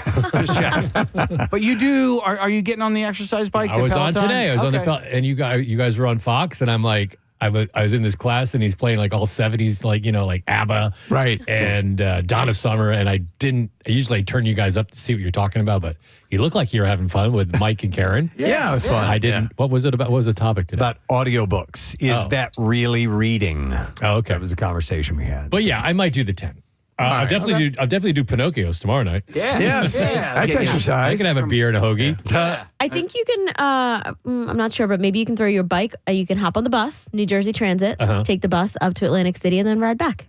No, I'm already going to be in Atlantic City. Yeah. So yeah, I'm dropping Patty Ann off at start finish, and then I'm going to Atlantic City. We got a hotel room, but once I get there, I got to drive my bike to the 10-mile spot. We'll talk to Mark O'Connor. We will get you a ride from the finish line to because I would love to do the last 10 miles with you because I can almost guarantee you I'm going to have like no gas left in the tank. Last 10 miles, guys, is the hardest because the wind. You're coming into Atlantic City, and it's just it's wide open, and if the wind's coming at you, it's You're the screwed. worst. Yeah, we've heard that. Yeah. But if the wind's coming at you, you go to the beach later on, no greenheads because the wind's blowing the right way for that. Look at you. You Poor guy over here. You got to look at the sunny side of things. Yeah. All right, let's do the letter, man. Yes. Preston and Steve on 93.3 WMMR. Now, the Daily Letter. All right, the Preston and Steve Show brought to you today by the letter. Oh, as in Ocean Blue. Yes. Is that a band? Yeah. I don't know, Ocean Blue. It was a DRE band when Steve and I were at DRE. Wow. Years ago. Yeah. Between Something and Nothing, I think, was their hit song. Right. Yeah. We are going to give away a 4-pack of lower level seats as MMR rocks Foo Fighters Queens of the Stone Age. It is the cover tour, which is next Thursday, not next Thursday, Thursday, August 13th. Lincoln Financial Field, and tickets are on sale now via Ticketmaster. Wasn't there an ABC song, Ocean Blue, too? Ocean Blue. I don't know about that. All right. Maybe. You know. The band ABC. Yeah. Yeah. Yeah, Marissa found that between something and Nothing. nothing. And they're from, I think, Pennsylvania. Okay. Look at Hershey. What do you Hershey. know? Yeah, Hershey. What you know? Right. All right, what's up on the show today, man? Well, since Chicago and Styx postponed, I'm going to do them again today. No, I'm kidding. I did 2 nice big blocks of Chicago and Yes, Styx, great. and then as soon as it was over, I got the news that got postponed till tonight. But we're doing a block of the band live today. There's an anniversary where they played the Spectrum on this date. A block of Queen, a block of the Black Keys, and Pierre's vinyl cut today, The Replacements. Great band. Great band. Love this band. Tommy Stinson in that one? Tommy Stinson That's your buddy. joined the band when he was 14 years old. Wow, man. Yeah. Billy Joe Armstrong of Green Day said he saw the Replacements and they changed it made him want to go into music. Is Tommy still with Guns N' Roses? No, but he's doing solo stuff. Okay, Yeah. gotcha. But he's not in Guns. Matt's got you covered. I'm going to thank our sponsors. President Steve Show is brought to you today by Duncan. And the President Steve Show runs on Duncan. Also brought to you by Parks Casino. This is how you win. And by Franklin Mint Federal Credit Union, empowering financial journeys for families since 1970. Tomorrow, singer-songwriter, powerhouse, Linda Perry will be joining us. Yeah, she's got a song that we've been playing, which is really good. cool. Great actress, Mary Steenburgen will be joining us, too. Step Brothers. Yeah, we've got so many things to talk to her about, and we'll fill in the gaps. That's it. We are done. Rage on and have a great day in the morning, friend. We'll see you tomorrow. Bye-bye.